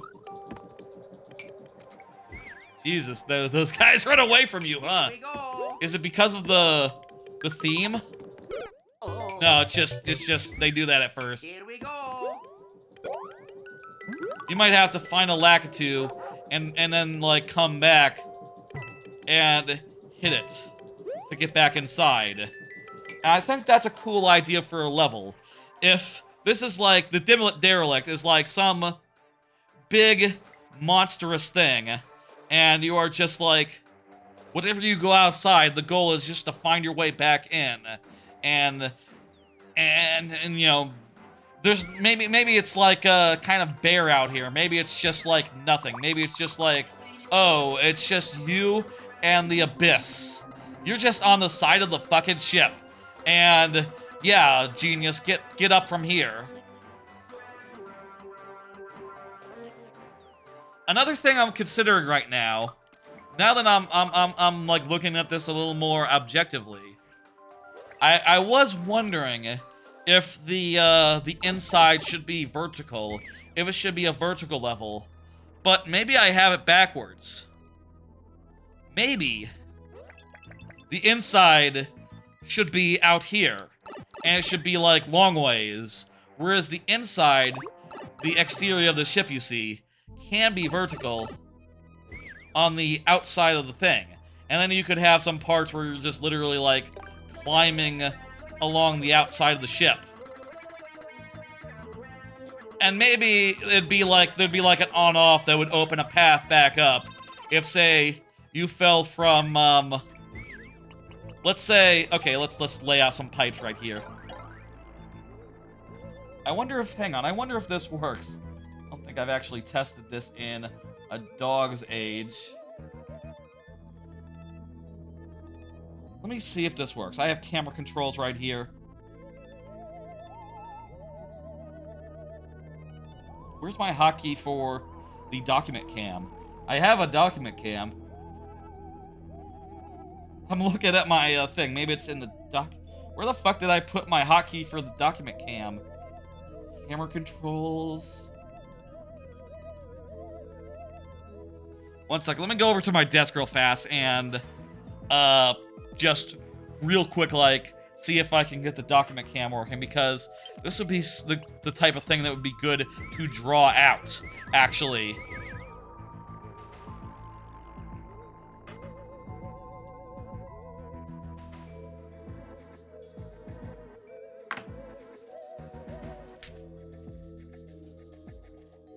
Okay, hey.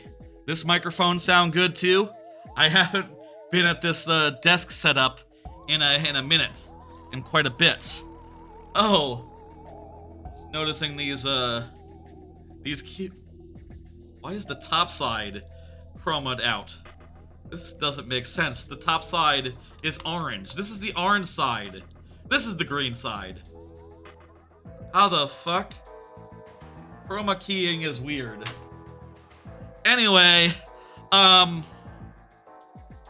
me see if I can get my document cam on, and then I can just draw it out for y'all.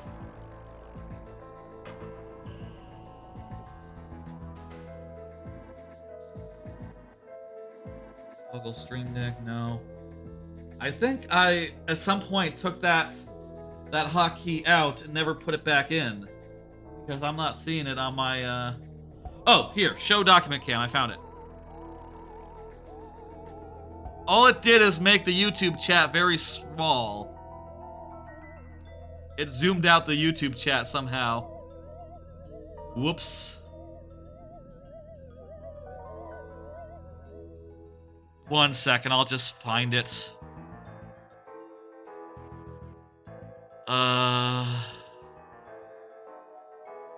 It would be below the camera document cam.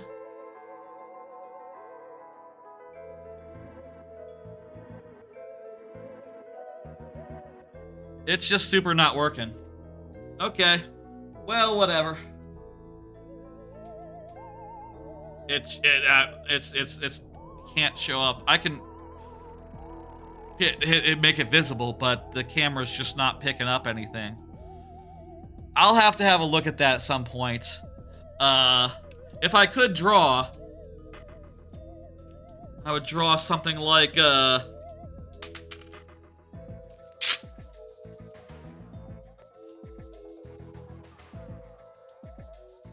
I'm drawing real fast like.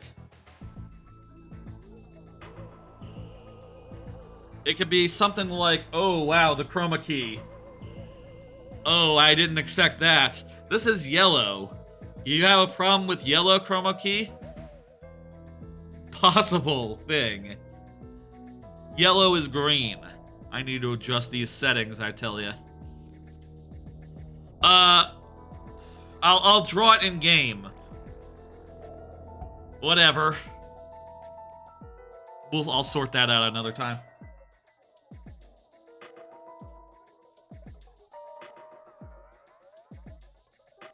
Daisy.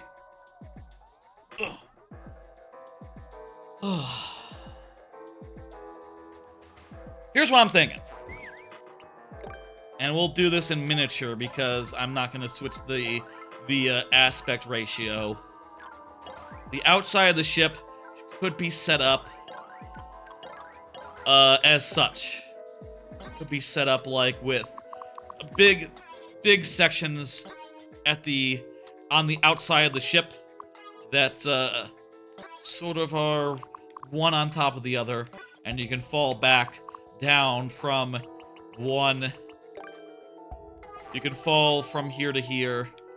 Here's the basic path of the level. Okay. You know, you start from here, maybe you fall down, maybe that'd be fun, and you go back up. And when you get here, an on-off triggers that opens a blue block path that lets you get from the lower parts to the higher parts.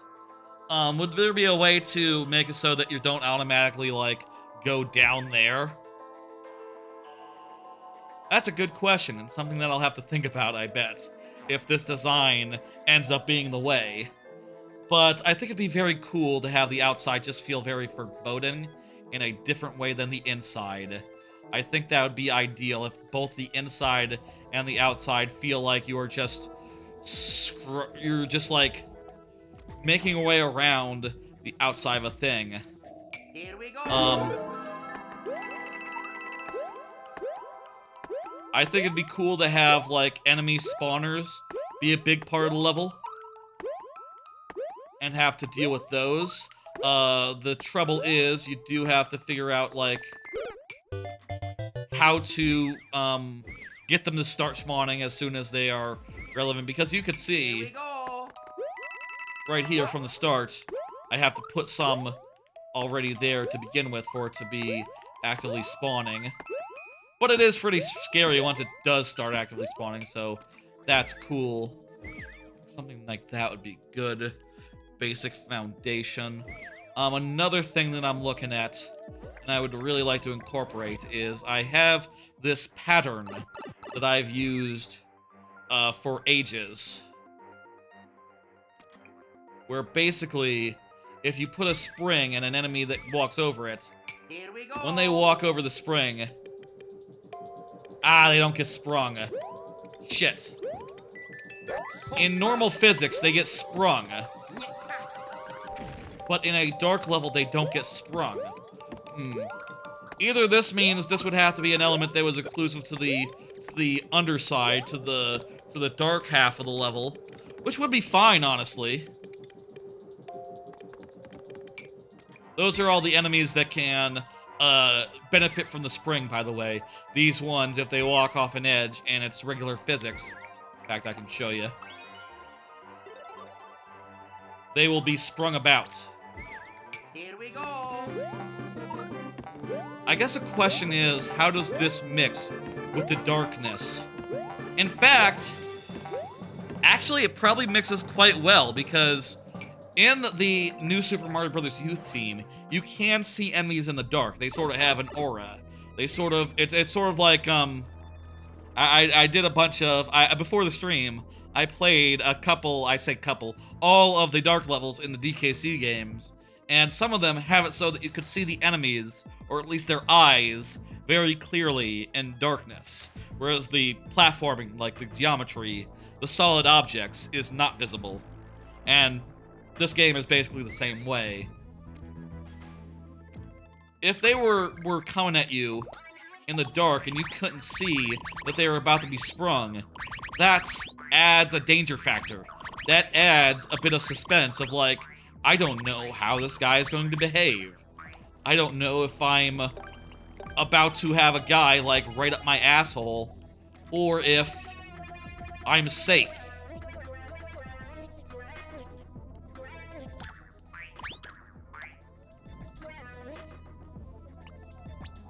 And I'll say this mechanic, I've used it a couple times. Twice in Mario Maker 2 and twice in Mario Maker 1. It's one of, or 3 times in Mario Maker 1 actually. And actually one of the Mario Maker, am I including the level that got ported from Mario Maker 1 as part of Mario Maker 2? Yes, I am. There's 2 in Mario Maker 2. I use it 3 times in Mario Maker 1, and one of those Mario Maker 1 levels is in Mario Maker 2. Got ported over.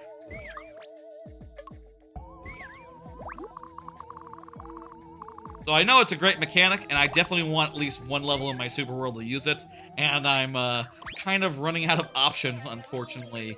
I probably could have gotten it out of the way earlier, but doesn't it feel good to use it on the penultimate app? The penultimate? Oh, that's weird. You can see the spring. The springs are lit up in the darkness. That's kind of unfortunate. Is it the case? I'll say, by the way, this is going to be a new U level because I kind of like all my worlds to have one level, or I like the worlds to balance the themes properly, and previous worlds have done this by excluding one type and having 2 of another type, and all that having balanced it out across 7 worlds, but this 8th world has 1 of each. So this can either be New U, or it can be 3D World, and obviously Playtime Palace is going to be 3D World, so it has to be 3D World. But let's, for the sake of comparison, let me just see. Is the spring always a light source? Here we go. No. Not in this theme. I think that theme might be the best one for dark levels, honestly, just because you don't see... Here we go. You don't see things such as springs.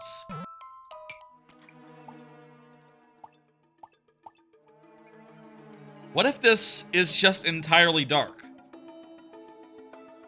Or, alternatively, this could be the type of level where it's like P-switch based. It could be like a level where you hit a P-switch and the lights turn on, and for the length of the P-switch, you can do platforming and stuff in the lights. That said, P-switchery makes it really hard to manage the coins. That also said, I haven't really done anything with, like, P-switch jumps. You know, like where you have to jump off a P-switch the instant after you land.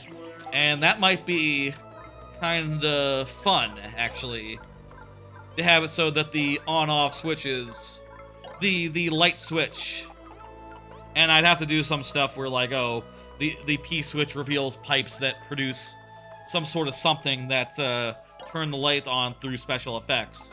Whatever. That's easy. That's I can rig that up real fast. Like, in fact, I can do it right now.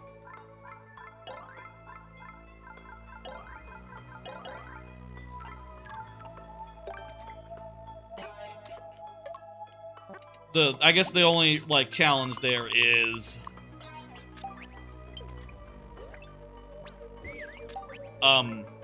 making it not annoying to hear the sound effect as many times as required.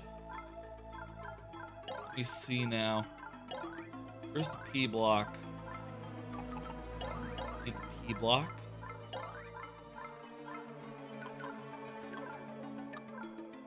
Where the fuck's the P block?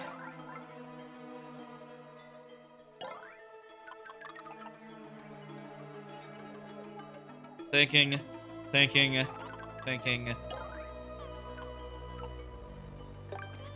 Not the hidden block.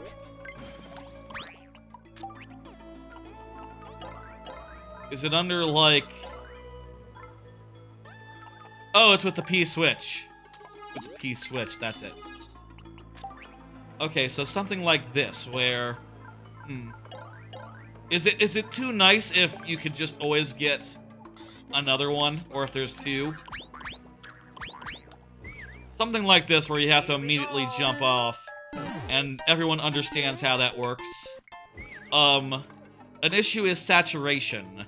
How do you make it so that there's always one of these on screen, no matter what, and you can't get away from them? Well, maybe they could be like enemies. Maybe they could be like dangerous. Maybe they could be literally in the way. What's the sound effect I was using there? The Buddha or something? Give me that.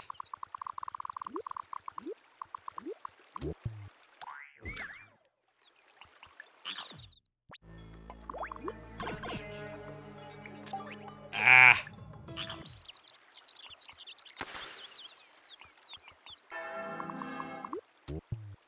Okay, so every time that pipe activates, right? I'm gonna play the sound effect. Let's see. So here, we have a P. You step on it. That does work. That absolutely does work. Okay, so long as it's properly placed at good intervals, that will work. Also, an interesting knock-on effect is if we're going with treadmills, a P-switch solution will stop them. I'd almost be interested in doing this as like a 2/2 level, right? Like maybe even it could be split down the middle, and I could get like a lot of mileage out of like all the screens here, right? Like not just doing that would make it so that the pipes could always be on screen, because I wouldn't have to worry about the vertical position of the camera as far as lighting goes. And also, I would basically double the play space, as half the level could be up here, and half the level would be down here. And some amount of it would be outside, like transitions, specifically. There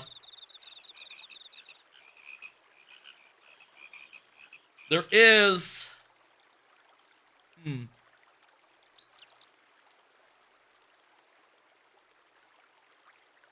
Yeah, I'm leaning towards what's going on here.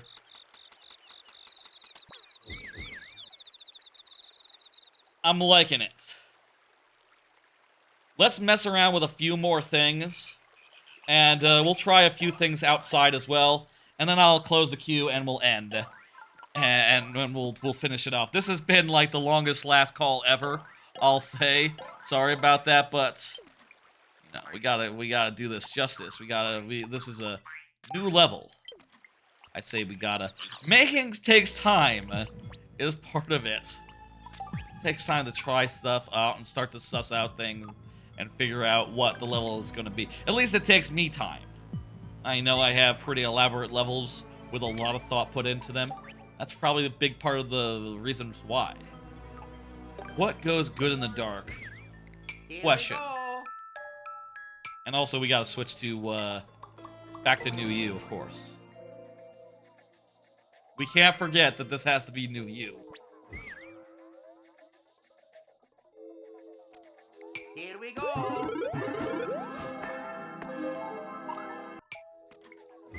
Here we go.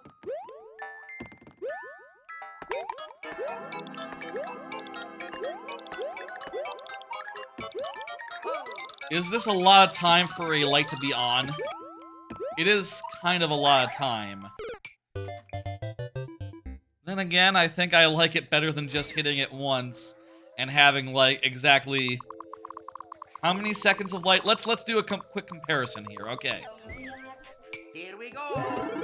This is around 4 seconds of light. Here we go. This, on the other hand, is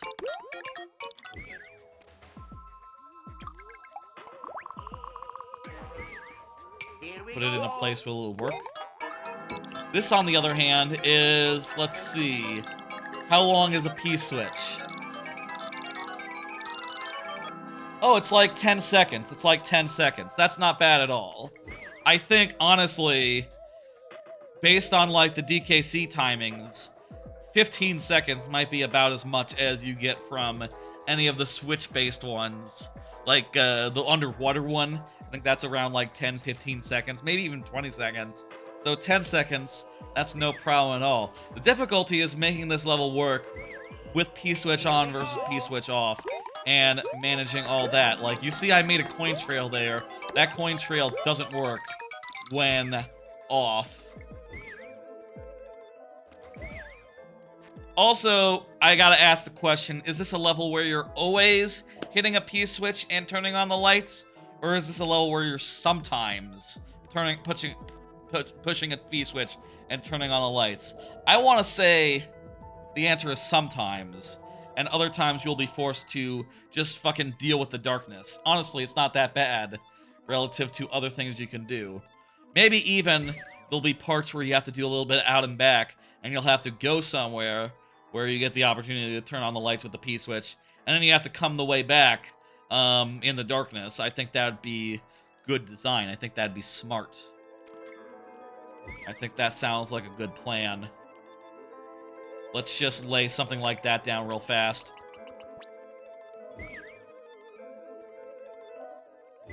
It's gonna be difficult to experiment with until there's, like, actual permanent style dudes to do the effect properly.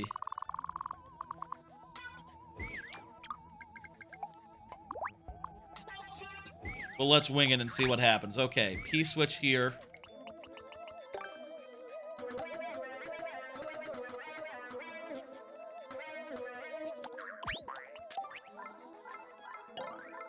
Door here.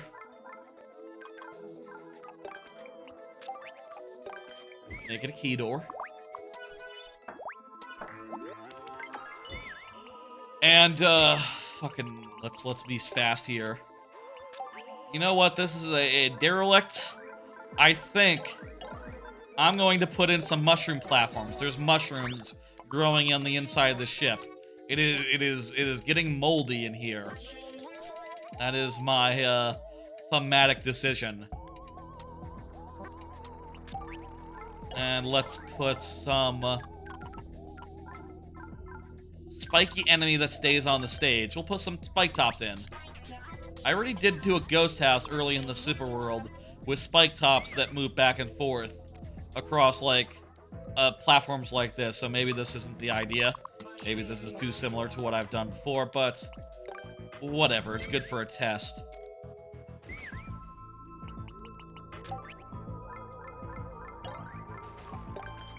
Really, you want something that can do the jump gimmick that I explained earlier. So, Here I we think go. that'll be,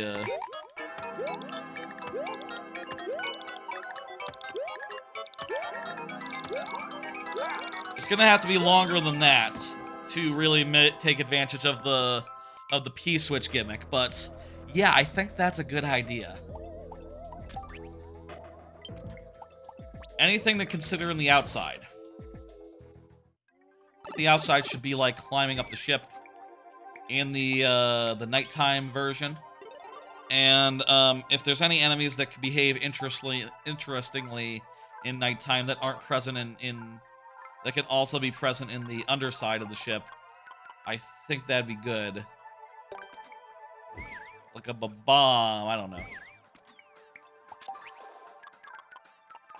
I don't think, like, the Pokey just acts like a regular Pokey, right? Here we go. Yeah, it's not like the swimming Pokey.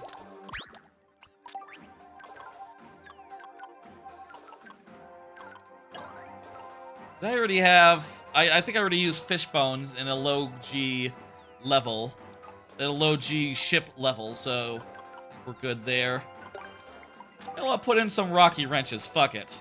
Perfect for the outside of a ship. That's, I'll just pencil that in right now. Would a Rocky Wrench work when you're climbing out the outside? Oh, you know what? Oh. I have been looking for a place to use a chain chomp. Okay, I'm gonna try this out. Just real quick thing to try out here. And that is, what is like climbing the outside of a ship while there's a chain chomp trying to bite at you. Let's say a big giant chain chomp. Let's not fuck around here.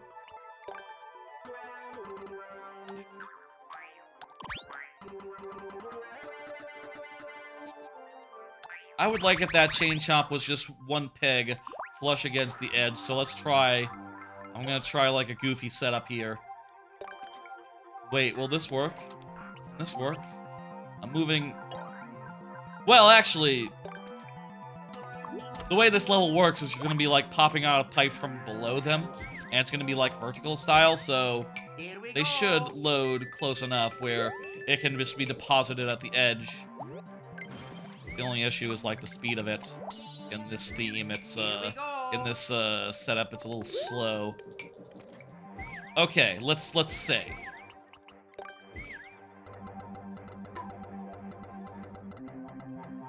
Let's say you're climbing up the side of this massive ship. Barely anything to hang on to. Maybe you have to like depend on wall jumps to get to the next place.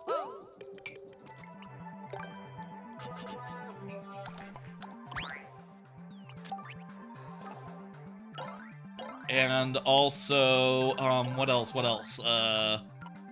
Wall jumps, and I don't know, we had some bullet bills in the last level. Throw some bullet bills in here. It's a ship. It has armaments.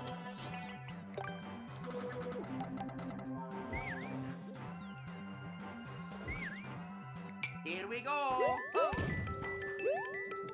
The bullet bills are gonna move slow, which actually makes them pretty handy for like jumping off. They become very easy platforms, very easy like easy but slow, and also there is no clear place to go next.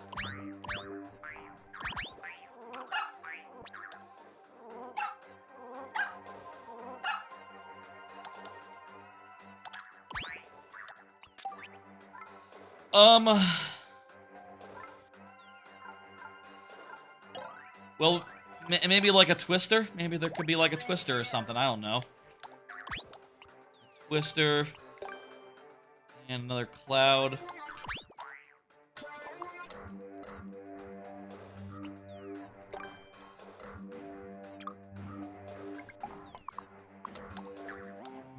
I don't really know what these sections are gonna look like. It's all very, very, very... Here we go. Not even... Very, very unclear to me. They'll be like... Here we go. This isn't working quite yet, but... I like the ideas a lot. And I think that's gotta count for something. I like the direction this level is going. Let's call it kicked off. That's more than enough Mario making. That was the last call for levels. Probably the longest last call for levels I've done. Hope you enjoyed seeing the start of a new level. The process there. The thought process. It is coming together. Oh, you know what? I should look in my one last thing in last call here. Let me go into my where the fuck is it? Let me go into my Google Drive and try to find my Mario Maker Super World. Because I back up my stuff to Google Drive now, it's really hard to find my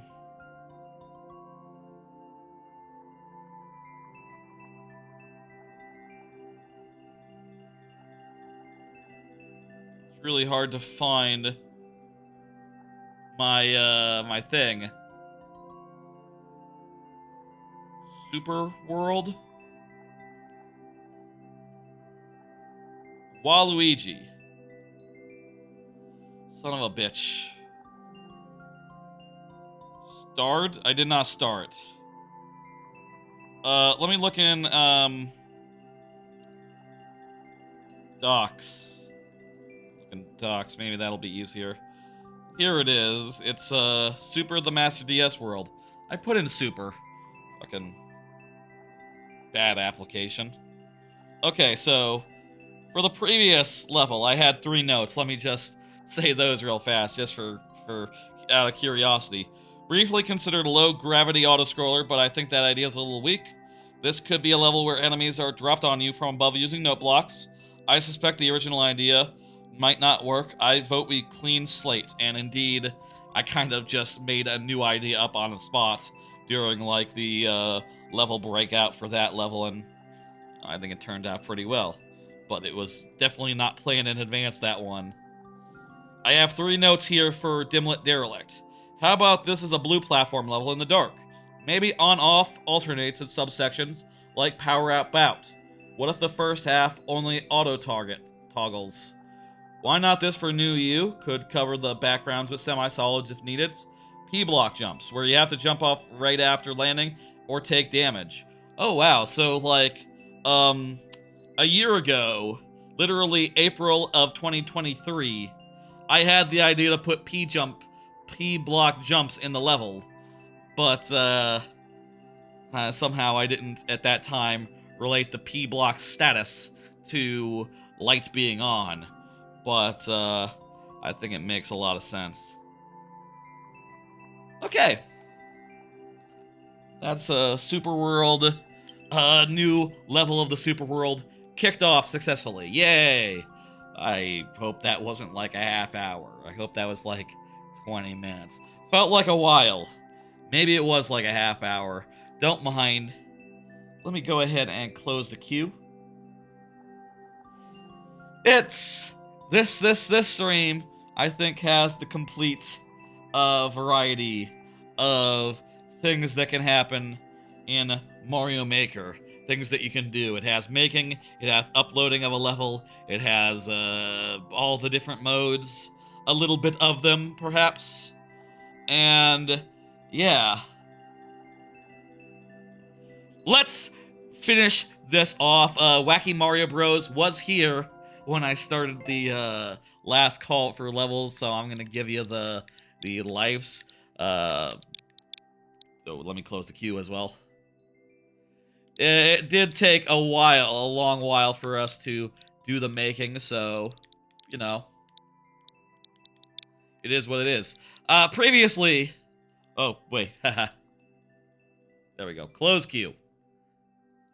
Previously, on, previous levels, I've always done, like, a separate stream where I kicked it off, which I do think I should probably do something like that in time.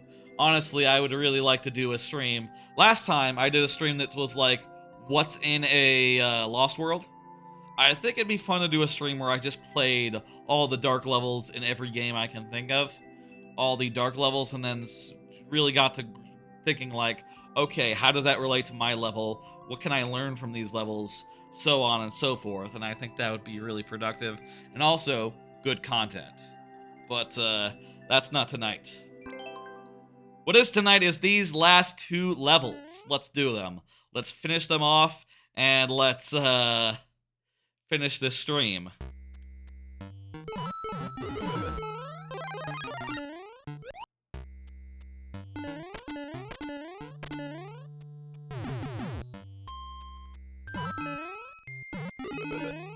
Thinking this will be a straightforward one.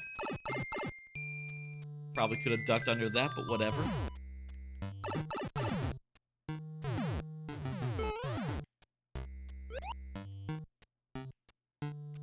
Easy.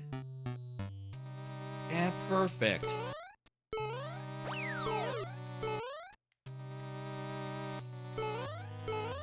Anyway, Mario Maker 2, wonderful game. I think, well, I was gonna say, I think we can all agree. Some people might not agree. I know a lot of people bounce off it, but, I think it's just as good as the first one. I say it's just as good. It's an improvement upon the first one, whose only issues are basically that the Switch doesn't have a touchscreen that you can use while connected to a TV, which, you know, it just goes with the fucking territory. What are you gonna do? And also that it doesn't have one other feature, which, fine, whatever. It has so much more, and I think that it is a worthy successor. And, 5 years of that, goddamn, time flies. I feel like it hasn't been so long since there was the Mario Maker 1. 5 years of Mario Maker 1 stuff going around. Of course, that was, I believe, that was well before I streamed. But I definitely remember seeing a lot of that going around. What am I doing? We need to play Corn's level. This isn't Corn's level. I forgot to change the level and type in the code. It's late.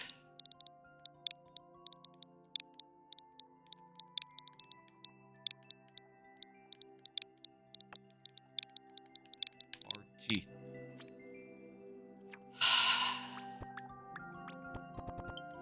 Super World? Super World. Let's go with the Super World. First level of the 6th world. Let's do it. I don't see Corn, but, yeah, you know, in honor of the, yeah, we gotta be honest here. Corn, you gotta say something. I did have a really long segment there at the end. Oh. You know what, in light of the very long segment at the end, we'll do the full thing. Oh, Corn is here also, perfect, so, wonderful, wonderful. I could have done the thing, but we're so close. Let's just jam it out, and that'll be a stream. I hope that this anniversary stream has been as special as you hoped. Honestly, I wasn't sure. I didn't know if people would take advantage of the request gimmick. I know it's kind of a tricky gimmick to explain, and also people might just want to do the regular type stuff. So I just add but I think that just having my submissions being there and just you know, doing the extra stuff that we want to see through that just ended up making sense. That was a very nice, good level. Thank you, thank you. I think that was good. I think we did. I think mission complete. We're done, folks. It's the end of the stream. Thanks for joining me. Happy anniversary to Mario Maker 2. It's been a long 5 years, and you know, looking forward to when it's 10 years. I'll say, hey, Trebuckets, I'll say, by the time Mario Maker 2 is 10 years old, Mario Maker 3 will be out, and also, if the original Mario Maker is an indication, it might be offline by that time. So I suspect we'll never actually get to do a 10 years of Mario Maker 2 type thing, but hey, you know, maybe when Mario Maker 1 turns 10, maybe we'll still do like 10 years of Mario Maker. That sort of celebration type things. People love anniversaries, even if they're for games that are long dead. When Overwatch turns 10, it won't matter that Overwatch 2 is actually the one that's still living, and that's not Overwatch. It's a pale imitation of it. Hey, it's a perfectly fine imitation of it. It's still good, it's just not as good. It won't matter that Overwatch is still a lot, is no longer there. People will still celebrate 10. Everyone loves big round numbers. I hope that Mario Maker 2 and its collection of levels makes it to its 10-year anniversary. I hope they don't ever shut down the Switch services. The Switch is such a success. How can they? Just have the Switch services be the forever services and don't ever drop backwards compatibility. Please, please, please, Nintendo. Never do what you did with the Wii U and the 3DS ever again. Here's the schedule. Here's the schedule for the next week. You can see there it's going to be a pretty big week. Next Tuesday, this coming Tuesday, I'm going to start Banjo-Kazooie Nuts and Bolts. A replay of that has been on the docket for like 6 months now, and it is finally time to get into it. That'll be next week. That's going to be fun. Also next week, next Thursday, I'm going to be doing the July 4th All-Star Stream 2, which is the second one that we did, or rather, 2024, I guess is how I put it in there. Last year, we did a stream like that, where I played 8 random 2D Marios to completion, getting through them as fast as I could using shortcuts and everything that I could possibly do. I'm going to not include the 8 that I finished last time. I'm going to start with Wonder, because it's the longest one.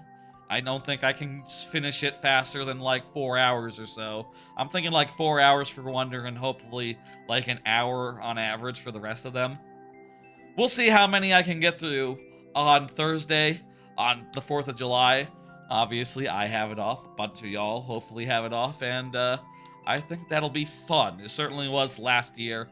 And if you're wondering how I'll select randomly, I'll have a big wheel with all the games on it, and I'll spin it, and whatever it lands on, that's what gets played next. I don't have a full list of what's on the docket, what's on the wheel, but I know that Land was completed. I know that DS was completed. World, Super Mario Bros. 1, and I think 3 were completed. I think Super Mario Bros. 2 is still on the docket. Is still on there. I think that New Wii U is still on there. I'm not sure about New Wii, and Land 2 is certainly in contention, and I will say I'm going to add Yoshi's Story, because I think we could use one more that was pretty short on there for us to get. Maybe next year, if there's enough games left, we'll start with Yoshi's Island, which is probably about as long to do as Mario Wonder is, any percent style, if you're not stopping for nothing. Of course, after those 2 things, I'll be back for viewer levels as normal on Friday. That'll be normal. That'll be fun. Look forward to it. This VOD will be going up tomorrow, probably in the morning, I would bet. And I put up a short every day if you want to look at that and, you know, give it love or whatever. Enjoy them. Alright, folks, I'm going to end. That's enough of a sign-off, I reckon. Let me see if I can send whoever's watching on the Twitch side off somewhere.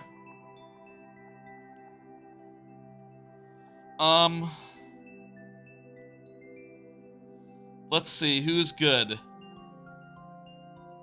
I'm just scrolling real fast, looking through. A lot of folks streaming. Tokoto? I can do Tokoto, sure.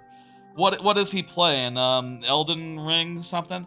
I'm not really into the Elden Ring. Let's go with I'm gonna send y'all to let's go Jeff Gersman. He's playing some sort of old-timey something. That's fine. I'll send you, Trebucket, to Jeff Gersman. Or whoever else. 2 viewers. Multiple viewers. Jeff's cool. You know, famous online personality guy. Yeah, we all love Jeff. Famous for Giant Mom, for GameSpot, for all sorts of places, and now being independent. Love him. Okay, I'll see y'all on Tuesday. And, yeah, happy birthday to Super Mario Maker 2. Give your love to the VOD when it goes up. Bye, folks.